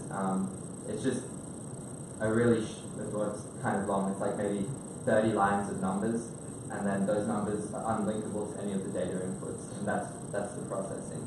So all that changes hands is like this tiny piece of string. Yeah, it might help to expand on the first use case. The first use case takes all health-related data you generate on your phone. So think like active calories, how much you sleep, how much you walk, all that stuff, turns it into a health rating based on a formula that we derive. And so that health rating is unidentifiable because it's because it's not linked to your name. So theoretically, anyone on our protocol just has kind of a serial number, 0017, whatever, instead of their name, right? So you have a number. Let's just say an insurer has this set up, right? They would have, instead of having the name of everyone, they would just have like 07317 has a health rating of 80 out of 100, and they have been verified, first of all, that they're a policyholder, and second of all, that their inputs match the outputs, so that they're not bullshitting. And then they can pay them and do the due process. It's thing like when you go to a party and you're wearing a mask. No one knows who you are. Yes. They know that you can dance well, and this guy cannot dance. But no one knows that's Harry and Suzuki or Nick. Yeah, exactly. So that is the concept. the formula is divided by you guys, is it? The formula, or do you derive from industry? How do you make sure that this formula will derive the correct results? Sorry, we work with the clients. So in the instance of health insurance, we intend to like capture the industry expertise, like actuarial expertise, so to drive that formula. The key thing is that, see all these formulas, we want to be like an Android and allow people to build privacy-preserving applications so that they can come up with those formulas. They can find like smart ways to use data and just use our protocol. And then after some threshold users, we'll take a little cut. And the question from the lady, I think, is about trust and distributed platform. So maybe you explain a little bit around blockchain and what sort of distributed ledgers and consensus that you guys are using, so we can trust you. Let's say if we, as an accounting firm, are going to do an app there. So basically, what are all these customers' financial data? So we can see the data, but not seeing what is that belonging to what organizations. How do we trust you? What platform tech? Chief architect. Blockchain. You want to go to the stage? The trustlessness doesn't come from blockchain with us. We're probably unique in this space in that trustlessness in the blockchain is not the characteristic we're leveraging. Nick mentioned that we'd be open source. To some extent, you can trust us because we're open source and you can review the code. For a big accounting firm, that's doable because you have access to like that kind of expertise. So I kind of missed the question. Blockchain, how it's in our platform. Yeah. So yeah, the characteristic we do leverage for blockchain is the compensation. So you can trust that you will get paid if you produce a zero knowledge proof because we've embedded that process on smart contracts which run on the blockchain. And if you haven't got any experience with the blockchain, essentially it's just the smart contract will execute correctly every single time is the assumption that you can work with. Does that Can you explain what smart contract is? I know Oh, the yeah, word, absolutely. but I don't really know what that is. Yeah, no, absolutely. So probably have to take a step back first. So Yeah. the blockchain is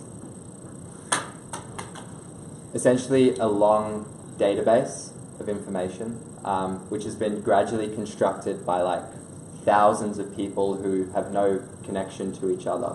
And we can trust that they've come to the correct conclusion about what goes in that database, because it varies which blockchain you're using, but essentially the answer is because of math. We know that what's been put up there is correct. That started with Bitcoin. Then the next big one that came along was Ethereum, and they extended the Bitcoin model to say, well, can we get all these people across the world to, instead of just agreeing on a database, execute some like computation on their computer and then agree from that computation what should be posted. So a smart contract is essentially just a piece of code that runs on the blockchain and is then recorded to that blockchain and stored theoretically forever. I didn't have this on my slides, but I think blockchains. So you know, when you're with a bank, this is all where it started. You need a central party to make sure that when you pay money, that you deplete the money from your account and goes into there, right? So it's just bookkeeping. Blockchain is just decentralized bookkeeping with economic incentives to ensure that, because you need to agree on the state of the ledger of the you paid to you, right? It's just decentralized bookkeeping, and if it's decentralized, you need a way for everyone to be honest. So that's where crypto comes in. It's an economic incentives to incentivize that most of the players will be honest. That's basically what it is. Yeah. And would that require big infrastructure like networks of computing, individual computers, miners still can be there? Or? For our platform? Yeah. Or, well, for our platform, the actual core of the Omnia protocol doesn't need blockchain at all, the zero-knowledge proofing. It depends on what kind of contract you want to execute. For our pilots, we're probably just going to use Ethereum, which has massive existing infrastructure. And that's just because Ethereum is battle-tested, and all we're doing is just sending tokens across. So we don't really require much blockchain infrastructure for our first pilot. Yeah, but in the long term, to be paid for, because the long-term vision is to have people be paid for their data, right? And we think that decentralized infrastructure is important for that. So, because for numerous reasons around trust, but also if you're paid in crypto, it's easier to keep it private, so you don't have any breaches of privacy. Yeah, that's blockchain. Any other questions, guys? I'm not sure whether it means anything or not, but what has inspired you to come up with this idea and go through this interview? Or do you have anything? What came up with us? We started with this really weird small idea. Well, actually, it started with Nick. Oh, it started with bike chain. Yeah. Yeah, that might sound strange. So before this, I was in crypto assets platforms, blockchain education thing, not-for-profit, student-run organization in ANU. And that's when I started to kind of lose interest with uni. And it actually started with bike. So I met with this guy who told me about carbon offsetting and stuff, and I started to see like the picture. And cameras, I don't know if you know, are weirdly obsessed with bikes. Very strangely obsessed with bikes. So we were talking about ways to so when you ride a bike, to create carbon offset tokens, which you can then spend. But then I did the math and just was infeasible. Just as a side rant, the amount of offset you make by riding a bike is like negligible compared to other things. But yeah, that's kind of how it started. Well, our third friend, Dylan, our CTO, he then was concerned because he was like, well, why would I share with these share bikes out here, why would I ever want to share constantly my location with some application which can see everywhere I'm going and then rewards me based on that? And then we kind of just started digging deeper into that, why would I share my data with this firm to do something as small as riding a bike? And then we happened to know some people who were in sort of cryptography, and they pointed us towards zero knowledge. And from there, we kind of, like Nick said, we just threw ourselves into a really complicated piece of cryptography and worked backwards. And then we expanded the platform to kind of go around that central idea of why should I share my location data for something really simple. I think your business is like how the Facebook make money, like the Facebook selling our data to the big firm and make money from that, and they let us use the Facebook for free, and then you pay that, and then you pay us for our data, Maybe, and then sell it to the big firm. so right? Can I might explain this by saying how like you could fork the Facebook model for sort of this isn't technologically possible in the current state of cryptography, but I'll explain the general idea through of it. So Facebook, exactly as was just explained, scrapes all your data, aggregates it on their side, and then lets advertisers serve ads to you. They then prove, they say, I showed it to the right person. In a Facebook under our model, what would happen is Nick here would have all of his data, he would run some computation, and he would say, I deserve to see ad X, I have seen ad X, pay me like this money. That money could then be used to access something like Facebook. But the key difference between those two models is that Facebook takes your data to their side to serve those ads only because they need to prove to the advertiser that they showed the correct ad to the people who the advertiser paid for them to show it. In our model, Facebook would simply take the proof that Nick generated to the advertiser and say, hey, look, we served your ad to the correct person, and you know that for certain, not because you can see, like, this is Nick Shibanov, this is all his information, this is the ad he saw, but because you see this tiny string of unbreakable cryptographic insurance that Nick saw the correct ad. In terms of how we make money, also in the same way Facebook serves like aggregate statistics, and that's how they make money, we have a similar way to do aggregate statistics in complete privacy, and that's our key profit point. Yeah, the big difference is just like you encrypted our data. Yeah, except just today, Australia is pushing out a law about building backdoors into encryption systems. Hopefully. We don't actually encrypt your data. There's no need for us to encrypt your data because the data never leaves the phone. Encryption is like a very simple process. We encrypt things because I want to tell Nick something, but I don't know, I want to be able to tell Nick something in front of all of you that only Nick can understand, but none of you can, right? If Nick never actually has to see anything sensitive, I can just give him the proof. And you can all see that proof. And you can see I've done something correctly, but you can't see any of the inputs. Okay, awesome. Thank you guys. Thank you.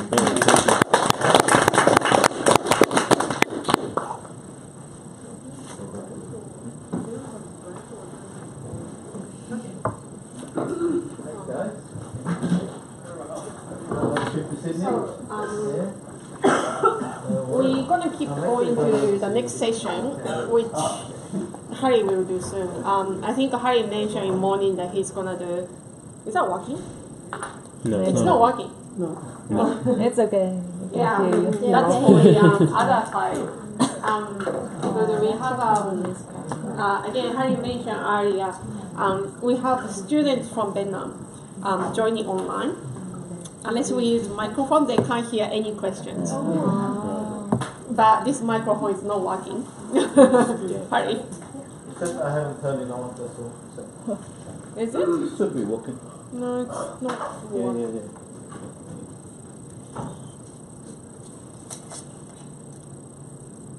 Yeah. That's why you press. Yeah, okay. As Harry mentioned, we're gonna do the zero training.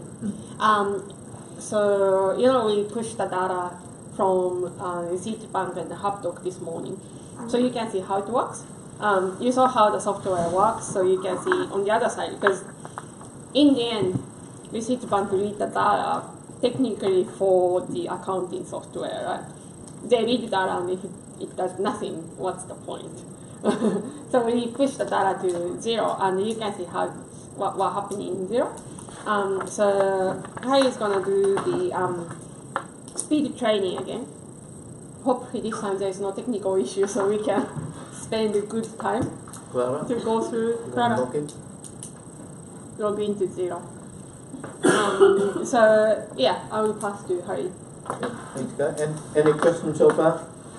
So I brought in this guy just so you can see where the future is heading. Remember on the first few events, when we started the counting change, it's all about looking up to the future, right? So we can see if whatever we are doing right now is relevant or not.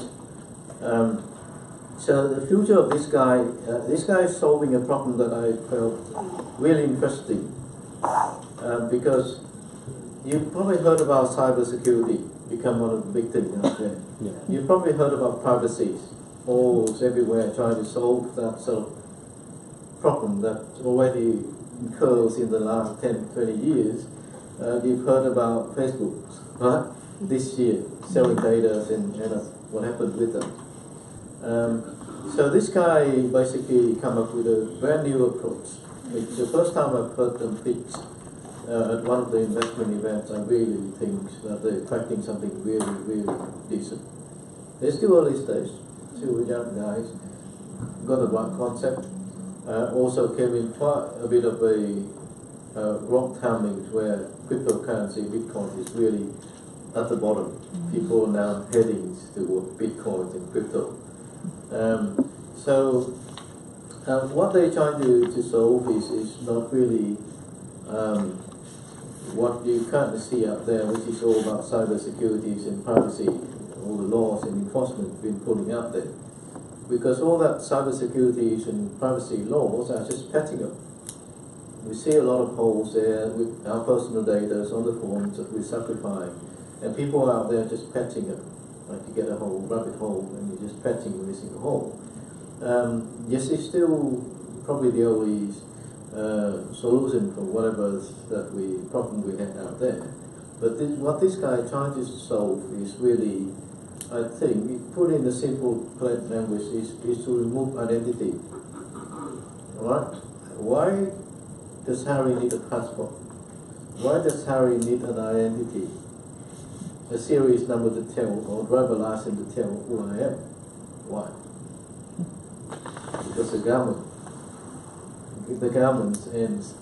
and big organizations want it. They want to know who you are. They want to chase you down. They want information from you. So that's why they created passport and identity. So identity was created for organizations, not for individuals. This guy basically flipped the coin, saying no, data belong to individuals. Identity should belong to individuals. We control, we own it. But the thing is, I think it's too late because we already left our footprint, our e-footprint everywhere. Like we are using Facebook, Instagram. But is that too late for our generation? Yeah, too late for our generation. Is that too because late for my kids or my grandkids? You know, I knew Donna for quite a few years now and didn't realize that she got 9 grandkids. Right? So, something we can't fix at our generation, but somehow someone's got to fix it. Yeah. And if data aren't if identity aren't owned and controlled by big organizations and government or the bank, isn't it where the perfect world is going to be?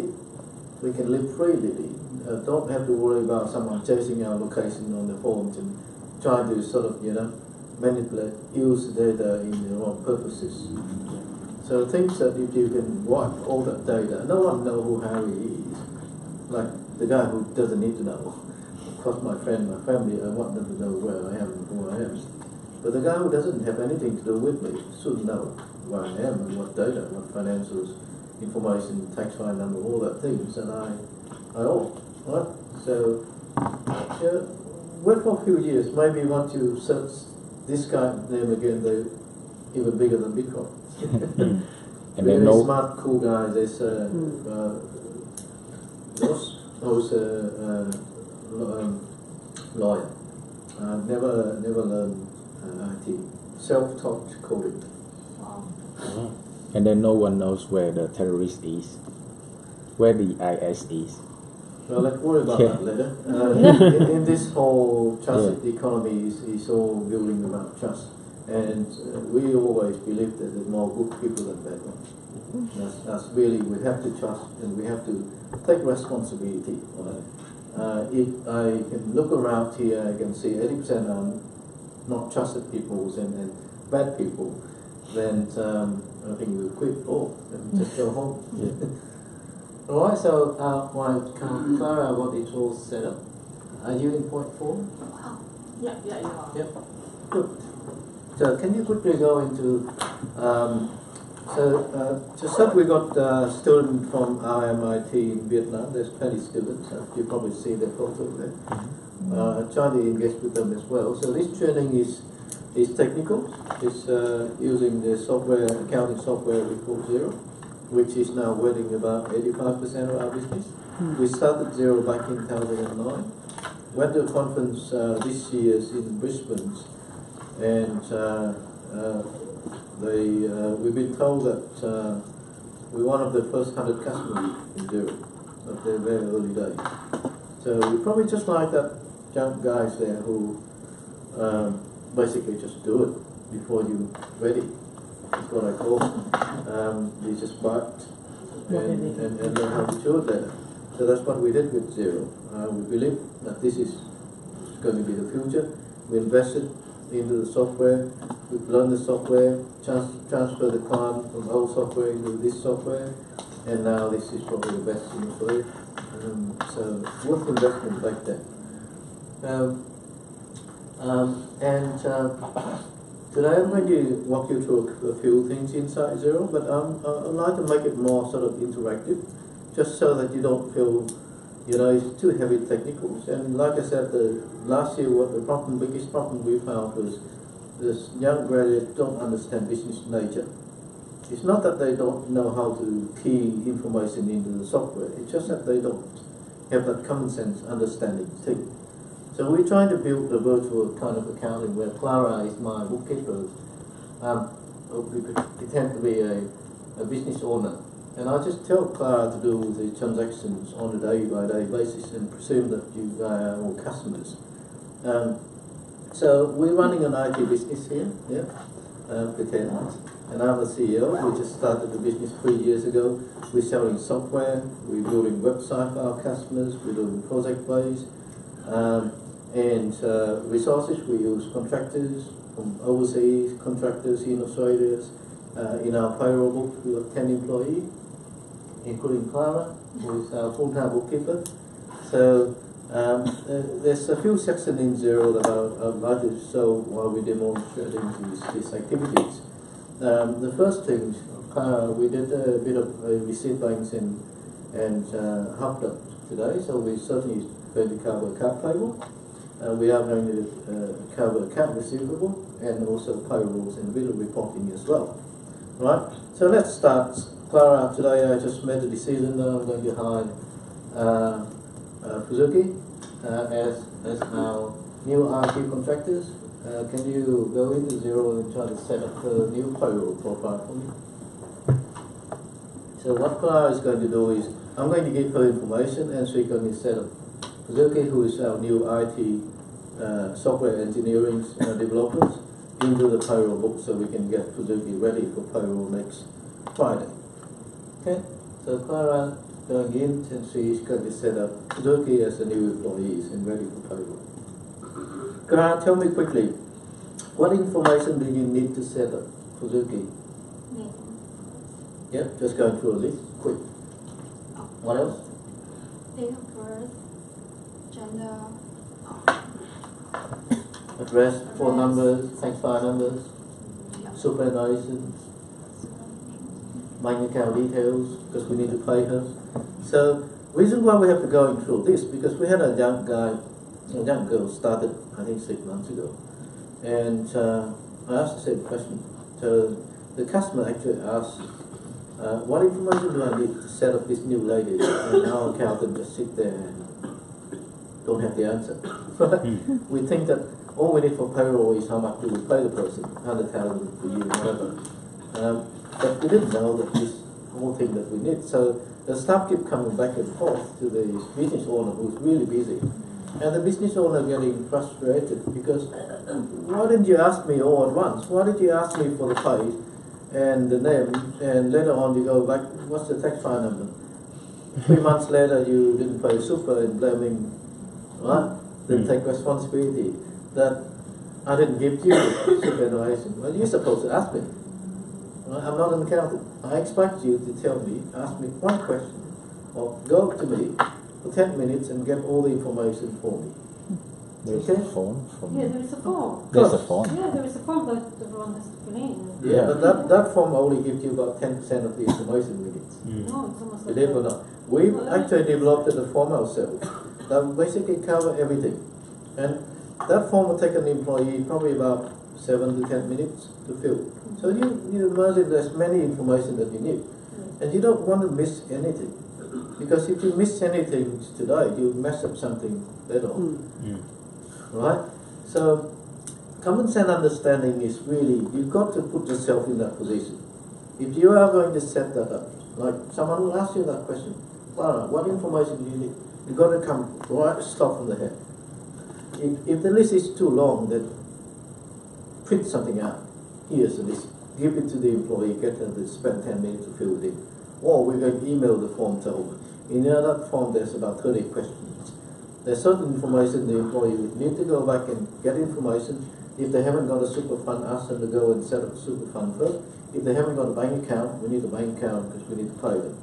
If there's no tax file number, this is the consequences of not having a tax file number. Right? Are they Australian resident for tax purposes? So got to think through. And this is what we call experience. Sometimes you can earn this experience by making so many mistakes, upsetting so many people, and in 3 years you call yourself 3 year experience. But you've been through all that pain point. If we can bypass that pain point period of experience by virtually put ourselves into learning on this. Right? And you can do it. You set up yourself a 3-0 and try to set up payroll and do a payroll and see. Right? That's how you learn. So the two ways of getting experience. One is going right through making all that mistakes. Or number two is going out and really feel it. So today, Clara is going to set up Fuzuki. So you want to start? Just put all the fake information in. You don't want the privacy to be there. So Fuzuki's surname is going to be Huang, H-O-A-N-G.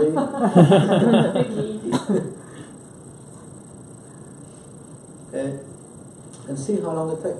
It will take average about 10 minutes to finish one set of a payroll. Sometimes more, if the payroll is complex. Just for one employee. And that's only one employee. We just picked up a client last 2 weeks ago and they got 70 employees. 70. Wow. Within 5 different companies. So they've got a group company, 5 different sub-entities, and all of about 70 employees. And you have to do that individually.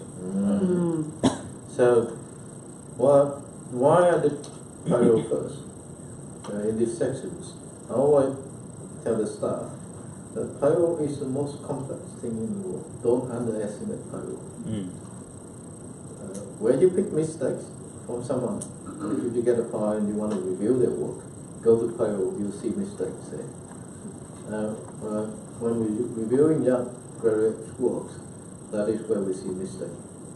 And two, mistake in payroll is really, really severe because it's to do with the personal pay.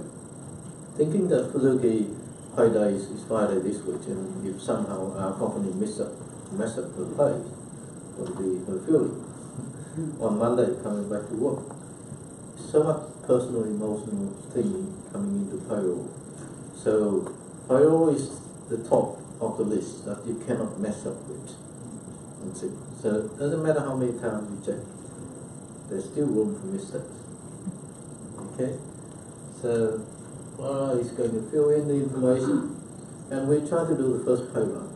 So you can see how the pay is getting done, not just, what you've seen so far. Probably if you work for a cafe, restaurant, somewhere, you get the pay slip, which is the outcome. Right? So we're going to show you how the pay slip is getting produced and how we can, what's the problem that we see if people mess up with the pays, end up with the wrong pay slip. Okay? How often you get a pay slip and you don't ask any question? Yeah? You get a pay slip with pays, vets, the days, the supers, amount, do you really go back and check to get your pay? Probably not. That's why a lot of mistakes in payroll, take time until the problem or the mistake has been revealed. Yeah. Because the employee actually didn't know what to check. They didn't have that financial or accounting skill to really go back and work out, is that going to be, is that number is right or not? Or sometimes they got it wrong. Right? Sometimes they got it wrong. There are simple things like in Australia, in a full payroll year, there's 52 weeks. Did anyone know this? Yeah. It's 1 week, right? Yeah? And did you know that this is wrong? No. It's actually 52.14 weeks. Yeah, we missed 1 week. Right, not 1 week. 0.14. Yeah. That's it. So if you really want to knock down to definite numbers, you've got to get to 52.14. And do you know that accounting software like Xero before, they wasn't on 365 days a year? It wasn't. They built on the 52 weeks. And then eventually they found, oh yeah, there's actually 1 day missing. So we have to put it back to 365 days. Right? And, all that small things, but if someone set up payroll, like someone telling the better, once Clara get to pay, where are you now? Set up is done? What's next, Clara? What's next is we need to process the pay for Zuki. What are the information you need? The tax, bank account, everything. Have you got it? Yeah. Got it? So the next is going to be the pay details. Yeah? So if I'm going to get you information, Kuzuki is going to get 100,000 plus super a year. How are you going to calculate her pay on a weekly basis? $100 plus super. 100,000 plus super. You probably have to use this microphone, Kuzuki. You want to give Clara?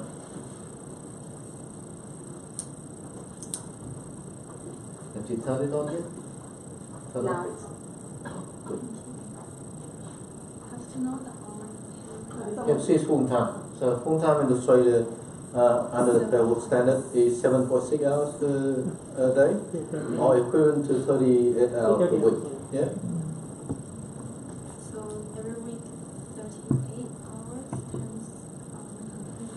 So if I do the math, I will take 100,000, divided by 52.14 weeks, and then divided by 38 hours a week.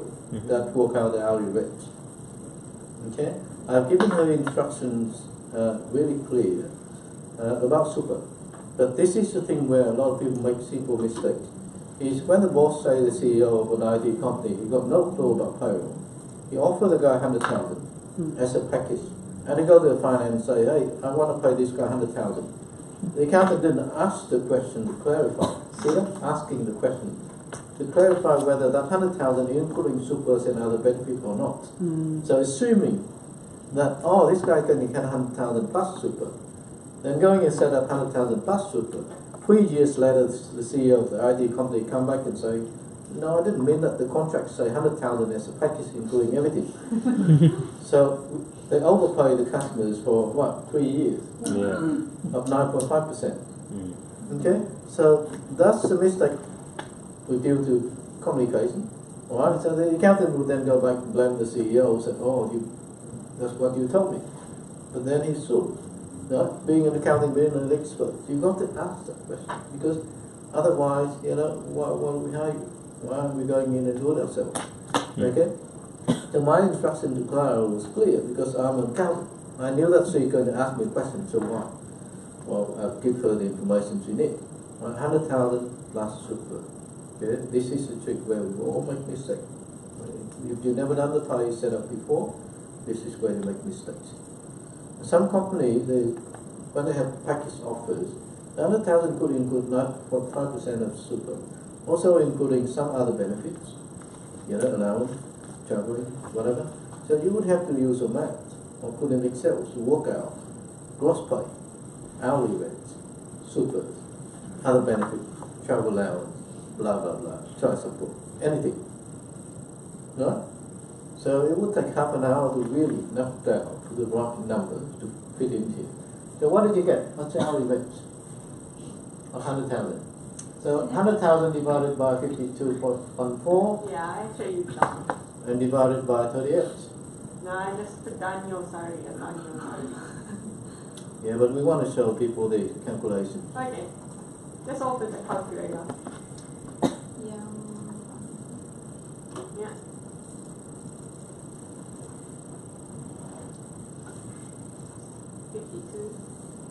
Fifty-two point 2.14. 14. So what happened if you use 52 instead of 52.14? That's 52 something. Right? You get the one. Yeah, you underpay people, isn't it? Mm. You overpay people because the rate will be higher. Mm. 1.4 will be different. No, that's depending on 52 weeks. You have to use 52.14 weeks. 100,000 divided by 52.14 divided by 38. Okay, 50 point. And when you set up pay for people, make sure that you use as many digits after the decimal as you can. Don't just put 2 numbers because once they start getting the pay slip, and someone who's good at math, good at calculators, the pay won't agree with their contract and you will have problems. Right? You got to think through. Because for payroll, the most important part is setup. Spend as much time as you can. Try to set it up, put it on your pays in, have a look at the pay slip, see if everything is right. Do the audit, like assuming that the employer would go back and ask that question. What are you going to do? Yeah, they're going to go back and jump up and down, so you underpay me $4 for 1 year. Right? But the thing here is not about $4, it's about trust. Right? I've signed the contract for 100,000 and you pay me $4 short. How can I trust you with all the rest of the thing that you did for me? I'm going to go back and review all the leaves that you did for me, all everything, and how much time you have to spend to deal with it, isn't it? Yeah. Okay, so you've got a pay rate. Yep. So put that pay rate in.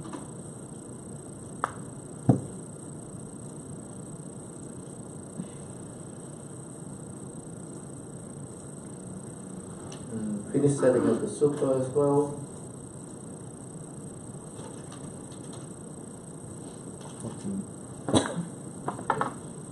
Set up the super as well.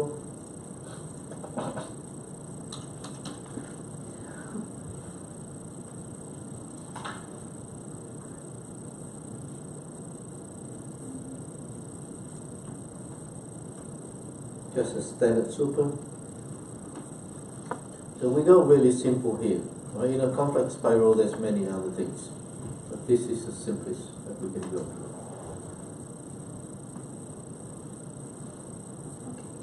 Yep.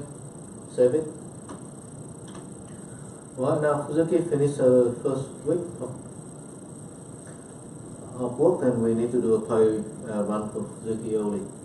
So finish the setup, Clara. And we're about to do the first pay run, and if you can print out the pay slip so the audience can see how the pay looks like. I would like you guys to have a look at the pay slip and ask the question and pick up if there's any mistakes in there. Alright?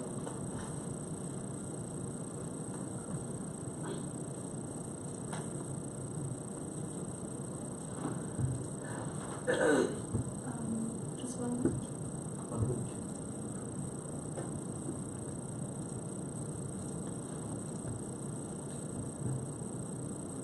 Keep watching the screen. This is how the process the pay run.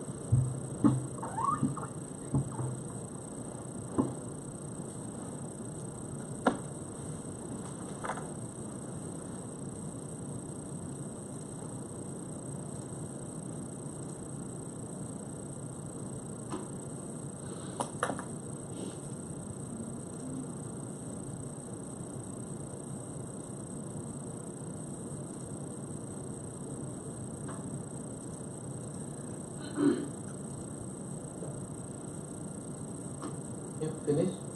Can you print the payslip in PDF? No, you have to run. You have to run a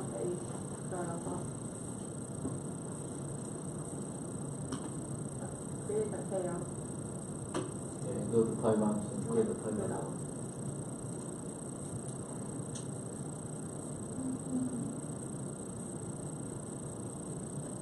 What calendar did you set up for her?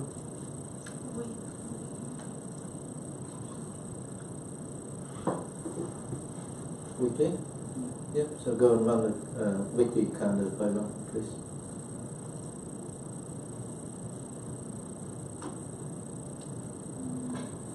So like mentioned about the form, the pinky form where you fill in the payroll information, that form will never tell you how many days or what's the pay cycle is for employees, isn't it?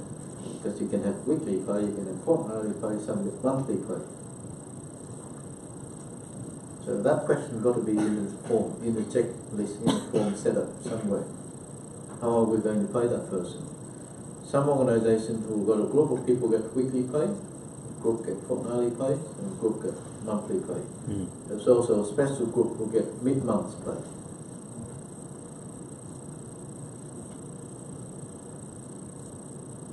How did you go there? Yeah, just do one more. That should work. Yeah. Open up. Yeah, please. I want to see the payslip.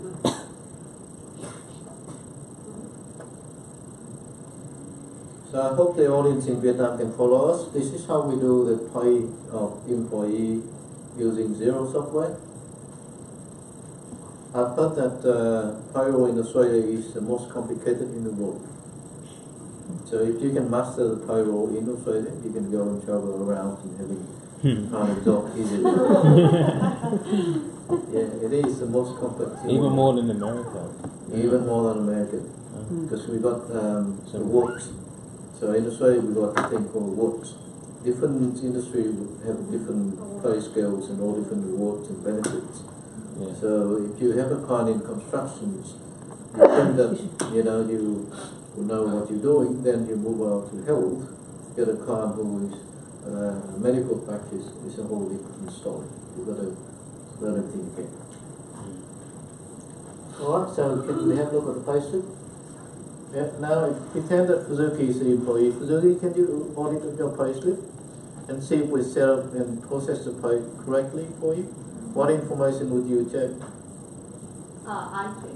Yeah. I don't check payslips, but I'm going to check total earnings. Yep. I'm going to check the tax. Yep. So your contract is 100,000 plus super. How are we sure that that represents your contract? So I get gross wage of $1,917, and that's 1 week salary.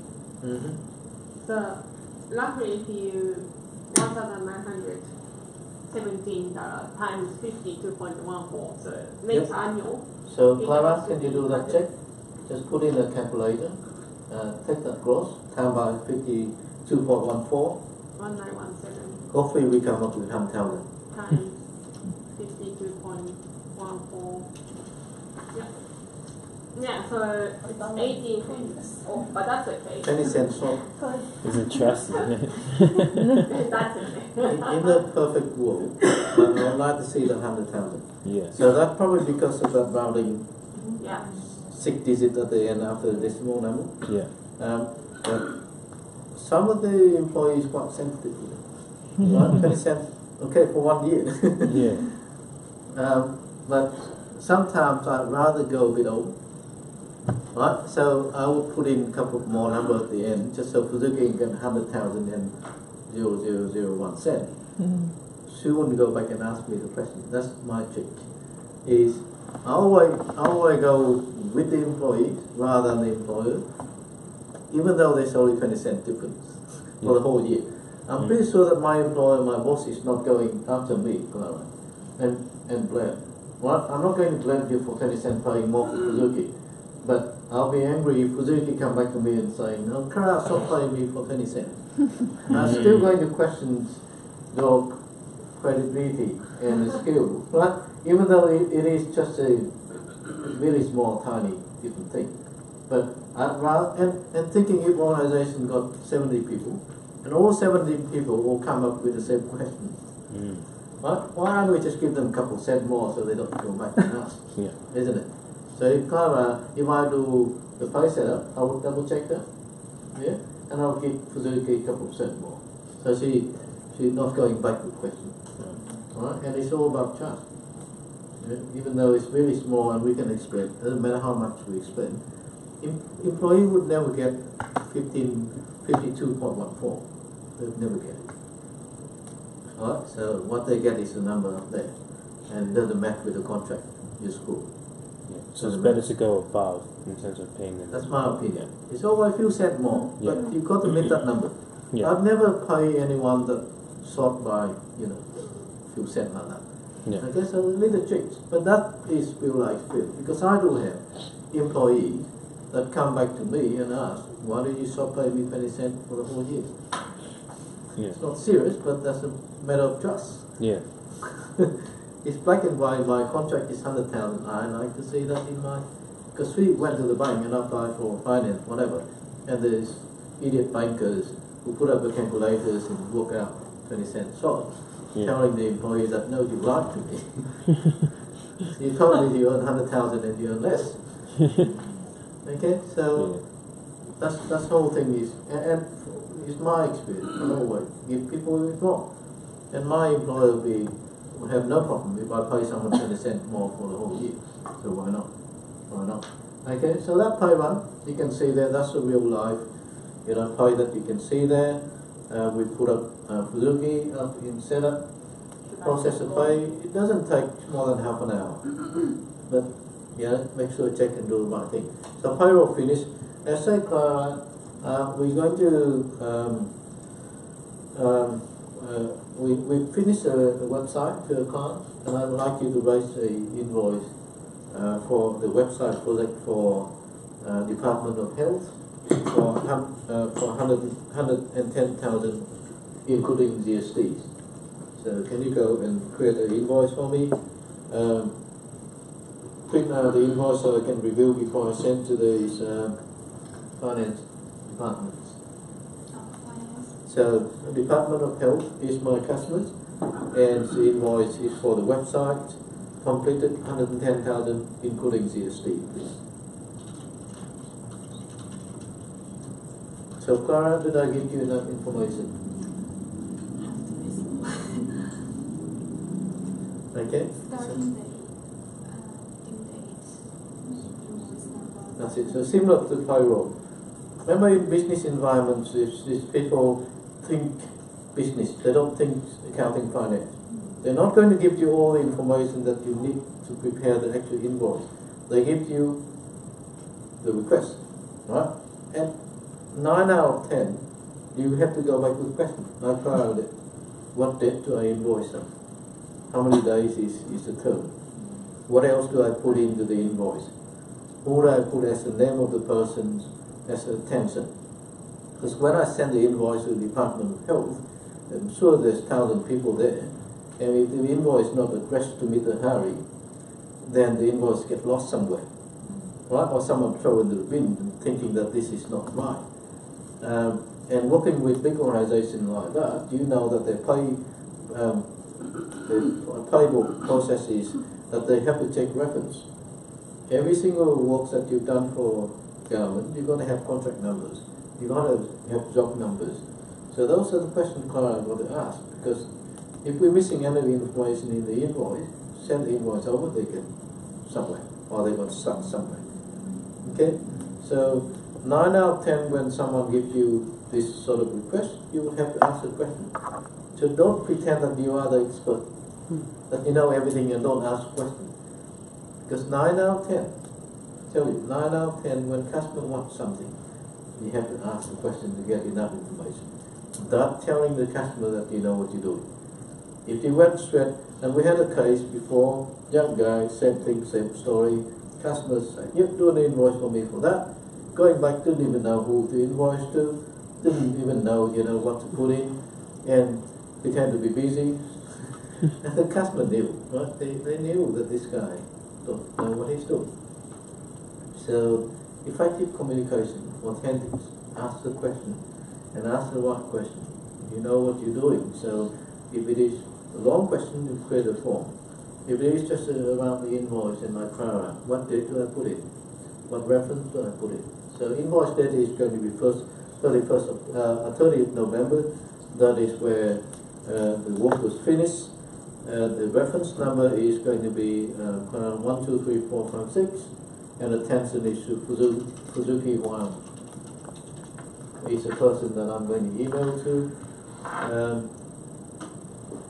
And once you finish the invoice, Clara, I want you to have 2 contact persons in the Department of Health as the customers.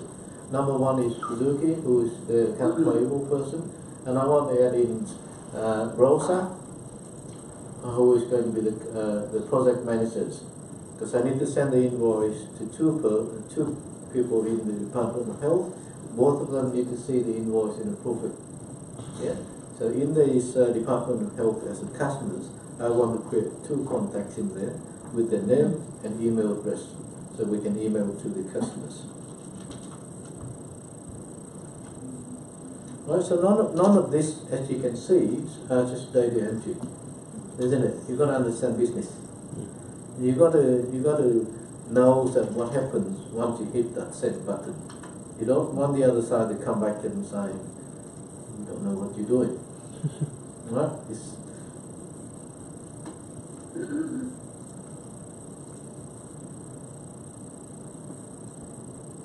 And again, when Clara finishes the invoice, you can print it off, and I'm going to check it. So as a managers who've got no finance background, I'm going to check it based on my knowledge. I'm not going to check if the GST is calculated correctly or not. I'm checking those information. I don't care. I'll assume that she's going to get that 110,000 including GST right, but I want to make sure that she put all the information, necessary information, so there's no hiccup once I send the invoice out. And most importantly, I want my customer to pay me. Right? I don't want that invoice to be sitting somewhere, and with big department, it takes them 4 weeks to realize that there's problem on the invoice, and they send back the request, say, Harry, you got the reference number wrong, please correct your invoice. Go back to Clara, correct the invoice, send it back, another 6 weeks to get paid. Well, you're supposed to get paid in 4 weeks. Right?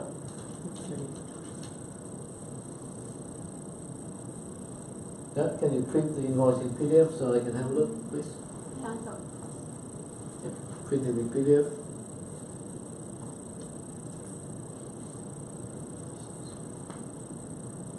I'll just open it up. Alrighty. Okay, so missing attention, so I need attention to Suzuki in the invoice too. You can fix that later. Yep, I haven't got reference numbers, which is 1, 2, 3, 4, 5, 6. So add a reference number in. We don't need account number. We're missing descriptions, which is the job we did. So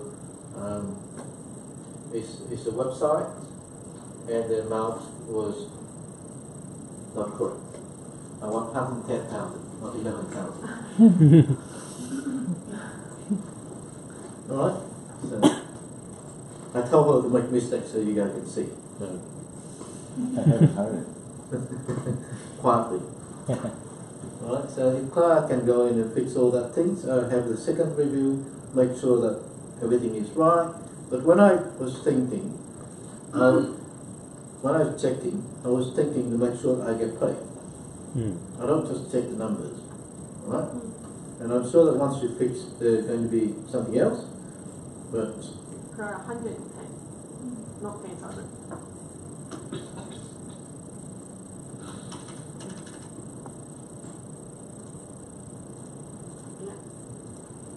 The reference number is 1, 2, 3, 4, 5, 6. What is the reference number? 1, 2, 3, 4, 5, 6. And descriptions. Description, website completion. Stage 4. Sorry, website. Completion. Invoice date is 30 November. Yeah. Due date is 30 days.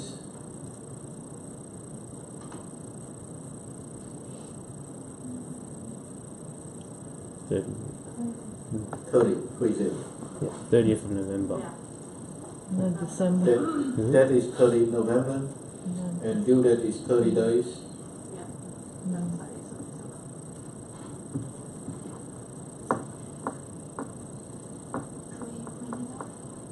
Yep, print it out again. I'll do the second check. Haven't had Should I help? Print the PDF, and you probably need attention as well. So, yep, just print it out. I'll show you what else we need to fix. There's no one like to. Okay, so we need attention to Suzuki. That's number 1.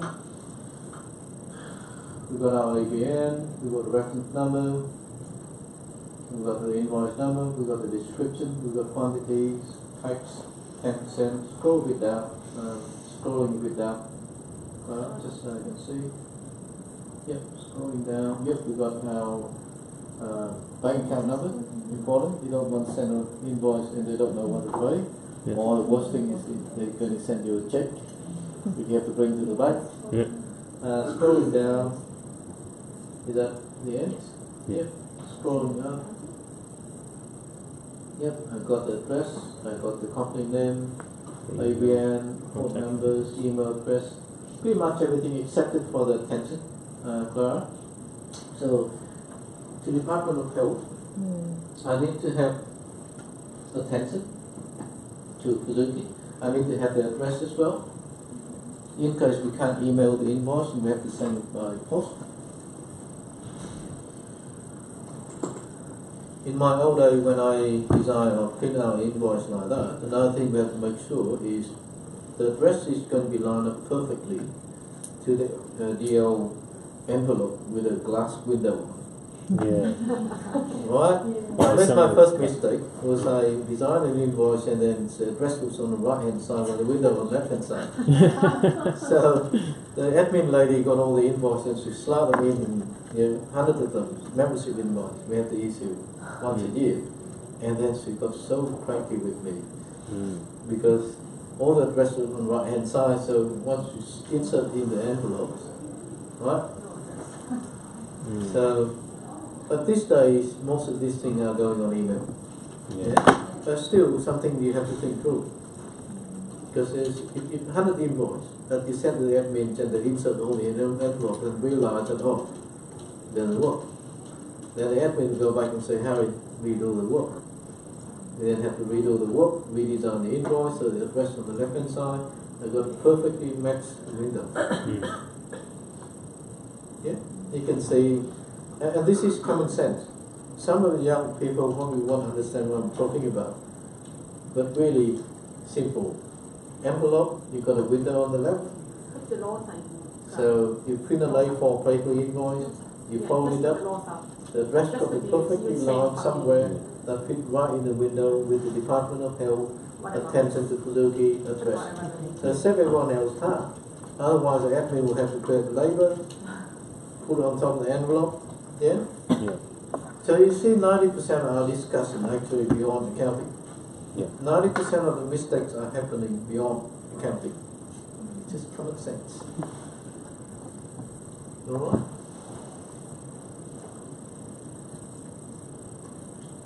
Yeah?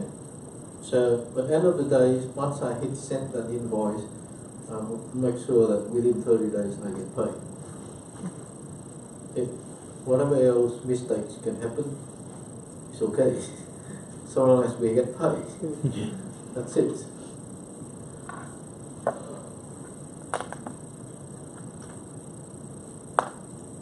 So all these things, my question is, can you self-learn? So two types of experience. Learning experience like me, making mistake, print the invoice in the wrong side, got cranky, got by these admin people, and had 3 bad days after work. Then you learn something, or They can self-learn practice. Right? It's a very common term, it's like virtual reality. You can put yourself into this and just self-learning. When you go to the interview, it's interesting. If someone want to know whether you actually know what you do, they will ask this question. They won't ask you how much GST is, because that is textbook question. No one is going to ask you, if I'm going to do an invoice 100,000 including GST, how much GST is, because that is 5 years old question. Right? No one's going to ask you that. They're going to ask you the common sense question, and they know that you've never done an invoice before. And that's it. Or sometimes they might ask you a question at the interview, can you describe me the process of doing an invoice? Someone who don't know what they're doing will say, yeah, if you go to Xero and you open up sales and you do an invoice and you hit send. Someone knows from experience, whether real life experience or this experience, can expect them, you know. I assume that my boss come to me and saying, you know, Harry, can you do an invoice 110,000 for Department of Health, attention Suzuki, date 30th November, due date 30 days, reference number 1, 2, 3, 4, 5, 6, blah blah blah blah blah.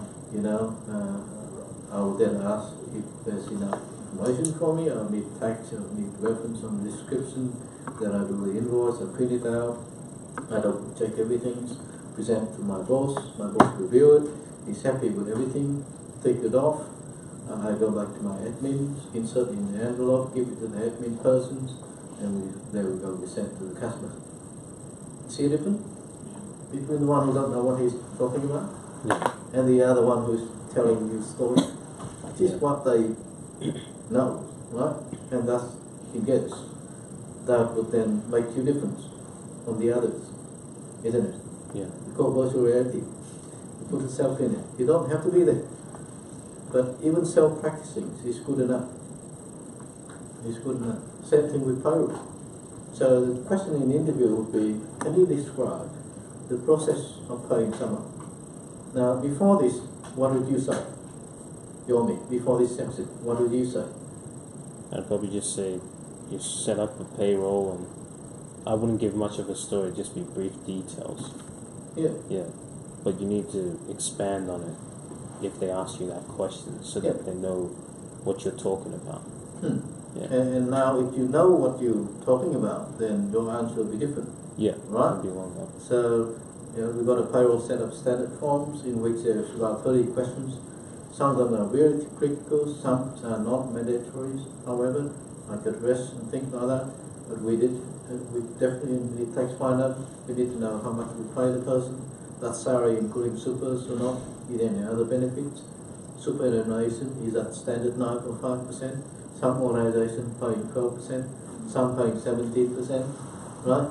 So, telling them a story, not just a short answer. And sometimes ask them a question back, just so that at the interview they know that you know the thing. So you can ask, you know, can you give me a case, you know, a bit more of a case.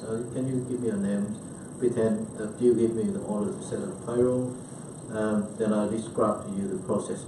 Then the person say, yeah, I want to pay Harry 110, or Suzuki 110,000. Then you ask them, is that 110,000 including supers, other benefit? Is that super 9.5% or 12% or 17%? Does it make a difference? It does, right? It's telling them that you know things by asking the question or giving them the story. Don't ever give in interview, don't ever give a short answer. Right? Tell them that you know your thing. Okay, let's do a final check. Check. So remember what I checked in? Yep. Top, left to right.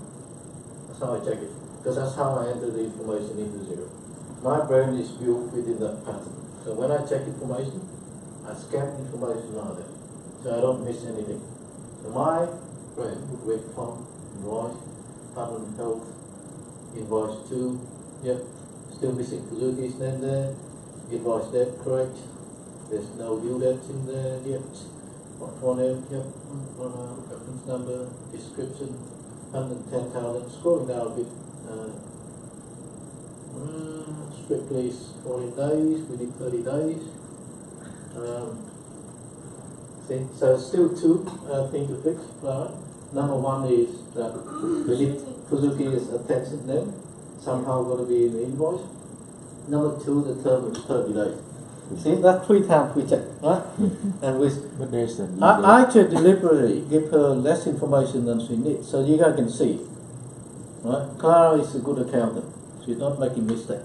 But for the purpose of learning, I deliberately give her less information, just so you can see that one invoice 3 times. You have to go back. Okay, so I need to fix that term to 30 days, and I need Fuzuki to show up in the invoice as attention. So the due date is already in. Yeah, but in the invoice it's only shown 14 days, so you have to fix the invoice template. How should I help? Yeah, Fuzuki, come on in. And I'm trying to give her a difficult case. Right? He's giving not simple things. So everyone thinking that doing an invoice is easy. And that's probably one of the simplest tasks in accounting, compared with payroll. Much more complex. Right? And the 3 times the value we have to go back and fix before we send out to the customers. So when you get your first job and the customers or the boss ask you to do an invoice, you now got the experience. Yeah? Don't underestimate and rush away to the desk and wave the invoice and print it off. Especially print 100 invoice and give it to the boss. He will say, I don't need to see you tomorrow. Alright? Yeah, accounting is like that. Accounting is like that. You do have bad days. So when you have bad days, take So it. you're not That's changing that different. to 0? You just So technically, Clara did put correct information for due date. because the data are correct. Yeah, but the the problem data- of the invoice, when I printed, Use the microphone. so the problem of this issue is that the invoice template has the word of 14 days.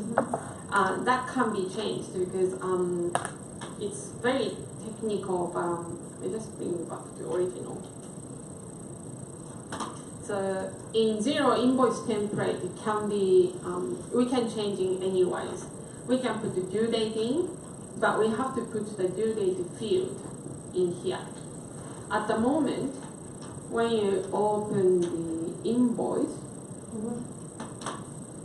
that's like a word. It's always there. Whatever the due date you put it, it's gonna be either 14 days because it's a Word document. And also due date is not showing. Right. The other problem the Harry mentioned, which is same thing, Clara actually did contact the person in the system properly. So she can send the email to those 2 people, except in the invoice template there is no contact person to be inserted in here. So it's pretty much how 0 works. It's not gonna be easy fix because I have to find a field name for attention. So open up the invoice template. Yeah, I am. Can demonstrate that. Yeah. So this is the invoice template. So what Fuzuki has explained is you see all that. I don't know how much you're familiar with Word database, which is an advanced level of Word. This invoice template that 0 is using Word documents, but it's the next level of Word, which is built-in database. So you see all that little field there with a comma? They are linked to database. So if you screw up one of them, for example, it's not going to be linked. Right? So this template is really heavily technical, and you've got to know what you're doing to design this. Okay? So what Fuzuki says is, see that text? The payment strict 40 days. So in order to fix to meet my requirement, Fuzuki, if you change that to 30 days, I'll be happy with it. Okay, so the invoice will show at 30 days. So will that change in zero as well? Because Yeah. let's say what if she will change the You would upload it amount? back in. Yeah, yeah. You upload back to zero. So going up there, what Fuzuki means also too is invoice to contact them, right? So can you open up zero for me, please? And go up to the contact cards for that customers? Yeah. Yep, primary person. Yep, that's what I did. So go to the invoice template. Yep, scroll down, primary person. Whether it's case sensitive. Yeah. And they're also very sensitive for, So remember my request was to have a name of the person as an attention to the invoice above the question, right? Currently what Fuzuki described is in the invoice template there's no link between data of the primary person into the data field into zero. That's why when we print the invoice the name doesn't come up. So what I'm trying to fix now is to put in that data field as primary person, which would eventually link back to zero setup, and hopefully the invoice can be correct. Hopefully, because like I said, this is really technical. Sometimes we have to contact zero, and they have to set this up for us. Okay, because the data field is going to be exact to be able to work. So what Fuzuki is going to do now, once you fix the template, to upload back to zero and reprint that invoice, and hopefully the invoice will come out the way that I want. How long did we spend to do one invoice? You see? So when you go to workplace and someone like an IT or an admin person saying, oh, it's easy, I do it myself, you can tell them don't bullshit. Right? Because you have different customer with different number of days, like that one. yeah, cost. So you have to change the template all the time. And this no, you can create more templates. Yeah, you can create more than one template. And this is still a simple invoice. There's no complex. It's simple. You see how much I have to go back and forth. So when someone's saying to you, no, accounting is going to disappear, and robot is going to do it. See? So the data field there, you know why, Fuzuki? Go back to the template I showed you why. I've seen Fuzuki made a mistake, but I let her to do this because I want to show you guys. So in a primary person, can you right click in that field? What Fuzuki has done is to actually copy the contact name and paste it in, which then confuses. Not confused. Basically, the front end looks different, but the back end was the same as the one before. So edit field, see that field there? Still contact name.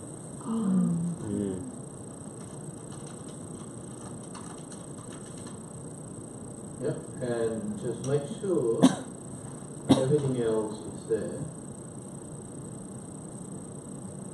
Yep, save it, looks alright for me. Right click on that again. Update field. Update field. Yep, right click again, just double check one more time. Edit field. Yep, edit field. Yep, okay. Do it one more time. Yep, go to primary contact field. I wanted to check one more thing. This is really high technical. Go to toggle field code. You see? So now I put IT skills in. Alright? You've got to understand this code. Yes, it is a merge field with a merge format. And the field that we're going to call in is primary person. Right? Why did I have to ask to check 3 times? Remember? We don't just one data point. Right? So every time that I ask her to do a different thing, then I check information from 3 different angles to make sure they all come to the same outcome. Okay? So Control Z, just going back. Yep, good. Now save and upload again. Hopefully it works. Still, there's a chance that it's not working. Because like I said, this is really high technicals. And sometimes we have to send it back to zero. And zero will have to embed a link into the Word file. Then we upload the file back to zero, it will work. Or sometimes we have to leave for zero, edit the embedded link, and then upload it to zero first.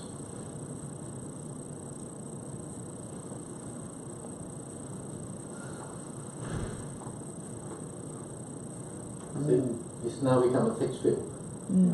So still not working. But like I said, when there's things with special requests like this, we have to test and try many times. And there's chance that it's still not working like this, but we know what we're talking about, right? We try to connect the two databases. One is from the customer database, which is contact person, and the other one is the invoice template. Right now, the two connections are unsynced. So that's why you see the error coming in the invoice template. Likely, the next action is I'd have to contact Zero. Can you have a look at this template for me? Link the data for me? Right? Because not everyone wants to show the person name in the invoice. I try to make a very different case for this guy. Are you doing research? Yeah. Find so something? I know that they have the list because I did. Actually, it's mine. I did edit before for one of the clients, so I have to find the exact word that I have to use. That I can't find at the moment. Right, but you get the concept there, right? When someone's saying yep, it's easy, it's 5 minutes job, never 5 minutes job. Never 5 minutes job. It's going to so much things that you have to go back and do and redo. And sometimes it's just normal that you have to go back 3 times to get things right. Rather than sending invoice across and waiting for 2 months to get paid, that's even worse. So tell your boss, be calm, you're trying to do the right thing, but we've got to spend time and check it. Sometimes the boss said, oh, I trust you, you're an accountant.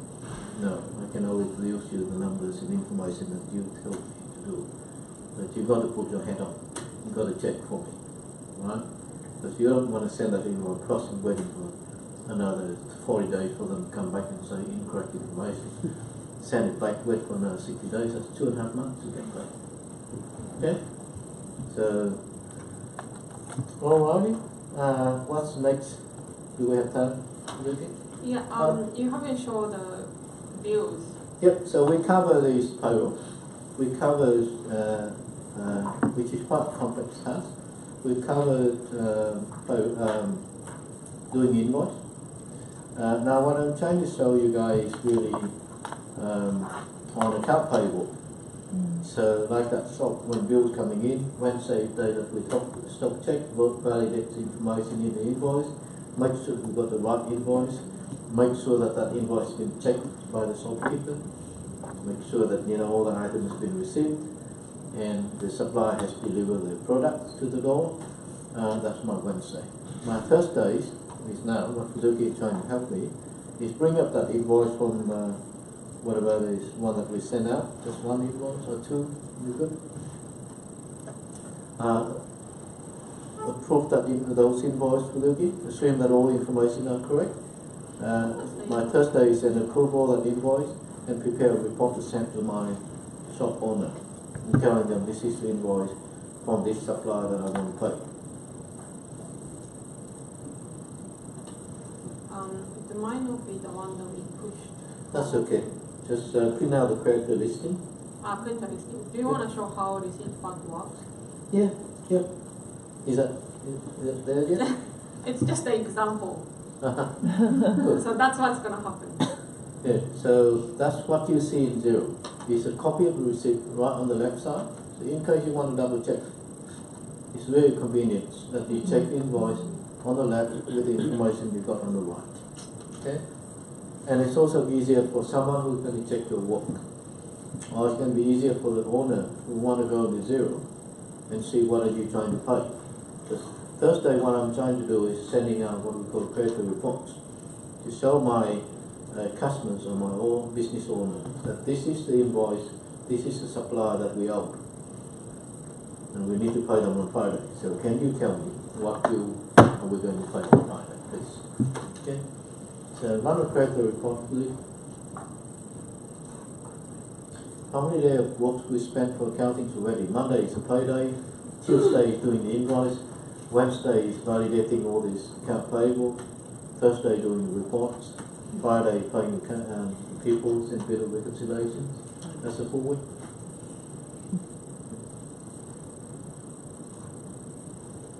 Okay. Alright, so PDF that. Let's say Suzuki sent me that credit reports. I'm going to tell her what to pay. Yep, it's open PDF. PDF, we good.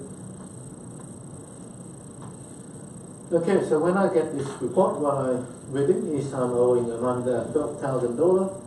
I actually owe her more than 90 days. You can see there, this column showing Can, November, October, December, and over. So quite overdue. Don't know why. ATL $67. Chicago $837. I got a credit there from Comcare. Postings $8 a month. Yep, keep going. Alright. Yep, all looks fine to me. I was away for a long holiday, so I haven't paid anyone for a long time. Suzuki, clear all the lists. I want to pay everything. For what? What's the total number? 16,600. What I do? I log into my bank account, check if there's enough money in the bank, because there's 16,000 need to go out. There's no point to sort up the payments and we only got 5,000 in our bank, right? So I say, Suzuki, can you go to the bank and check how much money we have left? Suzuki come back and say, Harry, we got 50K. We're good to go. That's Thursday. Yeah.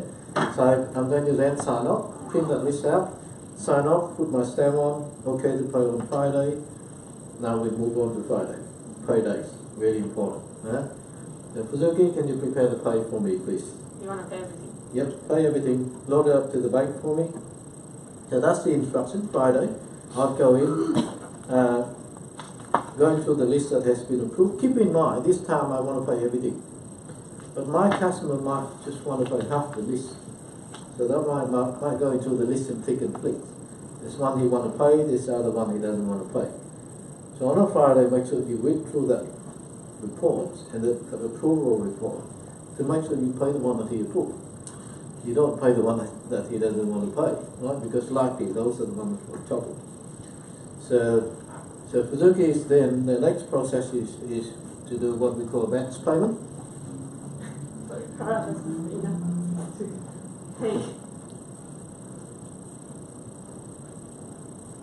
Clara, you want to comment on that? She just doesn't have enough access, user access. Oh. Okay, so Suzuki is going to go to 0. She's going to pick up all the pays, download what we call a batch payment file, or we call it an ABA file. That data file contains all the pay information. So you then log into our bank account, upload that payment file, get the payment ready. So you then email me and saying, Harry, 16,000 pay creators this week is ready. Can you go in and put in your user ID, passwords and tokens, whatever. So then I would log in, I'll review one more time, make sure that the list that I review on Thursday, 16,000, is the one that now load up in the bank. Yeah, I want to make sure that it gets paid to the right people as well. So I don't want to see 10,000 going somewhere into Bangladesh somewhere, right?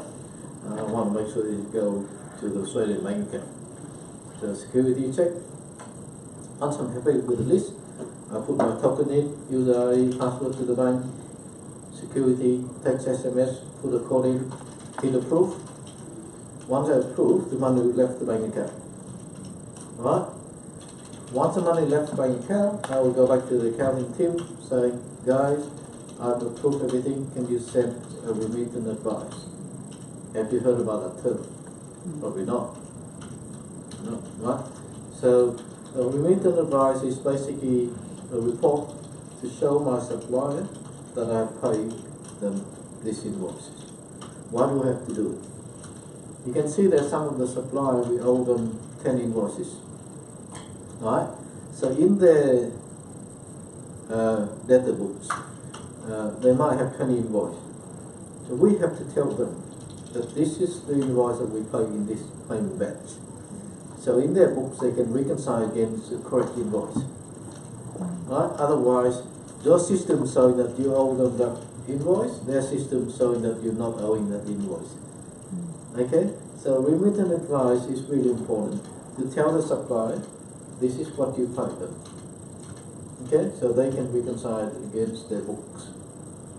Also, it's important because if you send a repeated advice for, say, ABC, as a company, you pay them 10,000.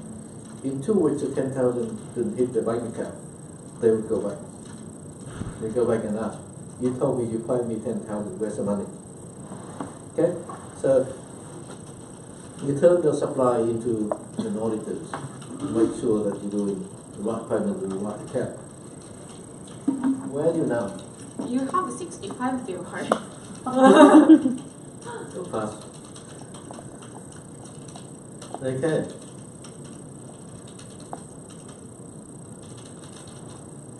Can I ignore the description?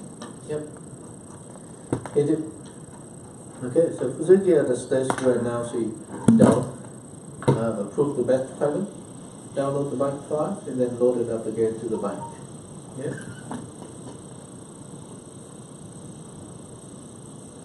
So out of all these 3 activities we covered today, the payrolls, these account receivable, the account payable. Account payable actually takes a lot more time than all the other tasks. Because you're dealing with high volumes and high value transactions. Alright? See, that's 65 bills. That's not the biggest number of bills we ever paid for our customers. Right? And that's just 16,000. I still remember one long time ago where I have to send in 3.5 million from one bank account to the others. And it took me like half a day. Just double check, triple check, check, make sure it's going to the right people. Okay. So, okay. Yep, good. So she sent note up to the bank, email to me, I sign off. Can you then send remitted advice for the week? To anyone? Yep. I don't need send. Certain people. No, I don't have any. Okay, so that is the last activity in the whole account payable. Some of that you might feel that is actually quite a lot of work. It is quite stressful, and you can ask Clara the first few weeks of having to do this kind of work. Don't expect that accounting work is not stressful. If you've chosen to be an accountant, you've got to deal with stress. Right? You've got to deal with this high level of accuracies, of checking, of knowing what you're doing, and constantly learning and improving. The only way, it's only 2 ways you can learn. Number 1 is learning by making mistakes. And number 2 is put yourself into virtual reality, and self-learning yourself. That's all. But don't expect that this job is easy and you'll get there straight away in 3 months, 6 months. Alright, there's a lot of teamwork, checking, making sure that thing is right, resilience, doing the right things, get all the numbers before you hit it, and always, if someone come back with feedback, things need to change, like someone really picky, want that name to go from left to right, want that address to be on the right side rather than left side. Let's go back with a smile and do it again. That's work, yeah, that's our work, and you've chosen to be in that path. You have to be like that. I think a lot of us, when I watch my young graduates from unis, I think someone painted pinky pictures to them from unis. That you finish uni, you go to Big Four and you wear that Big Four hat and you'll be a cool accountant or auditors. You're going to go into this business and be called the experts. Before you get there, you're going to walk the halfway like this. I've seen an accountant who worked for Big Four come back to work for us, cannot stand. Because that's my step. And I'll go back 3 times until I get what I want.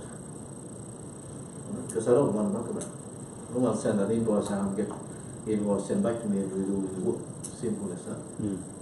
I'm going to always have someone to check it. So if you don't like someone checking your work, tap up, you're not here. Right? And if we care, if we know that this is the work, and you never get things right. Yeah, it will take time. Then you're in the right place. But once you have all that experience, and you go out and find jobs, or you get promoted to different levels, we can tell. You can tell by all this basic. It's also about getting the simple done to the perfection. And it's not a rocket science that you have to really master all these complex reconciliations. It is getting the simple thing done. And that is only the 3 activities I showed you guys today. That there's, and these are simple. There's no complex in there. So I hope that what we've done throughout the year with all the team efforts, and thanks to all those staff. It's not your normal days. Thanks everyone in the morning, class, Melsa, Zuki, me. Get up early, set up all the tables, bring up all the chairs. It's not what you're contracted to do, but I think that's what we committed, and the value is really come down to the question: why are we doing what we're doing? We see a big gap out there between what has been taught at unis and practice. We see a big gap between the future where the accounting is moving with the what the accounting industry is doing. There's no one investing back into the industries and trying to make a change.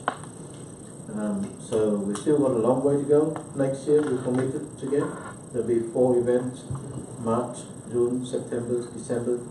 I believe that this is for everyone. It doesn't matter whether you find a job or you work in a firm. It's still relevant. You go back and learn about leadership, learn about things that is what actually we're using in business.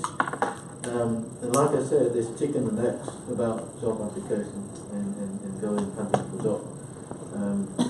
No experience, no job, no experience, and there's only 2 ways to find experience, whether by doing the work or put yourself into that position. I think the second is more relevant to students' audience today. So I hope that next year we'll have you guys coming back, and if there's any feedback or things that we can do better. Teaching the same thing, software, zero. This is not the first time we teach zero, but every time we try to put a bit of different flavors on it. So it's like how I read my kids' bedtime stories. Snow White sometimes got a black skin. With Emily, my young daughter, I always try to change the story a bit so that it's, the same lesson learned, but you got to. And that's how we see training. The future of training is like that. You've got to make sure the audience is engaged. You've got to make sure you are creative, but still remaining that core of business. So we're leaning more towards virtual reality. We're leaning more towards understanding common sense. Because like I said, based on my experience, dealing with graduates and young accountants, when we put them on the field, they don't understand business. Right? Technically, they can do it. But most of the mistakes are happening during that communication and not understanding the business, or not there to ask the questions. Thinking that if you ask the question, it looks like it wolves, but it's not like you're supposed to ask the questions. So, again, this is the last event. I'm traveling to Vietnam in 2 weeks. So, Coach Zuki is going to take over the office, and we shut down for a bit during Christmas, but next year, coming back again, and I hope that I'll have the same support next year. Thanks, guys. I have my team from Vietnam who joined us. I'm going back to Vietnam in 2 weeks, so if you want me to be there sometime, just send me an invitation. I'm happy to go to RMIT Hanoi and we can host an event there. Thank you. Thanks, guys.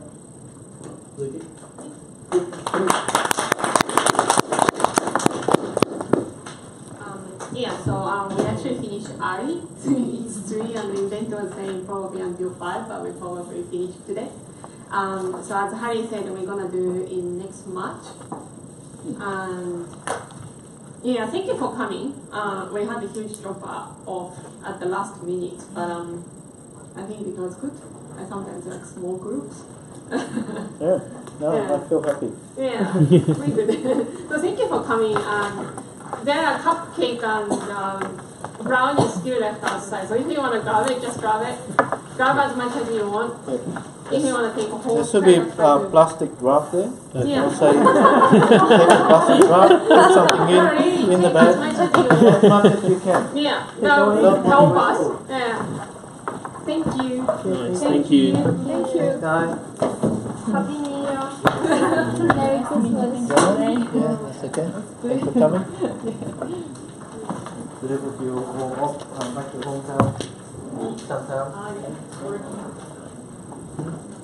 They stay here in Canada. Finish all the uni stuff or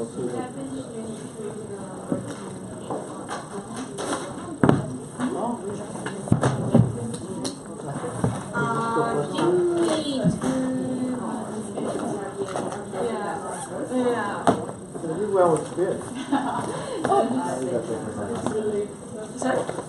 Yeah, what we do here.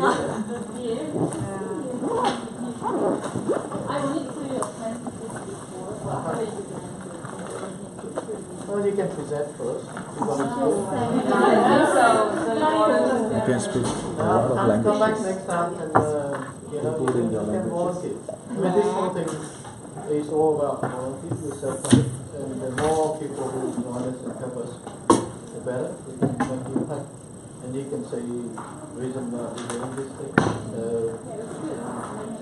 So someone with previous experience still see value in it. That's what I want to hear. And we committed that we're going to keep it free forever for everyone. So yeah, come and join us. Just share the stories and people that got experience. We want more. Because the idea is really to connect people who got jobs and the people who are looking for jobs.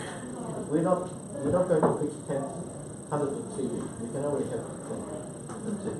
But if you can show many people, get the connection. She got work, she got knowledge, she got accounting experience 3 years, get the connection, catching up on coffee, you can have people. Yeah, one person can have 3, we can have hundreds, so multiply it, we have 300 people that we can make this money. Good luck everyone. Here, I know that you've been trying really hard, and you're back in your There is something separate that. They will be back at another place.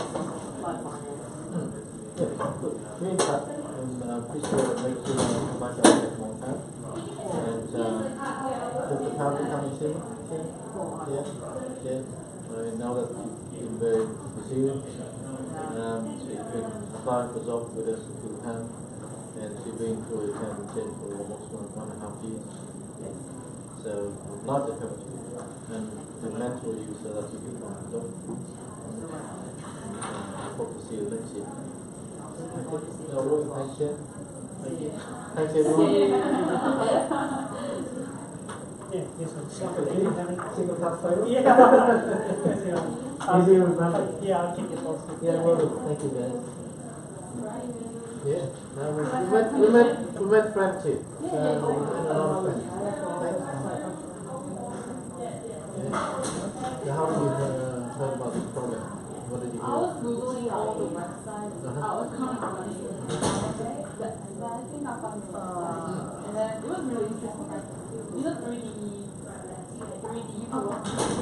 There is a So we were making it. I saw the content. Okay, good. Good to see you again.